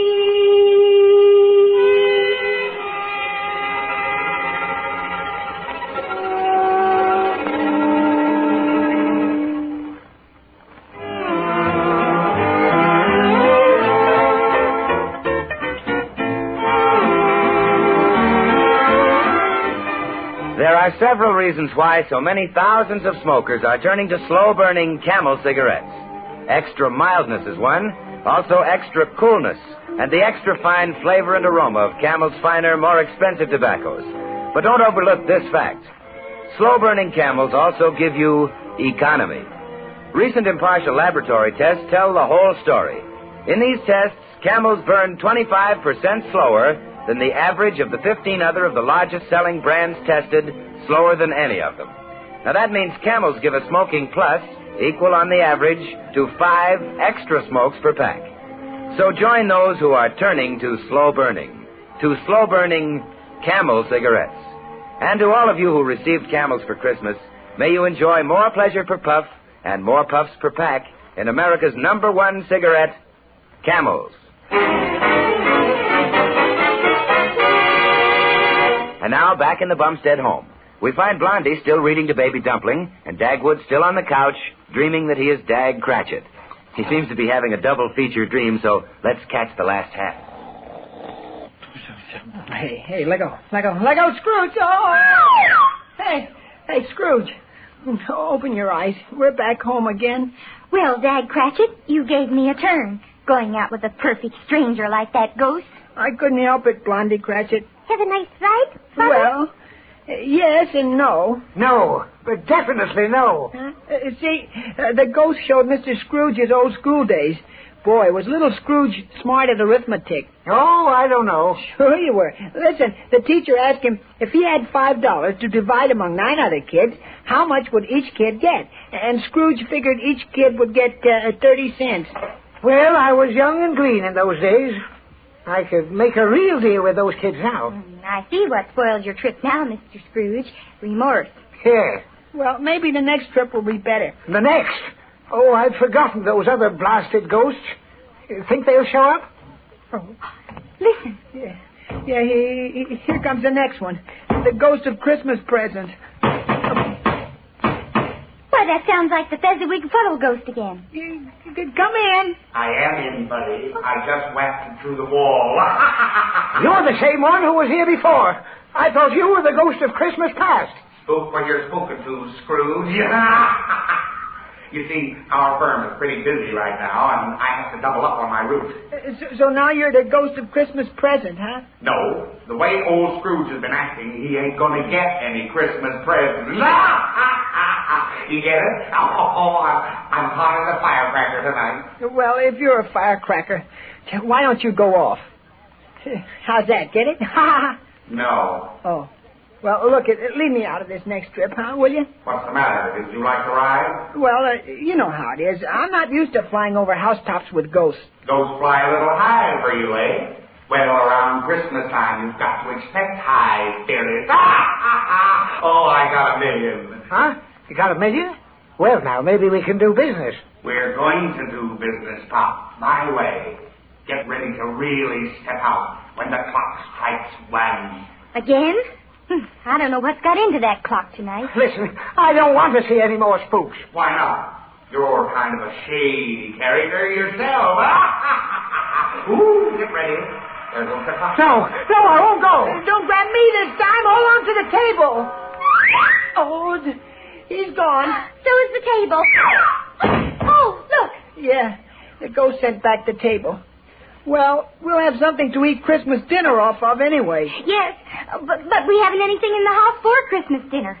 You mean there isn't any little snack at all in the icebox? Icebox? What's that? Oh, I forgot. That's another thing they haven't invented yet. What will it be when it is invented? Oh, boy. Why, it'll be something to keep food in. All kinds of food and sandwich material. Boy, can I make a sandwich when I have the stuff. It's a shame we're so poor, Dad Cratchit. Yeah, no Christmas dinner. I tried to borrow one of those 2 crows the chimney sweep caught, but it didn't work. He needed them for his own Christmas dinner, I guess. Yeah. He said his wife's folks were coming over. Well, don't you care, Dad Cratchit. We're better off than poor Mr. Scrooge. Imagine being haunted by flying ghosts like that. Yeah. Hey, listen. It's one of the ghost boys again. Oh, what does he want now? Scrooge isn't here anymore. Well, open the door and see what he wants, Dad Cratchit. It makes me nervous when he floats through the walls. Okay, I'm coming. Ha-ha! Fooled you, didn't I? Why, it's Mr. Scrooge. Why, Mr. Scrooge, how did you get away from that last ghost? They weren't ghosts at all. No? No. Just something I ate. Oh. You mean you were dreaming? That must have been it. But how did we get into your dream? Anything can get into a dream, Blondie Cratchit. Look, you want to see what I can do? Look, my arms are empty, aren't they? Yeah. Well, abracadabra, hocus pocus. Now look. Gosh. A turkey. What a turkey. It's the biggest bird I ever saw. I told you so. I can produce all the fixings, too, because I'm in your dream now. Hey, Mr. Scrooge, you've changed a lot since I last saw you. Well, I'll tell you, Dad Cratchit, when I woke up from my dream, I knew I'd been stingy all my life. I was so glad to discover I still had a chance to celebrate Christmas as it should be celebrated that I went around yelling a Merry Christmas to everybody. Happy New Year to all the world. Hello! Whoops! Hello! You did? Yeah. Silly, wasn't it? Oh, I don't know. It's lots better than being well. Say it, grouchy. I know. Well, that's all over for me. Why, I'm so generous now, it hurts. I'm loose as ashes. Yeah? Definitely spendthrift. Oh. Why, I went down to the office and lit 2 candles. Oh, goodness. Not only that, but I'm going to let them burn all night. Oh. Atta boy. And you know what, Dad Cratchit? No, what? Well, I lit a real fire in the fireplace. Both lumps of coal. Bingo, like that. Gosh. And then when they were burning good, I went back to the safe and I took out the mortgage I hold over this house you live in. The mortgage? Uh-huh. And I carried it over to the fire. Oh, Mr. Scrooge, did you burn the mortgage? Well, no, but I gave it a pretty bad scorching. Oh, well, say, thanks, Mr. Scrooge. Don't mention it, my boy. Why, what a fine fellow you are, Dad Cratchit. Huh? I'm going to raise your wages. Oh, Mr. Scrooge. I insist. Now, let's eat that turkey. It has to be cooked yet. Why, it is cooked. Didn't you notice? Oh, my. When did that happen? And look, Dag Cratchit, the table's all set. I fixed that, too. Oh, and when we're all through eating, will the dishes wash themselves? Why, positively. I keep telling you, Blondie Cratchit, anything can happen tonight. Golly, a raise and a turkey? Thanks, Mr. Scrooge. Say, you're the best boss in the world. From now on, Dag Cratchit, that's what I'm going to be. The top. Why, I'd rather work for you than the WPA. Hey, listen, the bell. The Christmas bell. Hooray for Christmas! Hooray for you, too. Hey, wait, that's an electric bell. They aren't invented yet. Hey, wait, Scrooge. Don't fade away like that. Wait, Blondie. Where are you going?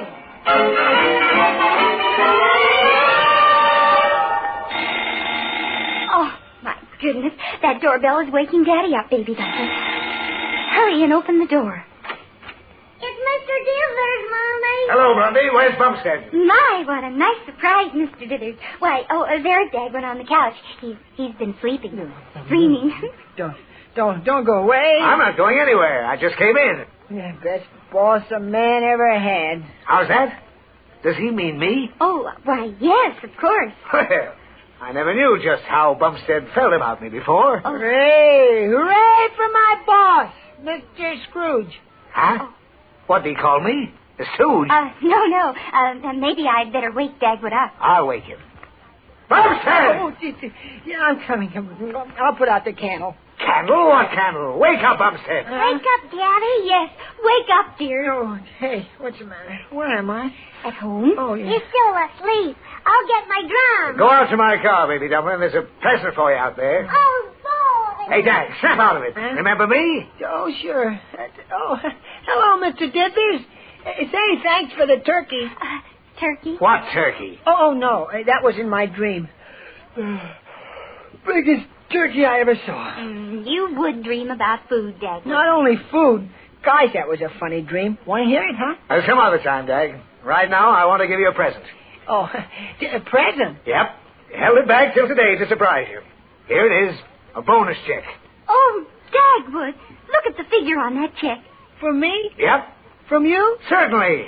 I'm still dreaming. Why, Dagwood, that's not nice. Just look at that check. Yeah, I see it. Hey, didn't you make a mistake? I've made a good many, Bumstead, in the past. But, I want you to know, Bumstead, that the J.C. Dithers Company appreciates the fine spirit you've shown. A very fine spirit of cooperation and loyalty to our interests. Therefore, in appreciation of your work and to promote the welfare of your peaceful little home, I say peaceful little home. Baby, where did you get that bass drum? Quiet, baby! Sorry. What were you saying, Mr. Dithers? Never mind. Take the check and have a good time. Well, I got to get home to Corey now. See you later. Oh, Merry Christmas! Merry Christmas! Thanks for the check! Thanks for the bass drum, too. You're welcome.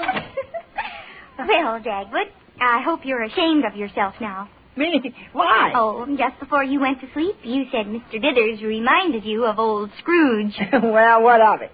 Scrooge turned out all right. So did Dithers. Hey, Daddy, can I take my new bass drum over to Elvin Fuddles? Sure, why not? Let's all go over to the Fuddles. Now, Dagwood, maybe the Fuddles want to relax after their Christmas dinner. They may want quiet. Relax? Quiet? On Christmas? Oh, no. Come on. We'll serenade them. Hey, give me that bass drum, baby. Now, Dagwood. Why, he can have his little drum, and you take the tin trumpet off the tree, Blondie. Well, I'd rather play than listen. Come on. Here we go. We're a parade. We'll go over and wish the Fuddles Merry Christmas. And the whole neighborhood. And the whole world. Right. Merry Christmas, everybody. From Blondie and Dagwood. And Baby Dumplin'. Merry Christmas!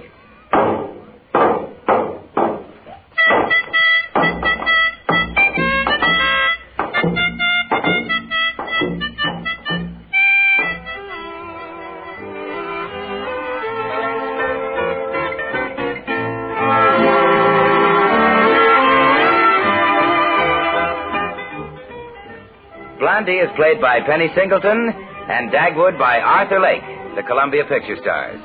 And so, till next Monday, we leave the Bumsteads, Blondie and Dagwood. But the makers of Camel cigarettes have other radio treats for you during the week.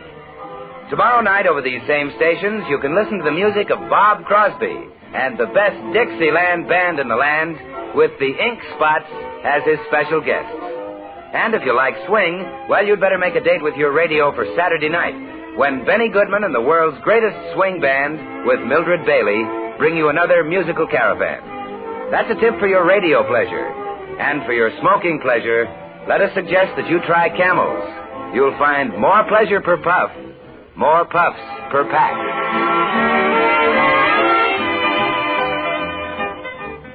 Our Blondie Orchestra is directed by Billy Arts, who also creates the special musical effects. This is Bill Goodwin saying Merry Christmas for the makers of Camel cigarettes. Good night, all.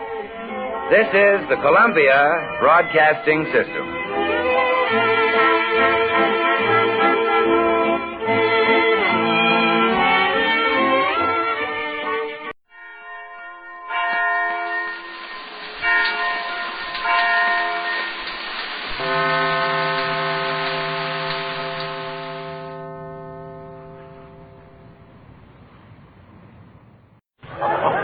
The Johnson Wax Program with Fibber, McGee, and Molly.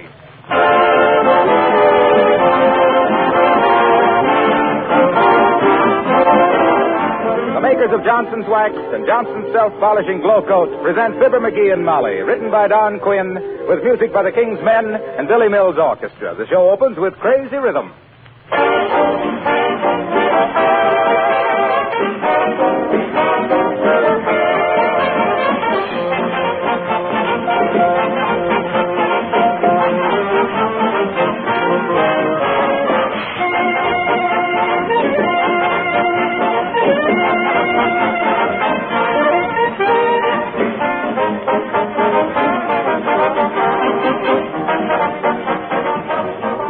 During the coming holiday season, there's probably going to be more activity than usual around your home. There'll be more wear and tear on your floors, especially in the kitchen.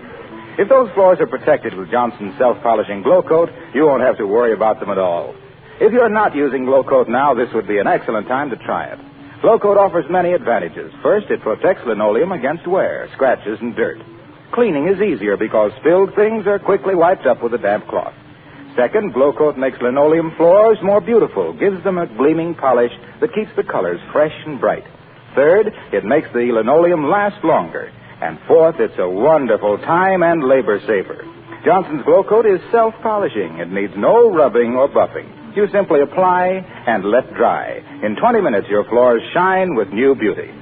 Be sure Johnson's Glow Coat is on your next shopping list.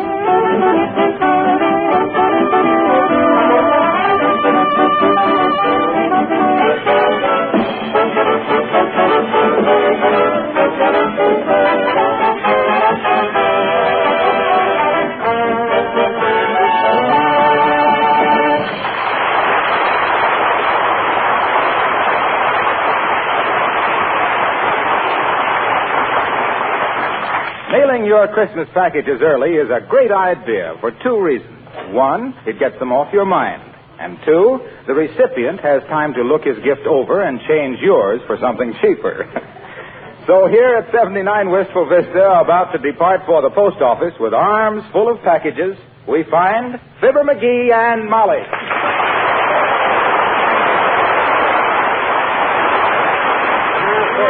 Wait a minute, dearie. Let's be sure we got everything. Okay. Here's the one for Aunt Bess. Yeah. One for Uncle Dennis.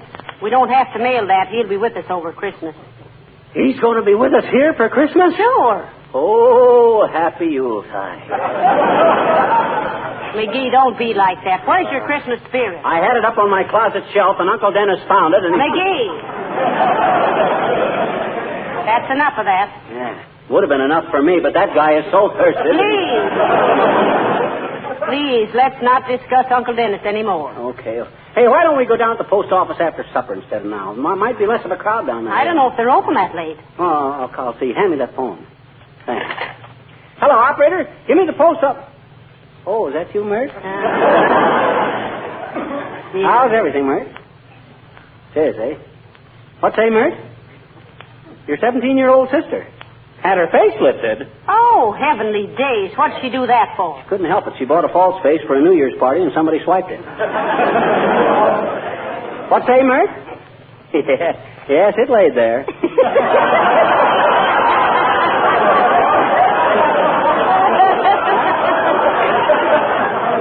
What say? Oh, the post office don't answer, eh? Okay, never mind, Mert. Well, come on, Molly. I guess we better go on down there now. All right. You got enough money with you for stamps? Oh, I don't need any. I got an account with the government. Income tax, FHA, HOLC. Oh, dear. Come in. Hey, Mr. McGee, come over to my house right away, will you? What's the matter now? My brother was rehearsing his Santa Claus act, and he got a horn caught in his pants. Why, he's too old to be playing with toys like that. It ain't one of the toys. It's one of the reindeer. Hurry, will you?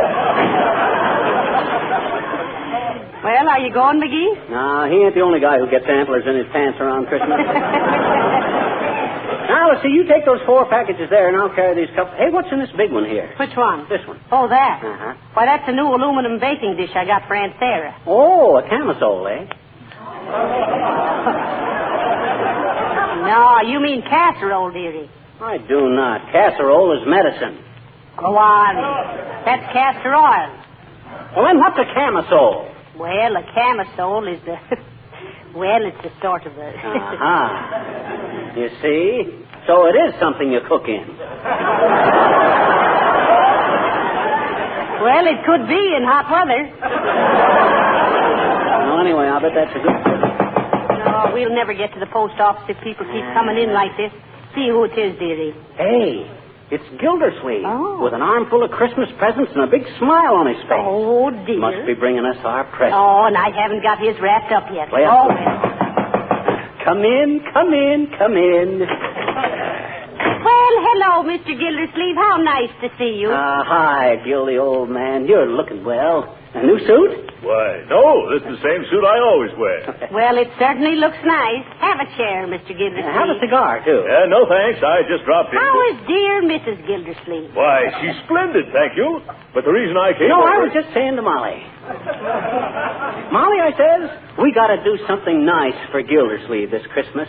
He's been a mighty fine neighbor, I says. And I says, yes, McGee, I says, he's been so nice to us, I says. Though I hope he doesn't give us anything. Well, I'm glad you feel that way about it, Mrs. McGee, because I'm not giving you anything. That is the same old suit you got on, ain't it?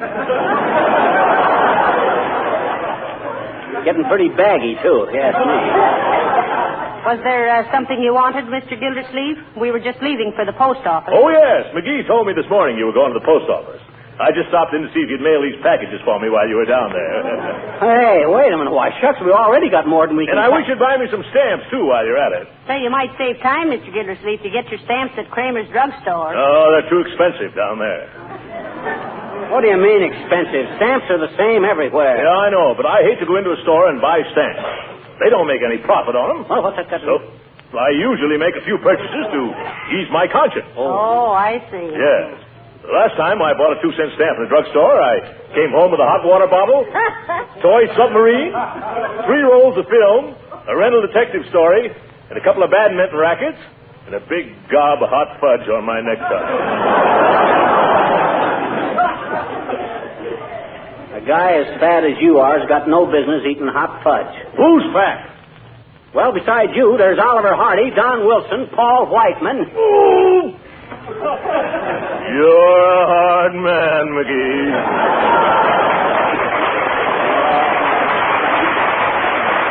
Now, let's not get into any argument, boys. We'll get your stamps for you, Mr. Gildersleeve. What kind do you want? Well, I want 2 sheets of 5s, 4 sheets of 1s, 1 sheet of 2s, and 3 sheets of 4s. Spit out your gum and do it again, Gilbert. Well, all right. I want 3 sheets of 2s, 2 of 3s, 4 of 5s, and 5 of 4s. How about 6 of 1s and half a dozen of the others? Gildersleeve, they don't make any 4-cent stamps. Oh, yes, they do. They do not. They do, too. They do not. They do not. No! Boy, stop fussing. Well, if I knew as little about my own government as this big chowderhead. Don't you call me a chowderhead, you little termite. Gildersleeve, one of these days you're going to exonerate me too far. And I still say they don't make any 4-cent stamps. How do you know? Because I used to work in the post office, that's how I know. Is that so? Yes, that's so. Well, I started working in the post office when I was knee-high to a mailbox. He did. I had charge of the branch in the Savoy Hotel. Stamping at the Savoy McGee, I was known as. Stamping at the Savoy McGee. Slick as silk and strong as Samson at slamming a sack of circular single-handed on a schooner sailing to the South Seas or a streamliner scheduled to scoop to Sioux City. Celebrated as a salary-saving super salesman by selling scores of 6-cent stamps to sentimental sailors, sending souvenirs to sweeties in Samoa, Siam, Ceylon, San Salvador, and similar scattered seaports. Smiling and singing as I stamped and sealed stuff from city to city and state to state. A solid civil servant serving citizens and scamps. Well, let's get down to the post office and buy this lump sum stamp.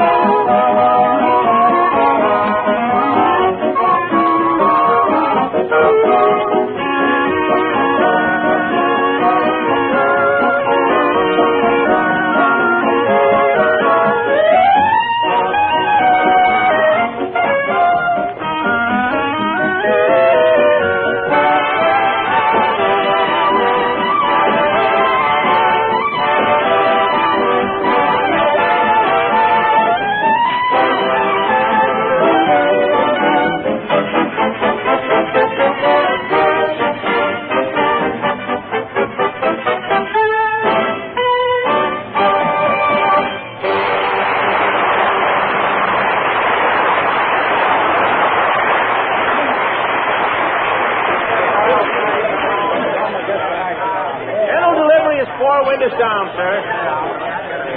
Where can I find the postal savings department? Boy, these packages are getting heavy, Molly. I'll sure be glad to unload them. Well, we won't unload them very quick, dearie. Huh? Look at the long lines in front of the windows. Oh, boy. Hey, folks, you mind if we squeeze in here? We got an important engagement we'd like to get to. What do you think you are, anyway? Wait in the line like the rest of us. Maybe we better go to the end of the line, Molly. It's more democratic. McGee, do you realize how many people are ahead of us in this line? Huh? 73. And a good thing, too. Keeps them off the streets. McGee. Huh?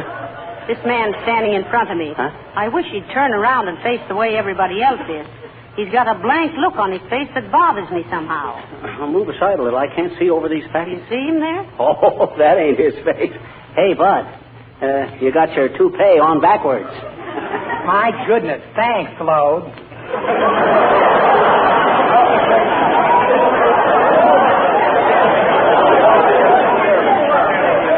Oh, look, McGee, here comes Mrs. Uppington. Mrs. Uppington? What's she doing in a post office? Don't she know these places are infested with common people? I see she brought her Pekingese along to lick the stamps for her. Oh, how do you do, Mrs. Uppington? So nice to see you. Oh, how do you do, Mrs. McGee? And Mr. McGee? Hi, Uppy. Hi, puppy. Good heavens, what a lot of people. Do you have to stand in line like that? Don't you know anyone in an executive position who would take care of you? Well, me and Jim Farley was great pals, Uppy, but Jim don't work here anymore, and I don't know the new guy. Besides, we're no better than anyone else. I think, my dear, as the saying goes, you have something there. Mailing your Christmas packages. Oh, no. No, we just brought them down here to see if they were wrapped up as pretty as other people. Say, while we're kicking the basket around, Abigail, what's the idea of bringing that dime-sized Doberman in here? Oh, you mean Fifi? Fifi. Isn't she sweet? Mother's little darling. Oh, sure. Say hello to Mr. and Mrs. McGee, Fifi. One wonderful, ain't it, Molly? I always wondered how you said hello in Pekingese. Oh, hasn't she a sweet little face? Such bright eyes and such animation. You know, sometimes I could almost believe she was laughing at me. Well, if she's really intelligent, how could she help it? She is very intelligent, Mrs. McGee. Her mother was champion Floradora, Conquistadora Brownie the Fifth of Philadelphia. Oh. And who was her father? Or am I putting Fifi on the spot? I knew she was either from Philadelphia or New York, Uppy. She's got that metropolitan look. Oh, thank you, Miss McGee. Don't thank him for that one. I still don't know why you should bring her into the post office, Mrs. Uppington, when everything is so busy. Oh, well, I wanted her to mix with the crowd, Mrs. McGee, to give her some real holiday atmosphere. This is Fifi's first Christmas, you know. Isn't it, Fifi? She muffed that one, Uppy. She said hello again. Well, if she did, she must have had a very good reason for it. Oh. Fifi is a very intelligent dog and very valuable, too. She's worth at least $2,000. $2,000? What do you mean, $2,000? Why, shucks, that's more than I'm worth. Well, some dogs are worth more than others. Good night.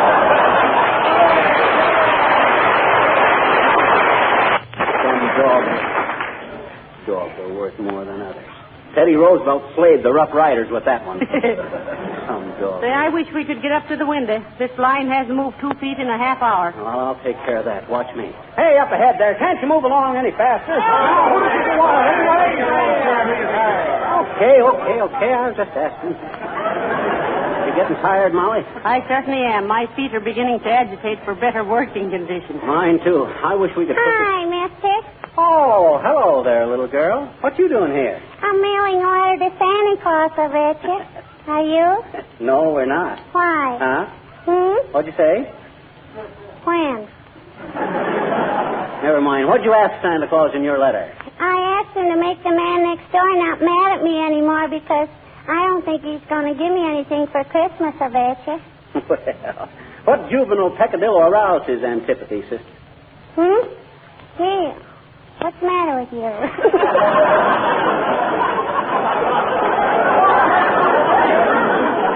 Pardon me, mister. Pardon. I said, what'd you do that made the man next door mad at you? Last summer, I went in his backyard and I picked some of his permission. Some of his what? Permission. You know, it's a kind of a fruit that makes the picker pucker. Oh, I see what you mean. Well, why didn't you ask him if you could pick them? Well, I was afraid he wouldn't give his persimmon. You mean his permission? No, I picked his permissions. Look, sis, you don't pick permissions. You give persimmons. You persnip. Let's start over again and make it pears. All righty. Grizzly pears or teddy pears? So you're mailing a letter to Santa Claus, are you? Sure. You see, here it is. Oh, say, that's pretty good handwriting, sis. I know it. Don't tell me you wrote that. No, my papa wrote it. I always ask him to write my Santa Claus letter. That's a very good idea. Sure it is, I bet you. All us kids do that because our papas all believe in Santa Claus. Oh, they do, eh? Sure. So why should we tell them any different if it makes them happy? Come on, mister.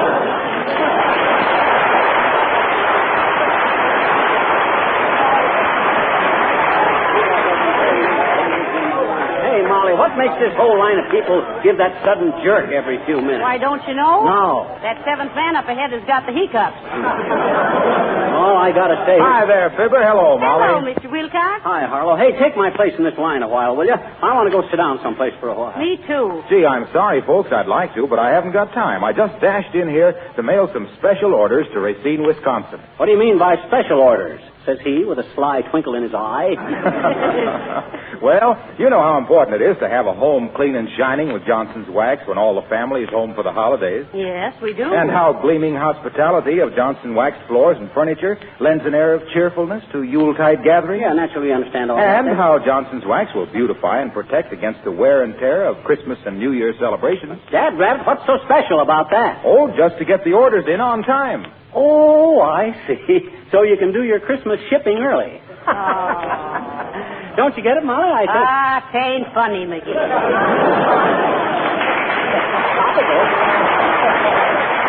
You are Christmas shipping early. Yes. That's pure golden bantam for my money. Yeah, the only difference between Fibber and a corn crib is that you can hear the corn through his crack. I'll see you later, Paul.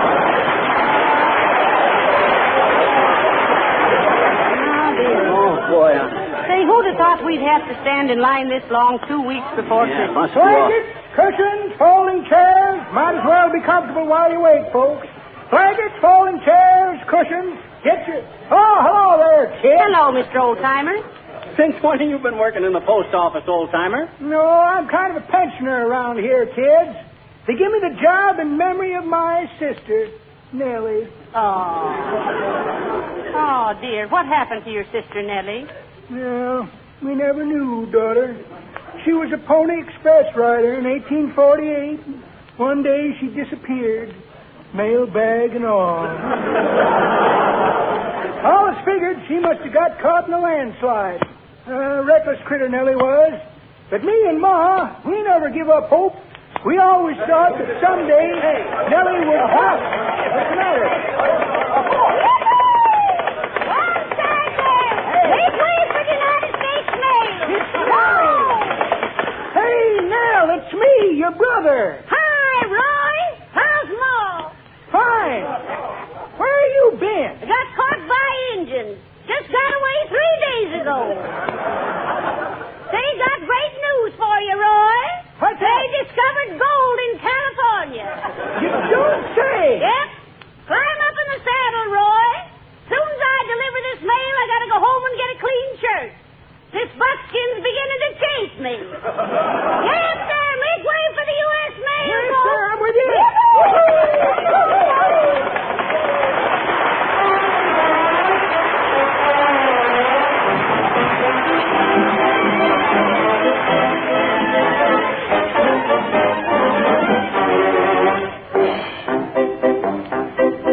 The King's Men sing Hilda.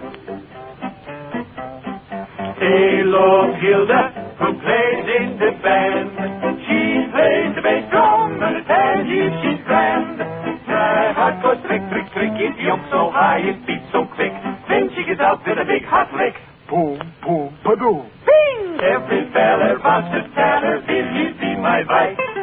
She keeps beating and repeating, never in your life. Hey, would build a little love nest for two. Risk, raspberry, boom, boom, boom, boom, boom, boom, boom, boom, boom. Oh, may Hilda, may goodness they love you.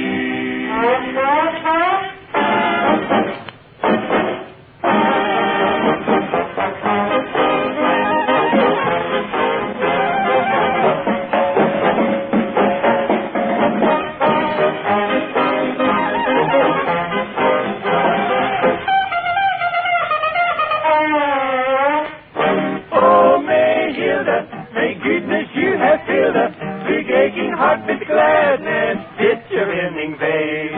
And until the day you say a will, the night's heart filled with sadness. Tell me waiting tales. A Lord Hilda, who plays in the band. She plays the bass drum, and I tell you she's grand. My heart goes trick, trick, trick, it jumps so high, it beats so quick. Then she gets out with a big hot lick.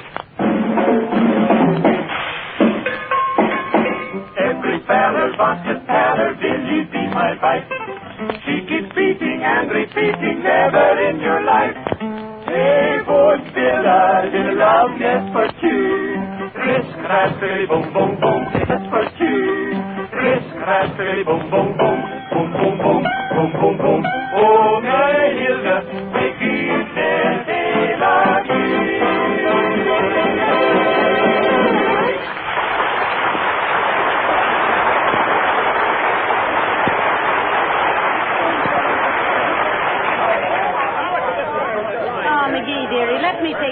packages a while. Your arms must be numb. It ain't so much my arms. It's my foot. My foot is... Uh-oh. Hey, Bud. You in front of me there. Si, senor. Look, I don't like to be rude, and you'll please forgive me for introducing myself, but I'm Fibber McGee. Very happy to meet you, senor. Permit me to introduce me. I am Pedro Gonzalez Gomez Vargas Pereira de Perea. Hi, Pete.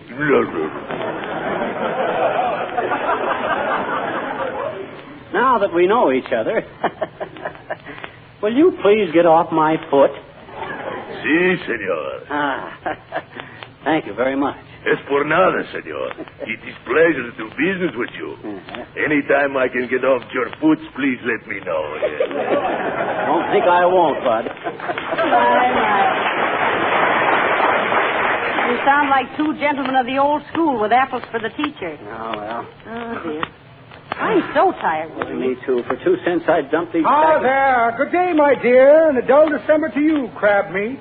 Hi, Boomer. What are you doing in the post office, Mr. Boomer? Always come in here to write my letters. Small, smart, and smell nice. Wonderful feeling to be able to walk away from a federal pen without hearing bloodhounds in the distance.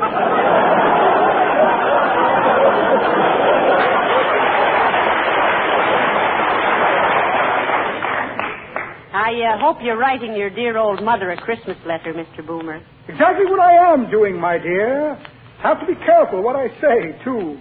The warden reads every word of her letters. Let me see now. What did I do with Mother's letter? Like to read it to you. No, never mind, Boomer. We're too tired to... Now, let me see. Where did I put Mother's letter?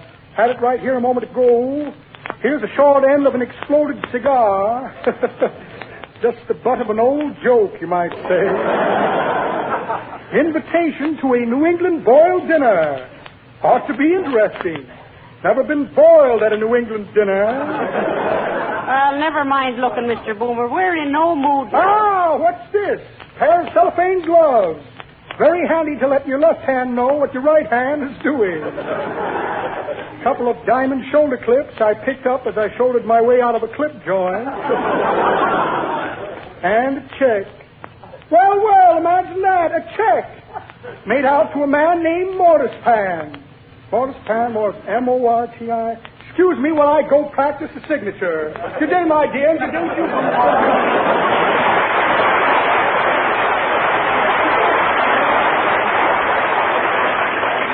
What a crook. Isn't he, though? He was born with a gold chisel in his mouth. How many ahead of us, dearie? I'm about ready to give up here. No, only 3 now, Molly. Just hang on. Oh, it's only 2. Lady just got through. Hold the packages to one side, dearie. I want to lean against you a few minutes. All right, you're next, madam. Hey, come on. We're next at the window, Molly. Thank goodness this will soon be over. That's what I say. I'm completely exhausted. All right, sir, you're next. Bud, you're a sight for sore eyes. Here. Oh, dear. Now, weigh them packages and tell me how much postage. Sorry, sir, can't do that here. Huh? Why not? We've been standing in line here for 3 hours. But this is the money order window. You'll have to get in that long line over there.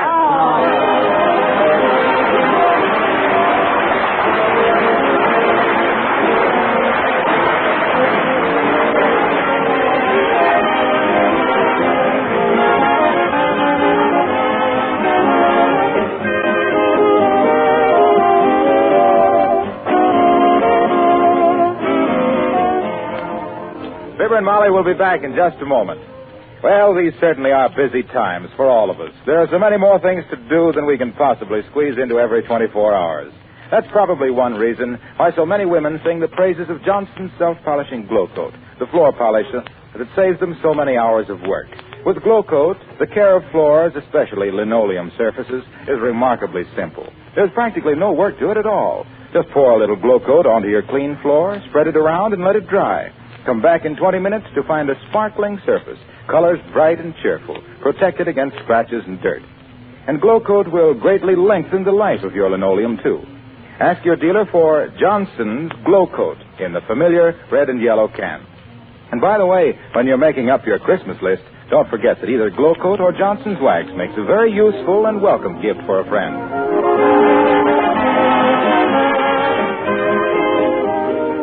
Ladies and gentlemen, the prevention and control of tuberculosis is a year-round fight. But only at Christmas time are you asked for financial support and encouragement. That's right. So be sure your letters and packages are decorated with Christmas seals. Thank you, and good night. Good night, all.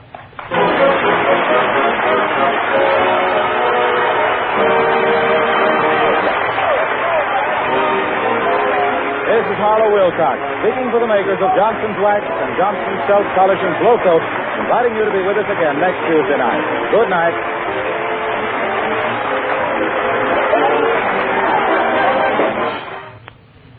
Would you rather drive a dull, dingy car or a sparkling, shiny one? Maybe you still think the job of wax polishing is costly or hard work. Then let me urge you to investigate and try Car New, Johnson's sensational, new, easy-to-use auto polish. Car New does two things at once. Both cleans and wax polishes in one operation, in half the time these jobs used to require. Car New's cost is low, and once you've seen what beautiful results it gives, you'll say with car owners everywhere, your car looks like new when you use Car New, spelled C-A-R-N-U. This is the National Broadcasting Company.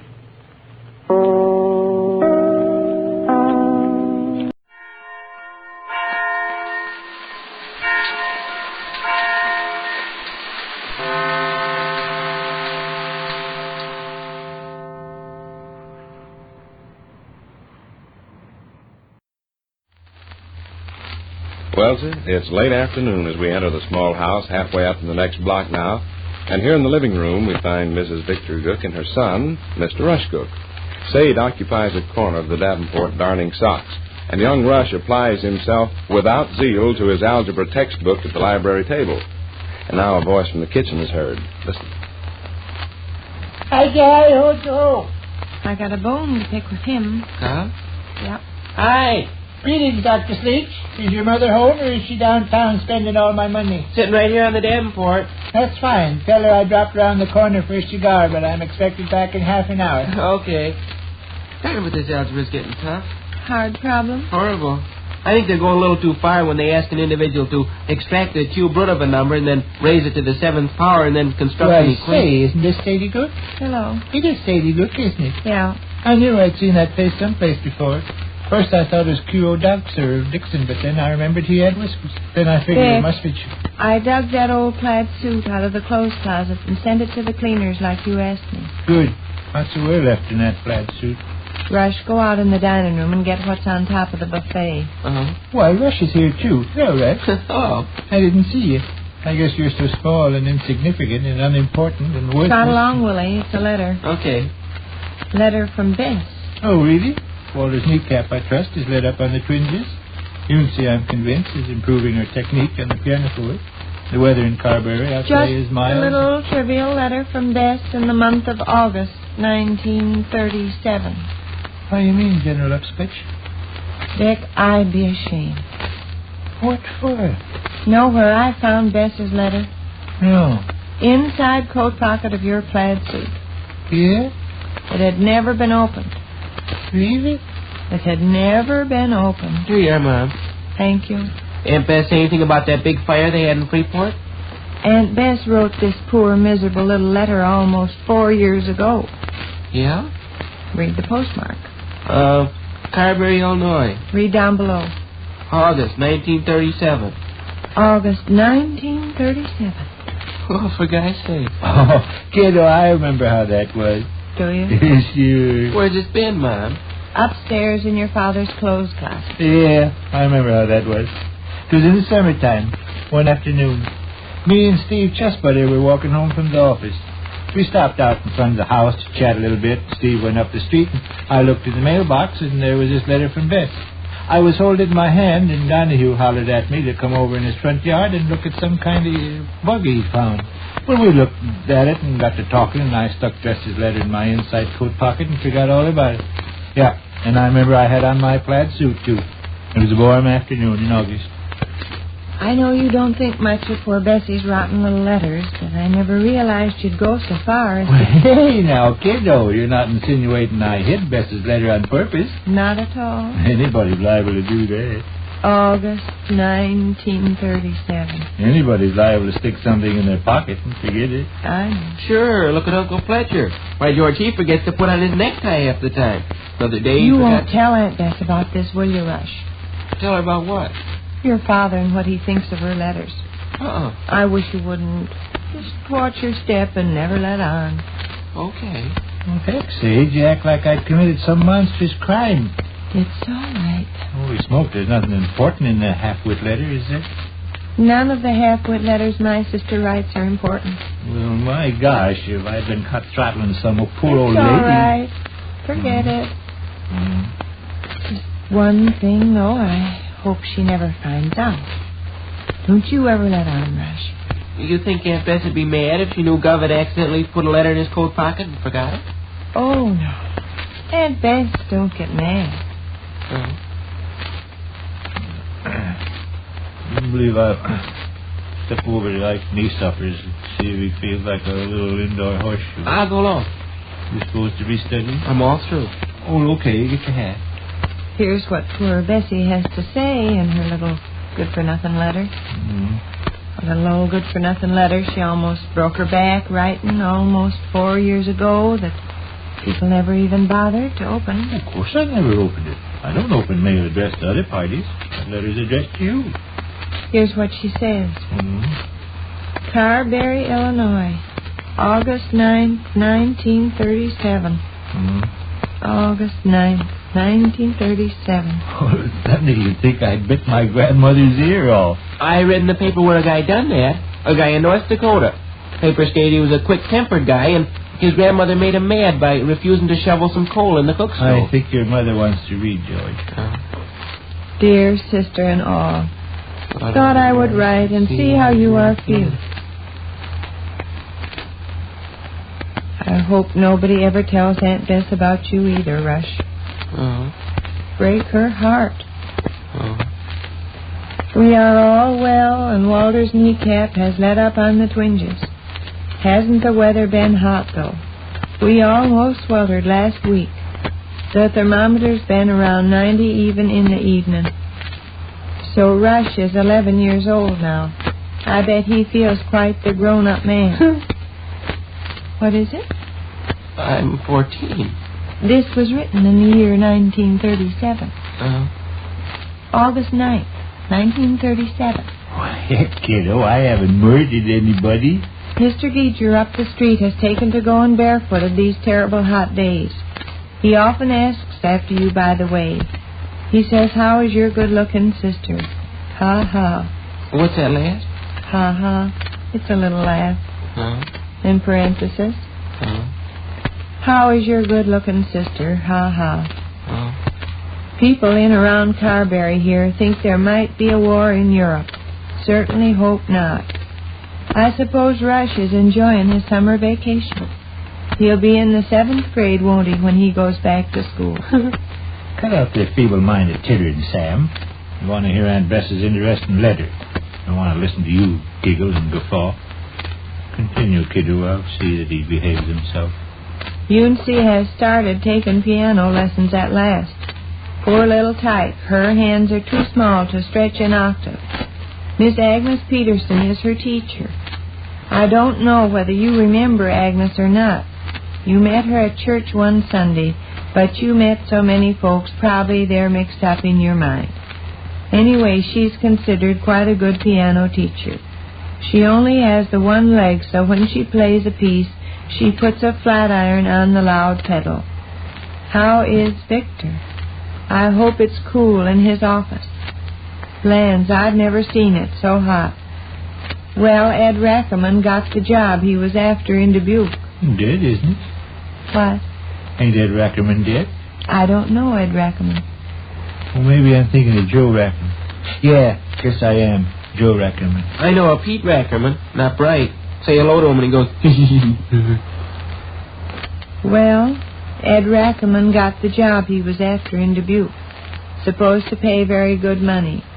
He and his family move away from Carberry the first of the week. How is Victor's sore foot? Ha ha. Sore foot? What? Sore foot? Yes. I don't remember having any sore foot. This was in 1937. I don't remember having any sore foot in 1937. I expect Bessie tells fibs. Why does she tack ha-ha on there? Got no better sense, I guess. Oh, but there's nothing funny about a guy having a sore foot. Bessie's mean. Oh, heck, save. The reason I didn't answer your last nice letter sooner was because Walter carried it around in his coat pocket several days. There you are. Other guys accidentally forget stuff. Seems he took it out of the mailbox and stuck it in his pocket and never remembered he had it. Sure. I can't get it in my head the year 1937 is half over. Reminds me how old I'm getting. Ha-ha. Ha-ha. Quiet, Rush. Just think, that little scalawag of a Rush is 11. Well, mate, I guess I've done enough chattering. Sit down and write me a long letter real soon. And in the meantime, try to keep cool. Love to all. Bess. Very nice letter. A very, very nice letter. So Tom Hackerman moves to Dubuque next week, does he? Ed Rackerman. Yeah, Ed Rackerman. Moves to Dubuque. Good. I always enjoy hearing the news from Carberry. Bess writes a darn interesting letter. August 9th, 1937. August 9th, 1937. Poor Bess. Which concludes another brief interlude at the small house halfway up in the next block.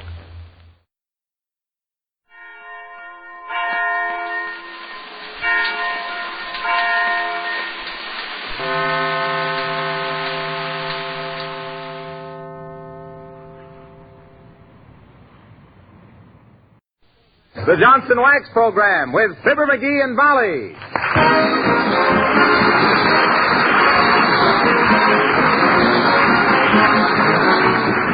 The makers of Johnson's Wax and Johnson's Self-Polishing Glow Coat present Fibber, McGee, and Molly, written by Don Quinn, with songs by Martha Tilton and the King's Men, and music by Billy Mills. The show opens with the National Emblem March.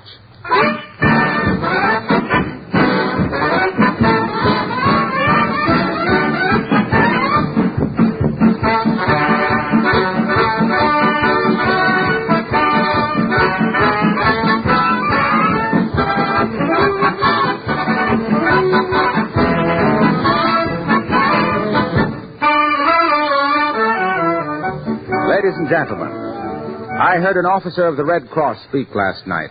He was asking for money. He said in part that it was customary these days to press for help with an apology, but that he wasn't making any apology. Neither are we. The Red Cross needs $50 million, urgently and immediately. Now, for 130 million people, that's the price of a few cigars or a lipstick. The Red Cross is always ready to help in times of war and disaster, and from now on, the demands upon them will be great. But we are a great nation, so let's give till it hurts.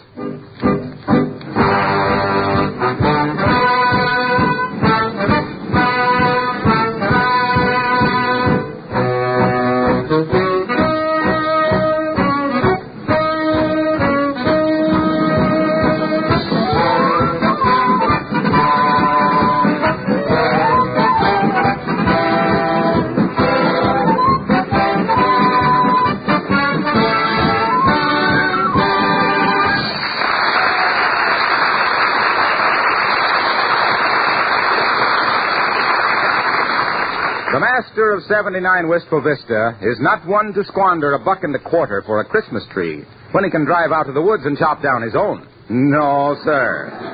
And here, driving up to the house, frost-bitten but triumphant, we find that lumberjack who saves Jack on his lumber, Fibber of Fibber, McGee, and Molly.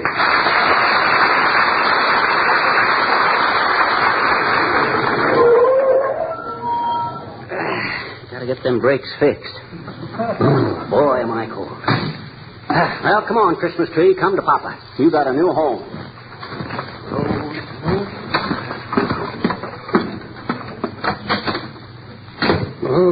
McGee, you're getting snow all over the hall. Why didn't you stamp your feet? Why should I stamp my feet? I ain't mad at anybody.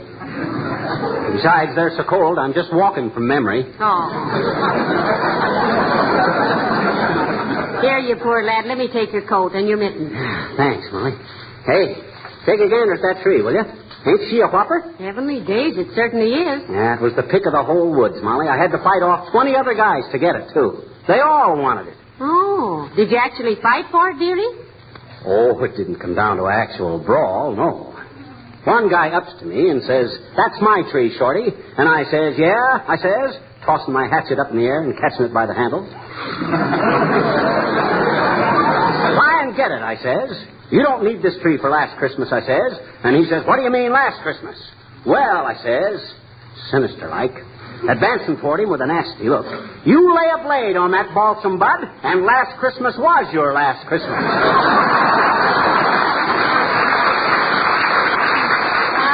Good for you, McGee. Did he go away then? No.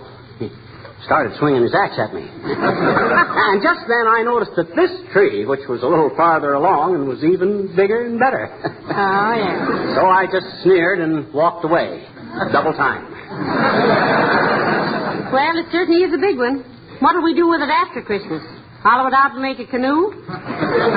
Shucks now, Molly, just because... What took you so long to get it home? You know, you've been gone 6 hours. Well, I had a blowout on the way back and had to stop and buy a new second-hand tire. Cost me $7. Where's the hatchet? I lost it in the snow. But I know just where it is, and next spring when the snow melts, I'll... Oh, my gosh. What's that? Oh, it's that window in the dining room. I opened it because it was so hot in here, and it won't stay open. No. Well, I'll fix it when I get time. By the way, what time is it? It's after 4. Why? Where's your wristwatch?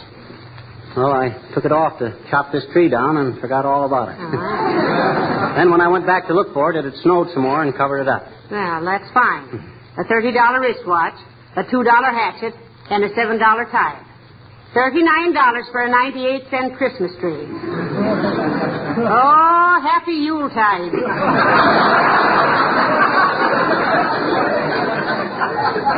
Well, I didn't want one of those measly little moth-eaten shrubs they're selling downtown. When I want a tree, not a bouquet. Come in. Oh, hello, Mayor Latrivia. Good day, Mrs. McGee. I say, McGee. Yes? About that job you wanted in the City Hall. I'm still working on it, but I'll have to have a little information. Well, tell the nice mayor what he wants to know, dearie. Okay. Dig me, Latriv. Well, first, can you dominate people? Can you let the ones in that you really want to see and shut the rest out? Absolutely. Another thing, McGee, can you stand it physically? To be mauled by crowds of people all asking you questions. Can you ignore the whispers behind your back? Can you give orders in a loud tone of authority? Boy, can I. Listen to this, Triv. All right, folks. As captain of the detective force of Wistful Vista, I order you to make way there. Stand back, everybody. The police... This wouldn't be a police job, McGee. Oh. But one of the elevator operators has just been drafted, and I've suggested you. I'll let you know later. Good day. Why, that small-minded, boat-grabbing, baby-kissing... Now. Never mind that now. Say, where should we place this tree, McGee? I don't know. Where do you think? Well, offhand, dearie, I'd say it was a toss-up between the Grand Canyon and Death Valley. Well, shucks, I told you I got to trim it down a little. Get me a hatchet, will you? The hatchet, dear boy, according to your official communique... Yeah? is at present sleeping its edge off under a snowdrift 18 miles north of town. Yeah, well, we got a saw, haven't we? Not a very good one. It's all bent. Who bent it? You did. Huh? After you saw that vaudeville act at the Bijou last October, you tried to play pony boy on it, remember? Well, I guess it'll still work. Say, it's awful hot in here. Yes, it is. I'll open that dining room window again. Okay. The thermostat on the furnace is out of order, and I've got to get it fixed. Boy, am I tired. But what a tree. Why, this will give us enough kindling wood for all summer. Except that we don't need any kindling wood in the summer. Hey, McGee, I just thought of something. What's that? This tree is so big our little ornaments are going to look awful silly on it. Yeah, I never thought of that. I better order a bigger assortment of ornaments. Now, hand me the phone, will you? Here. Thanks. Hello, operator. Give me the Wistful Vista Novelty and Day. Oh, is that you, Mert? How's every little thing, Mert? Huh? Who? Your niece. Somebody grabbed her and kissed her during the blackout. Oh, heavenly days, McGee. Does she know who it was? She'll recognize him when she sees him. He'll have lipstick all over his face, neck, and shirt front. From just one kiss? What do you mean, one kiss? That blackout lasted 3 hours. What say, Mert? Okay, I'll call him later. Hey, did you get me the saw, Molly? Here it is, dearie. And now don't get sawdust all over my floor. Why not? It'll make Uncle Dennis feel at home. Let's see. I guess I better take a couple of feet off of the bottom first. Yes, and trim out 100 or so branches. Tarzan or somebody might be hiding in there. Who? Tarzan. Who? I said Tarzan. Who? Oh, stop it, McGee. That's I didn't say anything. You says Tarzan. Who? Tarzan. Who are you shouting at? Who? Hey, what the? McGee, it's an owl. He's in that tree. Huh? Look, up on the 4th branch. Oh, my gosh. Shake the tree, Molly. Open the door and we'll shoo him out. Ooh. You!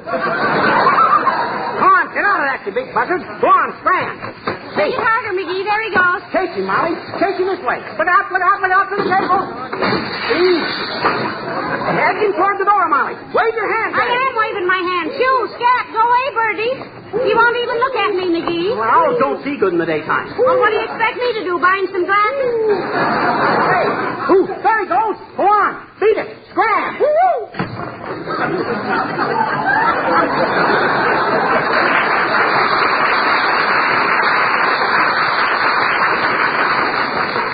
Well, thank goodness. Those things give me the creeps. Me too.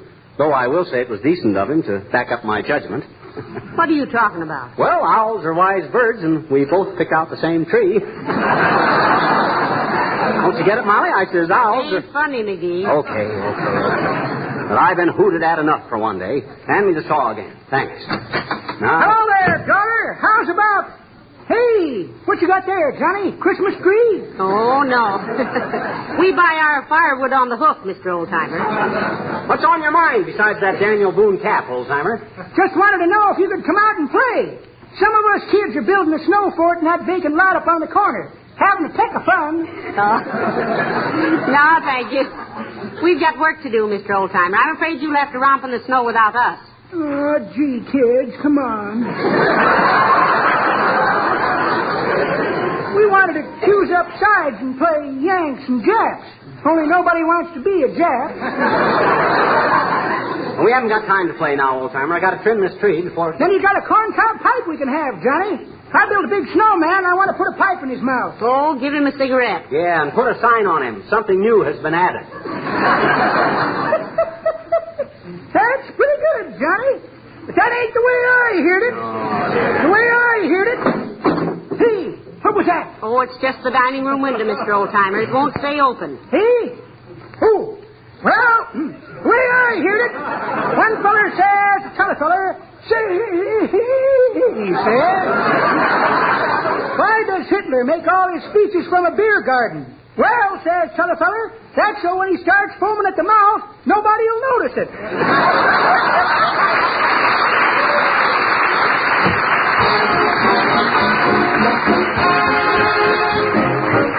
Martha Tilton sings Thank Your Lucky Stars and Stripes. If you live right, if you get to sleep at night, you can thank your lucky stars and stripes. If you feel free, if there's sugar in your tea, you can thank your lucky stars and stripes. Steam heat and ham and eggs and hay rides and cider kegs if you like the good old Yankee way, so say so. If you can sing and believe in anything, you can thank your lucky stars and stripes.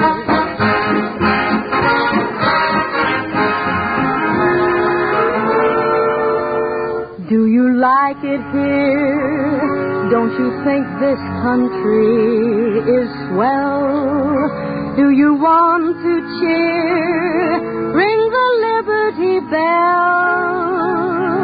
Well,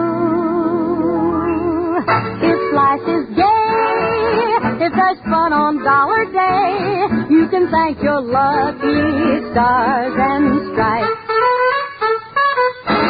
If you can joke and enjoy an artichoke, you can thank your lucky stars and stripes. Dime stores and bobby pins and hot dogs and Mickey fins. If you like the way we go about it, shout it. If you can sing and believe in anything, you can thank your lucky stars and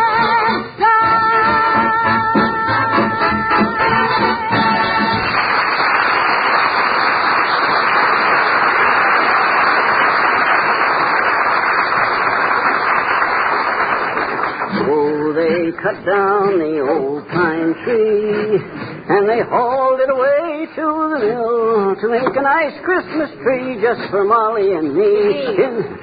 Huh? Goodness sakes, do you have to sing with your sawing? No, I don't have to, but it helps. Hey, how's it look now, Molly? Beginning to shape up pretty good, eh? Yes, if you like that shape. Pretty lopsided. It is? Where? Oh, yeah. Sure. Well, I can trim that side off a little more. It's a good thing I got a big tree to start with, you know it? Well, yeah. Listen now, try and be a little quieter. Uncle Dennis is upstairs taking a nap. That guy's always taking a nap. And I just found out why he wanted that old brass bed brought down from the attic, too. Why? Well, I peeked in on him the other morning, and there he was, sound asleep, with one foot on the brass footrail and a happy smile on his pretty little face. Now, let's not start on poor Uncle Dennis again. He's a gentleman and a scholar. He ought to be a scholar. He's had more teachers than anybody I ever knew. I cut down the old pine tree, and I hauled it away in my car. McGee, there's somebody at the door. Who? I don't know. Let me peek. Oh, it's Mrs. Uppington. Oh, not the Mrs. Uppington, the choicest crumb in our upper crust. Yeah. And wearing a hat that was made in a hurry by a cross-eyed milliner wearing boxing gloves. Come in, Abigail, darling. How do you do, my dear? And Mr. McGee. Hi, Uppy. Please excuse the mess in here, Abigail. McGee is trimming the Christmas tree. Oh, how fascinating. I simply adore the scent of freshly cut lumber, really. It's so invigorating and so outdoorsy, you might say. Yeah, I might say that if I carried my handkerchief in my sleeve. Say, I didn't know you were such a lover of the great open spaces, Abigail. Oh, my dear, I used to simply spend all my time at my hunting lodge in Maine. Roughing it, you know. Ever hunt any moose? McGee. Watch your commas, dearie. Well, did you, Uppy? Oh, no. I was never much of a Nimrod, Mr. McGee. We called it a hunting lodge because we were always hunting a paw for bridge. But you really ran wild up there, Uppy. Don't pay any attention to him, Abigail. You know, he thinks he's a great woodsman because he shot a bear in Alaska last summer. Well, that was something. If you ever walked through a dark forest with the feeling that something was creeping up on you, ready to pounce any minute, and suddenly... Wow! Oh, he got me! Shoot him! Take it easy, McGee. Huh? Take it easy. It's just the window in the dining room. It won't stay open, Abigail. But say, where did you get that hat? I haven't been able to take my eyes off it. Oh, do you like it, my dear? She didn't say that. She just says she couldn't take her eyes off of it. I tell you, it's just darling, Abigail. Oh, I'm so glad. That's exactly why I dropped over today, my dear, to see if you liked it. Do you, Mr. McGee? Well, confidentially, Uppy, and since I'm a plain-spoken man, I think it's the worst monstrosity ever placed on a human head. Oh. It would make a Zulu medicine man swallow his spear. Oh, splendid. I'm a success. What? I just said to myself, if Mr. McGee likes it, I will simply have to give it to my cook. That man has less taste than a nightclub salad.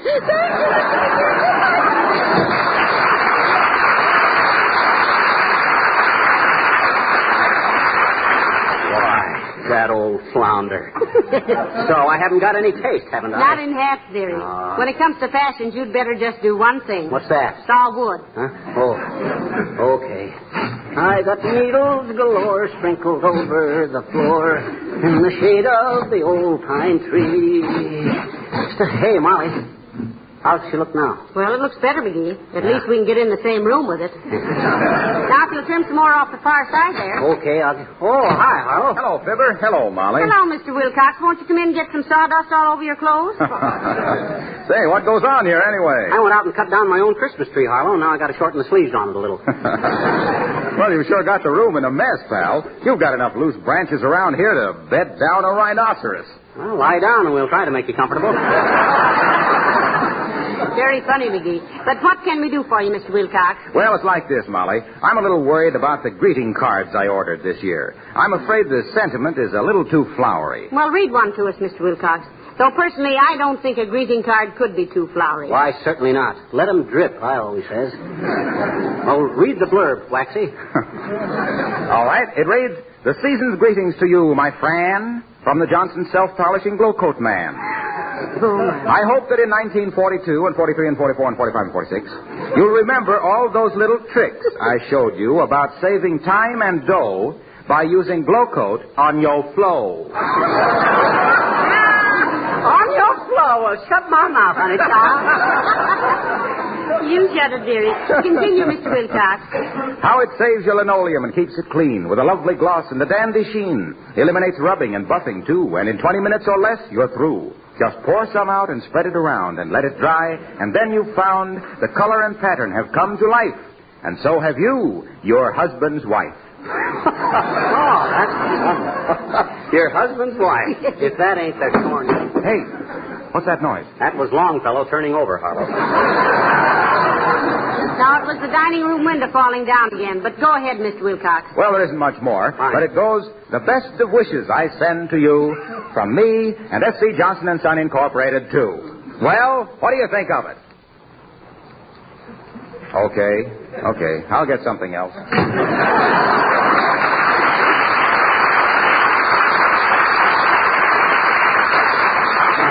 Naive character, isn't he, Molly? How naive. Oh, I was talking to him one day, and he looks all around to see if anybody was listening, and then whispers to me that Santa Claus didn't really live at the North Pole. He said he really lived in Racine, Wisconsin. Say, that tree's getting awfully small, McGee. Better not trim it much more. I know, but I decided that it would look a lot better up on the piano. Well, that'll be nice. Yeah. Then it'll be out of the way. Yeah, that's right. I'll go out and fix that dining room window. Okay. Oh, I cut down the old pine tree, 'cause the ones at the store were not free. I told the man at the store, there's a knock at the door. I wonder who that could be. Come in.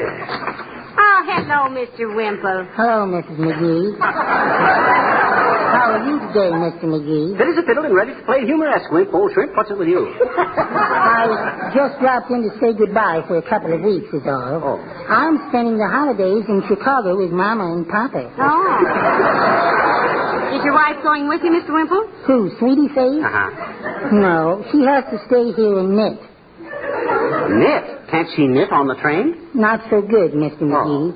She broke 3 ribs wrestling with a policeman, and the doctor says she'll knit much better at home. Well, what on earth was she doing wrestling with a policeman? Oh, she is the instructor at the police gymnasium, Mrs. McGee. The whole force is just crazy to study with her. At least, I think they are. I'll bet you'll miss her, Wimple. How much? How much will you miss her?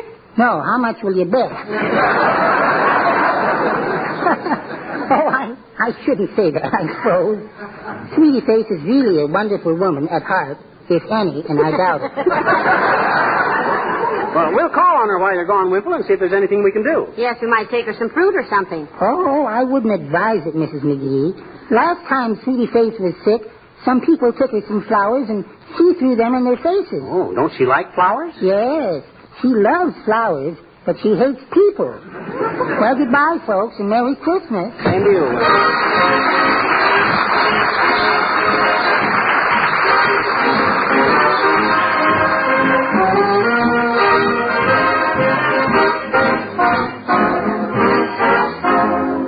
The King's Men sing Coming Through the Ride.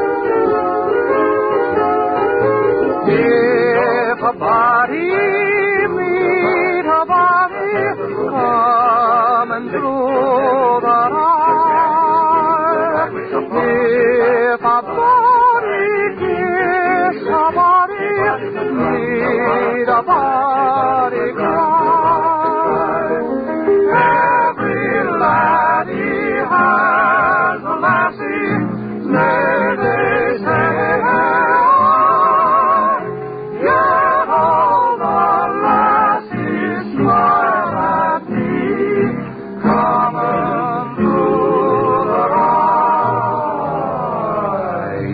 body, meet a body, coming through the rye. If a body kiss a body, need a body cry. Now everyone must have a loving lassie, but they say that the lassies always pass me by.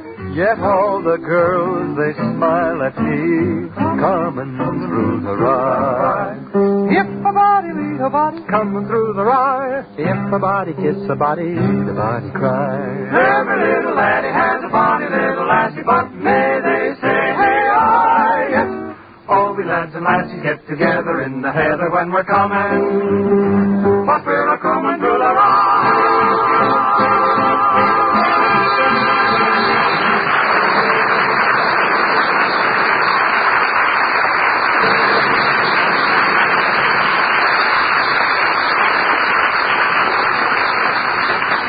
Trumpeter, what are you sounding now? McGee, haven't you got that tree fixed yet? No, it won't be long now, Molly. Anyway, I hope not.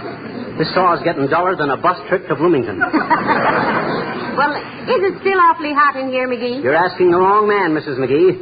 I'd be hot right now if I was up to my clavicle in ice cubes. This is a warm work. Well, I hate to keep that dining room window open, but the thermostat on the furnace simply won't work. Say, have you been monkeying with that, McGee? Who, me? Yes, you. With the thermostat? Yes. Why should I have been monkeying with the thermostat? That's what I want to know. Heck, I don't know anything about a thermostat. I know that, too, but did you monkey with it? When? Anytime. Well, say I did kind of tinker with it last night at that. Oh, now it comes out. And just what did you do to it, Mastermind? Well, I was walking past it with a screwdriver in my hand, and the screwdriver caught in one of the little screws, and the first thing I knew, I had it all apart. Wonderful little gadget, too. McGee, I don't know what I'm going to do with you. That's a coincidence, Molly. I don't know what I'm going to do with this little dingus I took out of it either. I couldn't find any way to get it back in there. Well, why didn't you tell me so I could call the furnace man? Oh, I was going to fix it myself when I got time. I'm pretty ingenious with mechanical stuff. You know that. Oh, sure. What happened when you fixed my percolator? What you mean? It throws coffee across the room like a fire extinguisher. And my electric toaster. Oh, well. I have to fix breakfast wearing a catcher's mitt. Oh, well. No machine is perfect. As soon as I finish with this tree, I'll fix it. Stop a while and listen to my... Well, you go ahead and I'll go open that dining room window. Okay. Oh, for the... Come in. Hi, mister. Oh, hi, sis. What you doing from Watcher? Sis, I'm currently engaged in giving this deposed monarch of the forest a cross-cut massage. I says I'm doing a little whittling on this Christmas tree. Look, do you always drink your milk like a good girl? Sure I do, I betcha. Why? Well, you better, that's all. Take a look at this saw. Only 3 years old, and its teeth are all shot. Let that be a lesson to you. Okay, mister. Now, I wish you wouldn't bother me anymore now. I got to finish this job and get the sawdust swept out. Do you know it smells dandy in here? Sure it does. No nicer smell in the world than a cedar tree.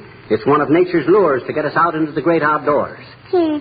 Is it? Honest, mister? Sure it is. You got to realize, sis, that there's a reason for everything in nature. Oh. What's nature's reason for spinach, huh? Why, sis, do you mean to stand there with your little arms sticking out of your shoulders and tell me you don't know that? Yes, I don't, I betcha. Nature gave us spinach so we could have Popeye. Oh. Gee, I guess I never thought of that, mister. Nature is wonderful, isn't he? She. Nature, sis, is always referred to as she. Why? Well, oh, boy, here's my chance to make Reader's Digest. Sis? Nature is called she because it's so inconsistent, unstable, unpredictable, beautiful, mean, gorgeous, appealing, nasty, and nobody yet has ever understood her. Do you think the Reader's Digest would like that? Well, don't you? The name of the magazine, mister, is Digest, not Heartburn. So long now.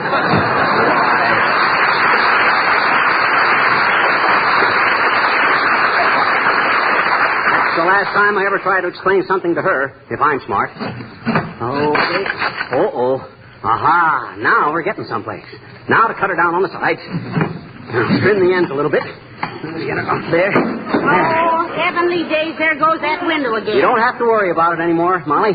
Here's a nice stick I made for you to prop it up with. Oh, fine, dearie, just the same. Yeah. Thank you. Oh, forget it. It's nothing that any red-blooded American boy Say, couldn't it have was done. very thoughtful of you now, McGee.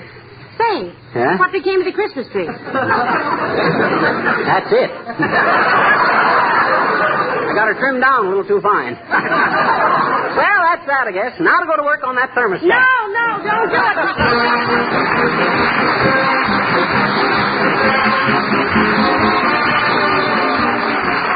Folks, day after day and night after night on this program and others for the past 2 weeks, you've heard urgent requests to buy defense bonds and defense stamps.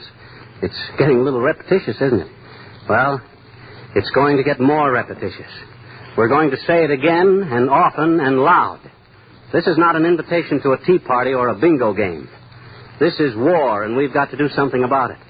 It's going to cost a lot of money to win it, but it would cost a lot more than mere money to lose it. Now, don't wait for somebody to come to your door selling bonds and stamps. Get down to your bank or post office and lay it on the line. This isn't the other fellow's fight. It's yours and mine. So here it is again. Buy defense bonds and defense stamps. Yes, and if you live in Canada, buy war savings certificates or victory bonds. Good night. Good night, all.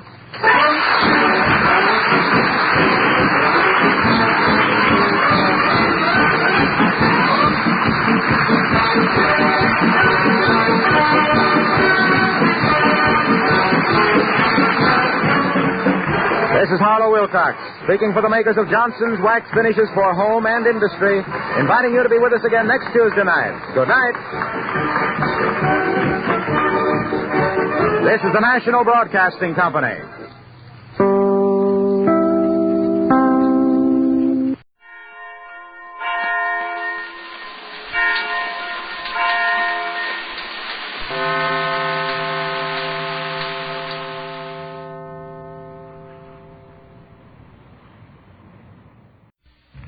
Kraft presents The Great Gildersleeve.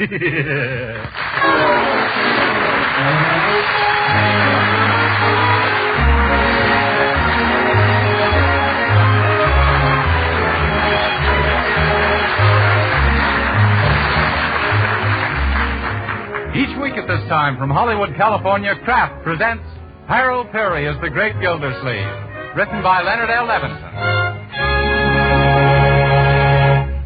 We'll hear from the Great Gildersleeve in just a moment.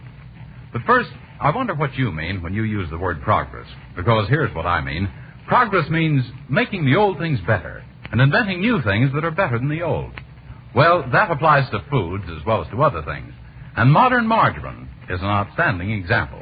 Yes, modern margarine, like parquet margarine made by Kraft, is certainly a lot different from the margarines of even just a few years ago. Yes, all you have to do is to try parquet margarine once to know it's different and better because it tastes so deliciously good. That's why parquet margarine is a favorite everywhere, both for table use and for cooking, too. Now, you all know that proper nutrition is necessary to national defense. Well, parquet margarine is a wholesome, highly nutritious food. In fact, it's one of the best sources of food energy you could serve. And every pound contains 9,000 units of important vitamin A. So get acquainted with this nourishing modern margarine. Delicious parquet margarine made by Kraft. Remember, it's parquet. P-A-R-K-A-Y.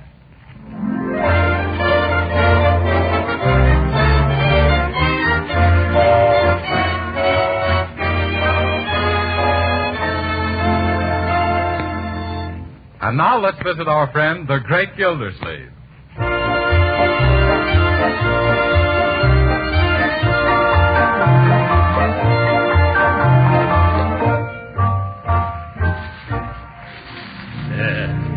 Let me have some more of that green paper, Leroy.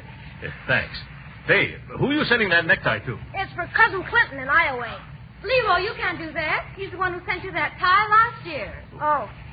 Well, in that case, I'll mail it to Uncle Stanley. Oh, no. Uncle Stanley gave it to Cousin Clinton the year before. Well, Uncle Mort, how do you know? Because I gave it to Uncle Stanley 4 years ago. Oh, are you sure it's the same tie? Oh, positively, Marjorie. I'd know those purple stripes and those orange dots anyplace. But, gee, what'll I give Cousin Clinton? Oh, I think we can skip him this year if we send him a Christmas card. Yeah. Oh, Mr. Llewellyn? Yes, Miss Marjorie. Be sure to address the card to our Cousin Clinton, will you, please? Yes, ma'am. Wide awake. Say, how are you coming along with the addressing and the sealing, Llewellyn? Well, I'm a widow groggy. Yeah? I feel as if I'd whipped my weight in Christmas seals. I wish they'd get some different flavored glue, like strawberry, raspberry, cherry, orange, lemon, or lime. They'll come to that, Llewellyn. You're just a little ahead of time. Yeah. Here, Leroy, what are you doing? Me? Oh, I just thought I'd see what's in this package Piggy Banks gave me. But, Leroy, it's marked don't open until Christmas. Yes. Haven't you any self-control or willpower, young man? Don't you realize that if you opened all your gifts ahead of time, when Christmas morning came around, you wouldn't have a single toy left to break? But, gee, I caught Marjorie sniffing around the present you gave her, Uncle Mort. I was not, Leroy. What, too? I just happened to drop it, and I was afraid it might be perfume. Oh, yes. Now, it's not perfume. It's a whoops. I almost told you then. Now, both you children stop acting childish. Let me alone while I wrap this present. It's for Fibber McGee. I've already sent Molly McGee a big bottle of perfume, so I better get Fibber McGee's present in the mail for Wistful Vista tonight. Oh, what did you get for him, Uncle Mort? Something he needs badly. An electrical pants presser. It's a neat little gadget, isn't it? Although I doubt if it'll make much of an impression on those gunny sacks McGee wears. You think that's enough of a gift for Mr. McGee? Why not? Cost me 39 cents at the cut-rate drugstore. 39 cents? Yeah. But I thought Mr. McGee was a close friend of yours. He is, Leroy. He's the closest friend I've got. And I'm not speaking geographically or intimately. I'm speaking financially. Well, I never knew that. Well, he isn't exactly tight. He's more of the borrow a tool today and return when rusty type. The more I think about the things McGee has borrowed, the less I think of him. Who does he imagine he is? The doorbell? I mean the doorbell. It's ringing. Yeah, I'll get it. Yes? Is this the domicile of Throckmorton P. Gildersleeve? It is. This is it, Shorty. Okay, lift. Hey, this is plenty heavy. Hey, where do you want this box, mister? Put it right down here for now. What's in it, mister? Just keep your shirt on, will you, buddy? Oh, All right, ready, Spike? Yeah, let's get this over with. All right. A 1, a 2, a 3. Oh, Gildersleeve, oh, Gildersleeve, a Merry Christmas to you. Oh, Gildersleeve, are you old pride? Hallelujah. We sprung a great big gift, you see, from wistful vistas, Fibber McGee. Oh, Gildersleeve, old Throckmorton P. Gildersleeve, please sign here on the dotted line.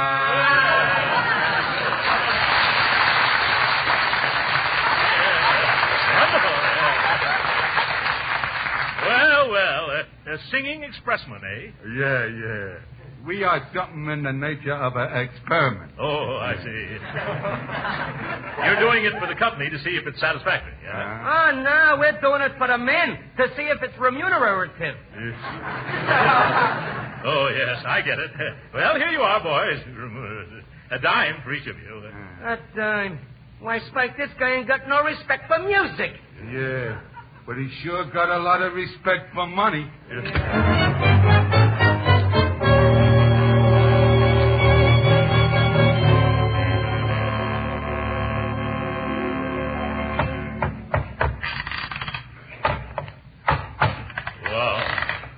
Saw a box so hard to get open. Oh.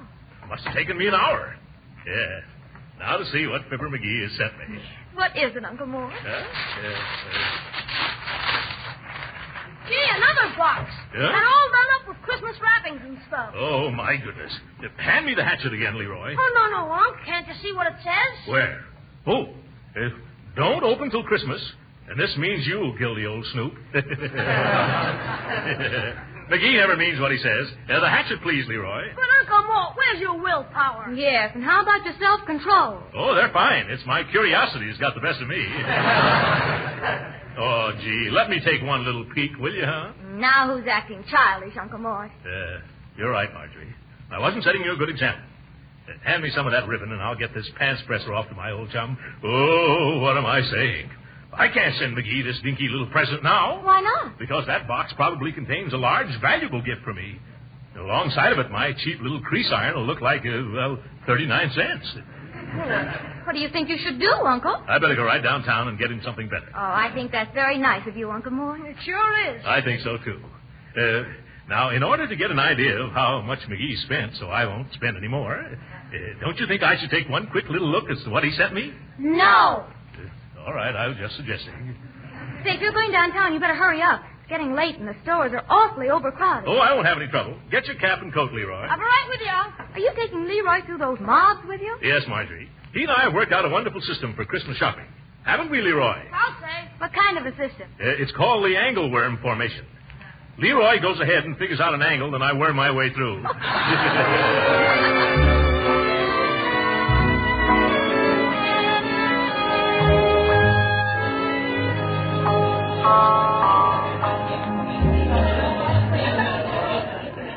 Gee, Uncle Mort, this is certainly a ritzy store. Yes.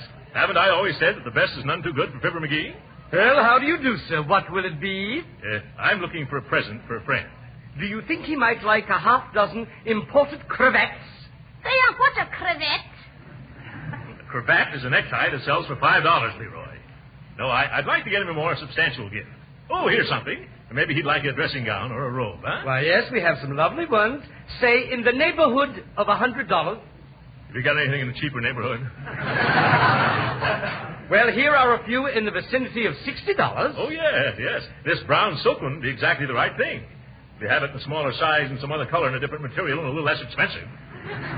Well, then I'll have to go back in the stockroom and see what we have there. If you'll just wait a moment. Don't worry. Yes. Quit trying on those derbies, Leroy. You can never tell who wore them before you did. Well, I only wanted to see how I looked in one, Unc. How can you see when they come down to your nose on you? Now, just stand still. Oh, just the sort of person I'm looking for. Oh, excuse me, sir, but there's a little favor I'd like to ask of you. Certainly, madam. What can I do for you? Well, if you see that man standing over there at the sweater counter. Oh, you mean the funny-looking gent with the bat wing ears and the dirty look? Has he been annoying you? No, he's my husband. Oh, he is? Oh, well, I didn't mean that nice-looking chap. I was talking about the one in the checkered overcoat standing next to him. The fat guy that looks like a cross between a scow and a barge. That's the one who's my husband, sir. You see, I want to surprise him with this pretty blue robe for Christmas. Oh. But I don't know if it's the right size for him, so I thought that being that you two are of the same build... What? You think I'm as tubby as that tubby? No. Oh, now, please, I don't want him to suspect a thing. Why don't you help the lady out, Uncle Mort? Huh? Yes, why not? Here, let me have it, madam. Hold it up, Leroy. Thanks. Oh, this is so nice of you, really. Not at all. Would you care to have me parade up and down like one of those models? Oh, no, thank you. Now, just tie the belt. There. Oh, there. Now, turn around, please. Yeah? Oh, dear. What's wrong? Is my slip showing? Well, either I picked the wrong size or else you're stouter than my husband. No, see here, lady. Well, we can soon see. I have a tape measure here in my bag somewhere. Tape measure? I know Leo's size. Oh. Let's see. Oh, yes, here it is.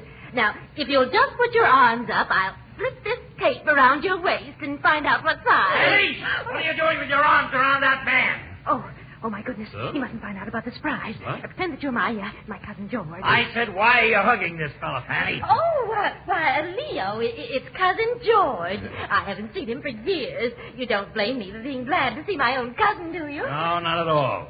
Glad to meet you, George. The pleasure's all mine. Voice still changing, huh? Yeah. Well, George, Fanny's told me all about you, but I always picked you as a different man. Well, I was a different man up till quite recently. Oh, it's just too bad that Cousin George is just passing through town and can't stop over for a visit. Huh? Aren't you, Cousin George? Who? Oh, me? Oh, yes, Cousin George. I just happen to be driving. Driving? I thought you hated automobiles. Do I? Yeah, didn't the automobile ruin your horse collar business? Oh, I don't know, did it? Oh, yes, of course. But I'm not one to hold a grudge. You're not? Well, not more than 20 years, anyway. Hey, that reminds me. What's happened to Francis these days? Francis? Oh, he's all right. He? Since when is Francis a he? I mean, she's just dandy. I talked to her long distance only last night. Talk to her? How can you talk long distance to a horse? Well, you picked... Oh, that Francis. Yeah. I thought you meant the other Francis. You know the one I mean, don't you, Cousin Fanny? Of course. Your wife. Yeah, my what? I never knew you were married, George, old boy. Oh, well, it's all sort of a secret. We eloped to Niagara Falls. Niagara Falls. Boy, that's a hot one. What's so hot about Niagara Falls? Well, Leo just thinks it's funny that you'd elope to Niagara Falls when you lived right there all your life. Oh, my goodness. Sorry, I can't stand around here, folks. I've got to catch a train. What about your automobile? I hate him again. Come on, Leroy. I'm coming, Pappy. So that was your cousin George, Fanny, and you got the nerve to criticize my... Oh, dear. Wait a minute, Uncle Mort. Where do we go? Out. Let's get away from there before that gorilla gets hep. But if you just... He'll wring my neck. How do I manage to get into such affairs? It was Cousin Fanny that did it. Where are you taking me, Uncle Mort? As far away as our chubby little legs will carry us. Now, don't dilly-dally, Leroy. But, gee, Uncle, you can't scram like this. I can't, huh? Why not? By George, it was a lucky thing I kept calm and cool all through that encounter. But, Uncle Mort... What have you been but Uncle Morting about, Leroy? Come out with it. I've been trying to tell you all along. We've got to go back to the store. Why? You're still wearing that baby blue bathrobe. Oh!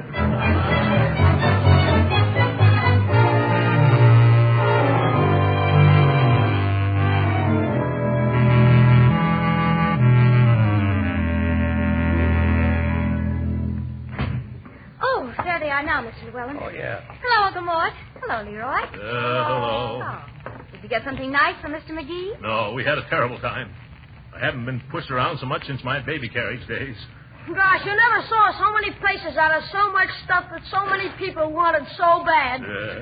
What sort of present were you looking for? Well, Llewellyn, something unusual and expensive that he doesn't have already. Yeah. Uncle Mort almost got a dandy baby blue bathrobe, but after he took it outside to see how it looked in the daylight, he took it back. Yeah. Well, we'll go down and try it again tomorrow. Maybe you'll come along, Marjorie, and help me. Say, there's something missing in this room. I was wondering how long it would be before you noticed the difference. Well, what is it? Come, Llewellyn, don't be coy.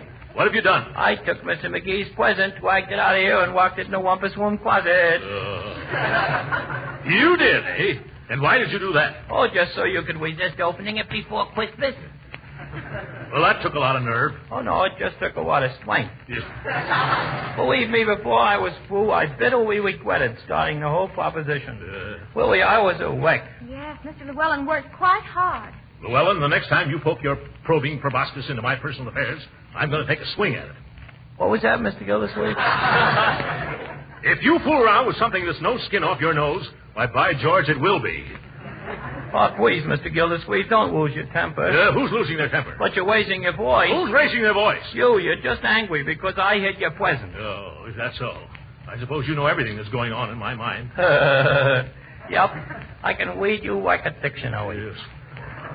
If you can read me like a dictionary, why don't you turn to the letter D and under discharged? You'll find that's where you are. Why, Mr. Gildersleeve, what do you mean? I mean that you're fired, dismissed, finished, sacked. Now, do you understand? Well, all right. If that's the way you feel. Goodbye. Goodbye, Miss Marjorie. Goodbye. Goodbye, Leroy. Goodbye, Mr. Llewellyn. What's he getting so huffy about? I never saw such an excitable fellow in all my life. But the man has got no Christmas spirit. Making me fire him right before the holidays. He didn't get his pay, did he, Uncle Mort? By Jove, that's right. You better run after him, Leroy, and tell him to come back for his money. Okay, Uncle Mort. And Leroy. Yes, Uncle? Tell him if he behaves himself, he can come back to work. Sure. He had no right getting me all worked up after a hard day shopping. I'm not an unreasonable man, am I, Marjorie? Of course not, Uncle Mort. Yeah, I'm just as nice as the next man. Sometimes nicer, too. I couldn't see him anywhere, Uncle Mort. You mean he's gone? Well, it was snowing rather hard. Oh, jumping jeeps. I've turned him out into the cold with only a thin mackintosh. Oh, now don't you worry, Uncle Mort. Just call him at his hotel tomorrow after you've both cooled off. Yes, of course. Oh, I can't do that. I don't know where he lives. Do either of you? No, I don't think so. Not me. Oh, my goodness. I'm a cad. I'm a bounder. No, not a bounder, just a cad. I won't be able to look myself in the face the next time I shave.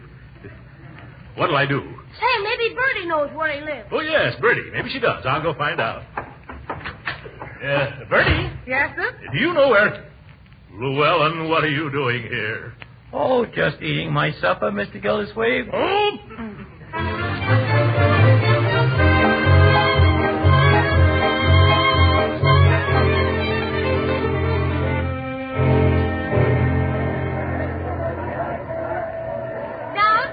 Going down? Hey, wait a minute! No use, Leroy. They're booking passage on those elevators a couple of days in advance. Let's wander into the furniture department. We've looked every place else for a present. Maybe we'll find something there. Yeah. I wasn't thinking about Fibber McGee's present, Marjorie. I only wanted to rest. My feet ache clear up to my shoulder blades. Oh, poor Uncle Mort. Yeah. Look, here's a nice big leather chair. Huh? Try it, why don't you? Oh, thank you. I will. Very comfortable. Now, if I could only take my shoes off, but there I go, daydreaming again. Hey, look at the buttons on the arm of this chair. Huh? I wonder what this one does. Oh. Help me. The chair is now a bed. Oh, Leroy, now look what you've done. See, the back goes down and the bottom comes up. Here, I'll give you a hand, Uncle. You know, on second thought, this is so nice, I think I'll take 40 winks. Wake me up in 1942, will you? Uncle, you can't sleep there. Oh, yes, I can.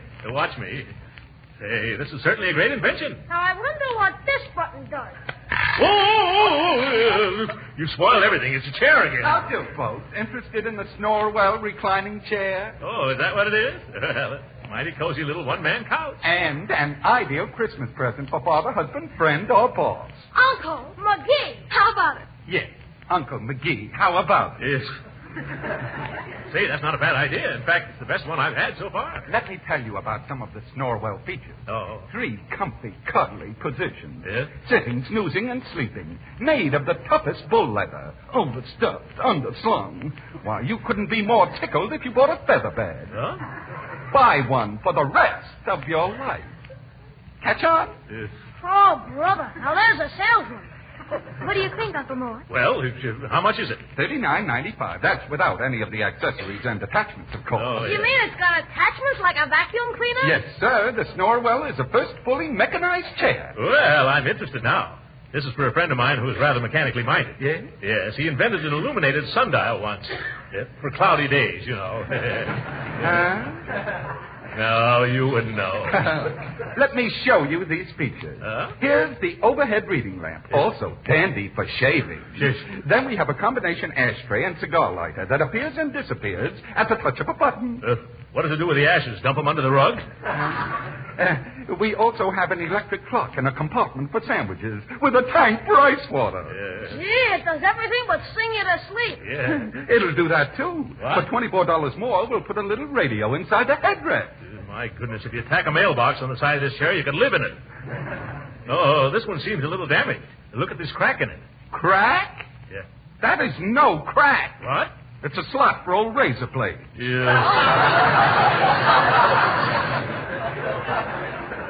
Do you know, Uncle, the more I hear about it, the more I'm convinced that this is just the present for Mr. McGee. So am I. Young man, how much would one cost with all the accessories? Well, the Super Deluxe Shoot the Works model sells for $119.95. Oh, my dear. But what do you think, children? Oh, yes, take it. What do you got to lose? $119.95. Well, I guess I'll do it just the same.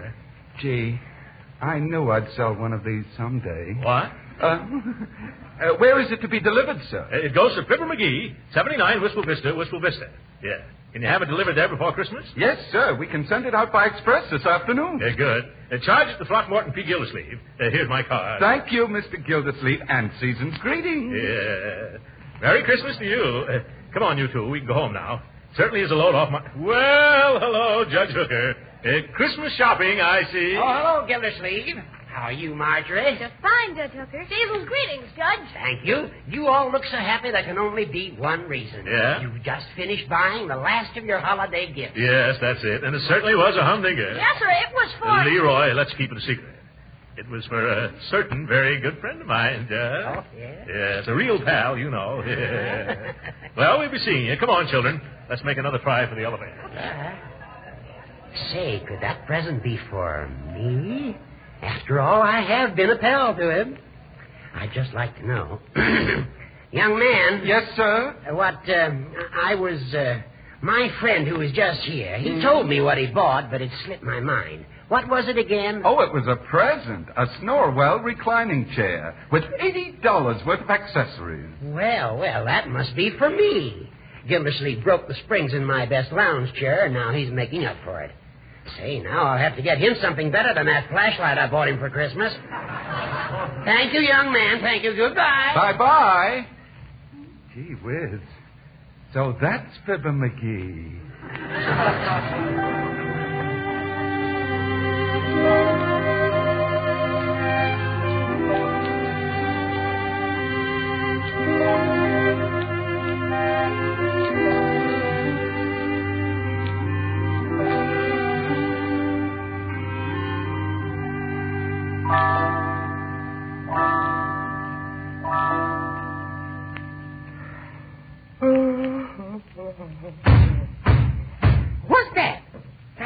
What's going on in this house? Sounds like somebody's raising a rumpus in the rumpus room. I'm going to investigate. I don't know why I'm so brave. In fact, I don't know if I'm so brave. I better stop here in the kitchen first. Now I feel better. Peculiar how much confidence a couple of carving knives gives a lady.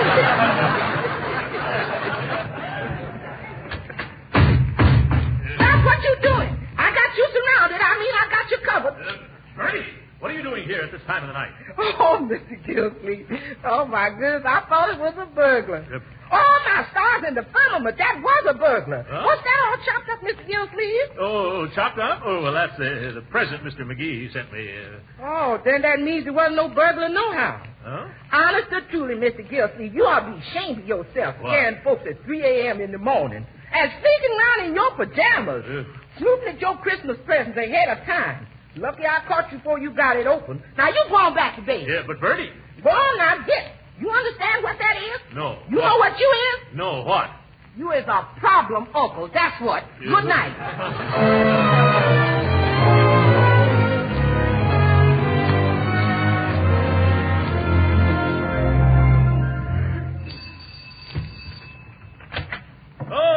Judge Hooker, yes. Come right in, Judge. I'm still a few days early, but I couldn't wait. Merry Christmas, Gildersleeve. Well, and what's this? Oh, just a little present I picked out for you, Gildy, old pal. For me? What is it, Judge? Set of matched golf clubs in a leather bag. Oh, Judge, you shouldn't have done it. By the way, I've got something for you. Oh, no. Well, I didn't expect anything. Well, it isn't very much. Oh, I bet it isn't. Yeah. I had it right here in the hall. Yeah. Oh, yes, here it is. This little box. Huh? This little box? Huh? Oh. Yeah.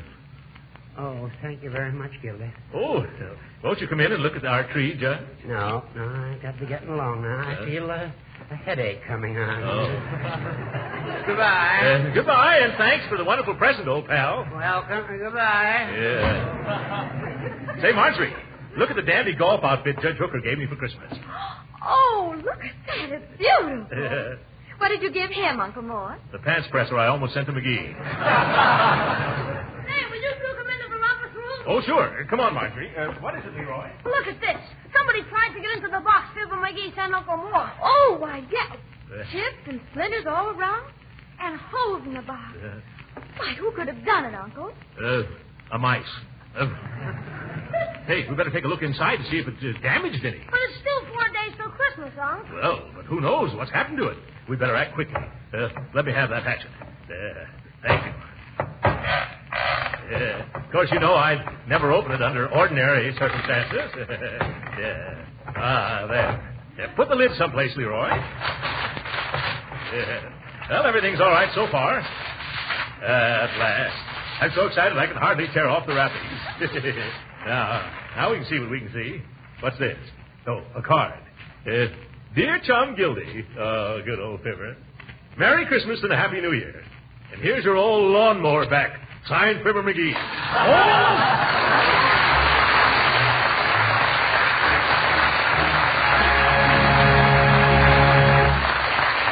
The great Gildersleeve will be with us again in a few minutes. You know, people who won't try new things certainly miss a lot. Yes, you just can't know whether you really like something or not until you actually try it yourself. That's why I urge everyone to try delicious Parquet margarine, made by Kraft. Because you're really missing something if you haven't tried this truly modern margarine. First of all, you're missing the delicate, appetizing flavor that makes Parquet margarine outstanding. Why, Americans from coast to coast have found they prefer Parquet margarine because it tastes so good, both for table use and for cooking, too. Secondly, Parquet margarine is an economical source of food values your family needs. Now, that's very important these days. Proper nutrition is essential to national defense. You see, Parquet margarine is wholesome and nutritious. It's one of the best energy foods you could serve. And especially important in the wintertime, Kraft adds 9,000 units of vitamin A to every pound of Parquet, making it a dependable source of this vitamin the year round. Now, with food prices rising, you owe it to yourself to find out how delicious and nourishing economical Parquet margarine is. So don't put it off. Ask your food dealer tomorrow for Parquet, Parkay.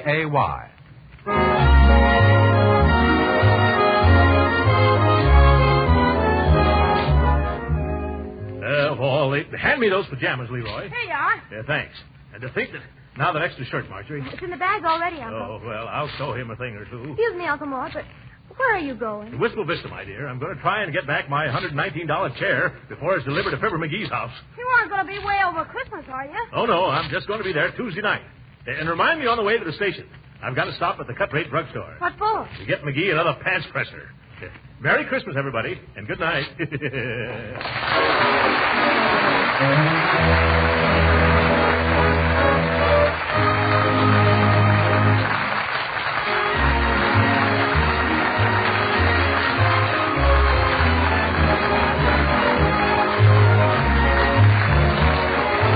Original music heard on this program was composed and conducted by William Randolph. This is Jim Bannon speaking for the Kraft Cheese Company and inviting you to be with us again next week at this same time for the further adventures of the great Gildersleeve. This is the National Broadcasting Company.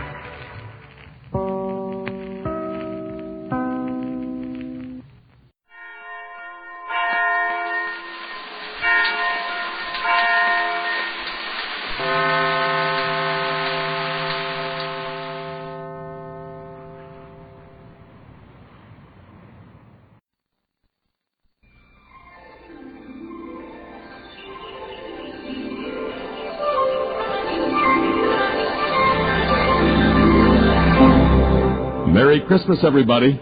My name is Lee Allen, and the story you're about to hear has become a Christmas tradition. It's been broadcast for over 25 years on radio stations all over America. The story was given to me by Ed Hardy, news director of a radio station much like this one. It was a copy of a letter written by a young Marine named Michael, who was hospitalized after being wounded on a Korean battlefield. The letter was written home to his mother, but it was first seen and read by a Navy chaplain. In the letter, Michael describes what happened to him on that lonely, frozen battlefield. When the chaplain first saw the letter, he talked with the boy's mother, the sergeant in charge of the boys' patrol, and the patrol members themselves. Privately, they will all still tell you that what you're about to hear is a true story. We simply read the letter at Christmas time and let it stand on its own merit. The sergeant, the patrol members, and Michael are real people. The story is the letter, a copy of the original. A letter from Michael.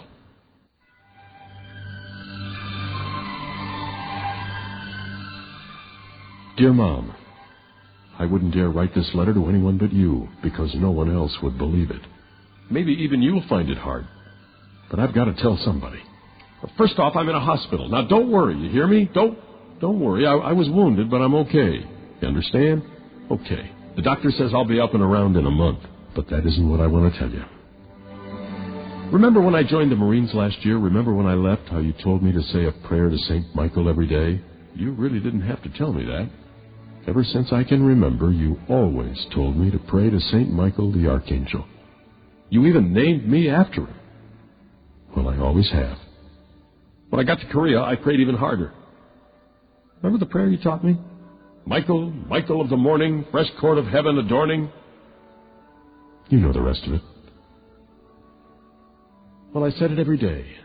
Sometimes when I was marching, sometimes resting, but always before I went to sleep. I even got some of the other fellows to say it. Well, one day I was with an advanced detail way up forward of the front lines. I was plodding along in the bitter cold. My breath was like cigar smoke. I thought I knew every guy in a patrol, when alongside of me comes another Marine I'd never met before. He was bigger than any Marine I'd ever seen. He must have been 6'4" and built in proportion. Gave me a feeling of security to have such a buddy near. Anyway, there we were, trudging along. Rest of the patrol spread out. Just to start a conversation, I said, "Cold, ain't it?" And then I laughed. Here I was with a good chance of getting killed any minute, and I'm talking about the weather. My companion seemed to understand. I heard him laugh softly. I looked at him. I've never seen you before. I thought I knew every man in the outfit. I just joined at the last minute, he replied. The name is Michael. Is that so? I said. That's my name, too. I know, he said. And then went on, Michael in the morning. I was too amazed to say anything for a minute. How did he know my name and the prayer that you had taught me? Then I smiled to myself. Every guy in the outfit knew about me. Hadn't I taught the prayer to anyone who'd listen? Why, now and then they even referred to me as St. Michael. Neither of us spoke for a time, and then he broke the silence. We're going to have some trouble up ahead. He must have been in fine physical shape, for he was breathing so lightly I couldn't see his breath. Mine poured out in great clouds. There was no smile on his face now. Trouble ahead, I thought to myself. Well, with the enemy all around us, that's no great revelation. Snow began to fall in great thick globs. In a brief moment, the whole countryside was blotted out, and I was marching in a white fog of wet, sticky particles. My companion disappeared. Michael! I shouted in sudden alarm. I felt his hand on my arm. His voice was rich and strong. This will stop shortly. His prophecy proved to be correct. In a few minutes, the snow stopped as abruptly as it had begun. The sun was a hard, shining disk. I looked back for the rest of the patrol. There was no one in sight. We lost him in that heavy fall of snow. I looked ahead as we came over a little rise. Mom, my heart stopped. There were 7 of them, in their padded pants and jackets and funny little hats. Only there wasn't anything funny about them now. 7 rifles were aimed at us. Down, Michael! I screamed and hit the frozen earth. I heard those rifles fire almost as one. I heard the bullets. But there was Michael, still standing. Mom, those guys couldn't have missed. Not at that range. I expected to see him literally blown to bits. But there he stood, making no effort to fire himself. He was paralyzed with fear. It happens sometimes, Mom, even to the bravest. He was like a bird, fascinated by a snake. At least, that's what I thought then. I jumped up to pull him down and felt a sudden flame in my chest. I often wondered what it felt like to be hit. Now, I know. I remember feeling strong arms about me. Arms that laid me ever so gently on a pillow of snow.